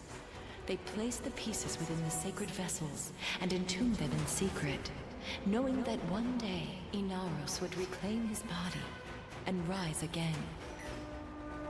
Cool. So now, my sweet Dune, you have no need of fear. Take these grains and keep them under your pillow. Inaros will watch over you. Cool. Find extraction. We're done here. We're done here. I'm gonna release the mummy from the evil sarcophagus. I'm sorry. I need to, for my MR. It's very important I do this. Inaros chassis. Sick. Nice.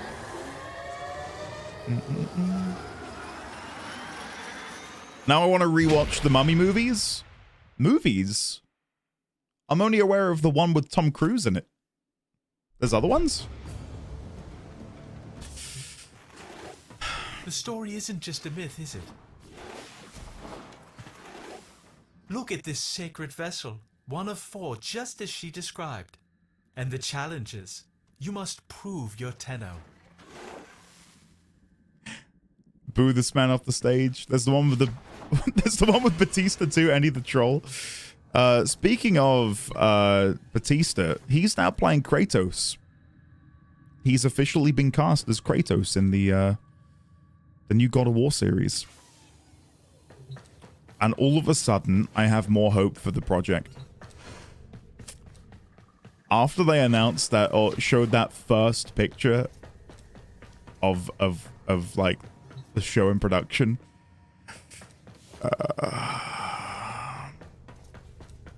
yeah, not good. Batista is Dave. You know, it's called him by his name, Dave Batista. He is a incredible actor. He steals the show at the beginning of Blade Runner. It's 2047, isn't it? I keep wanting to say 2077.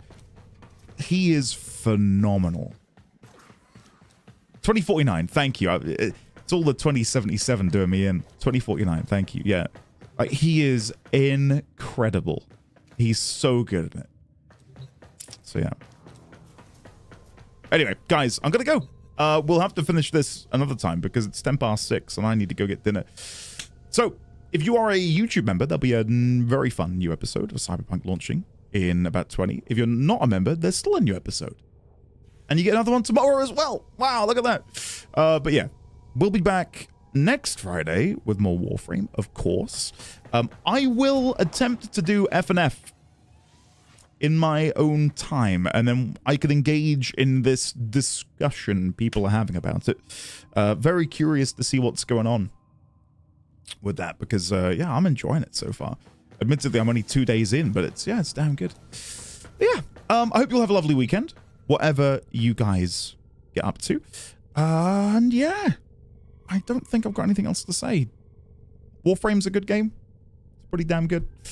Yeah, I love it. So go touch some grass. You know what? That's a good suggestion.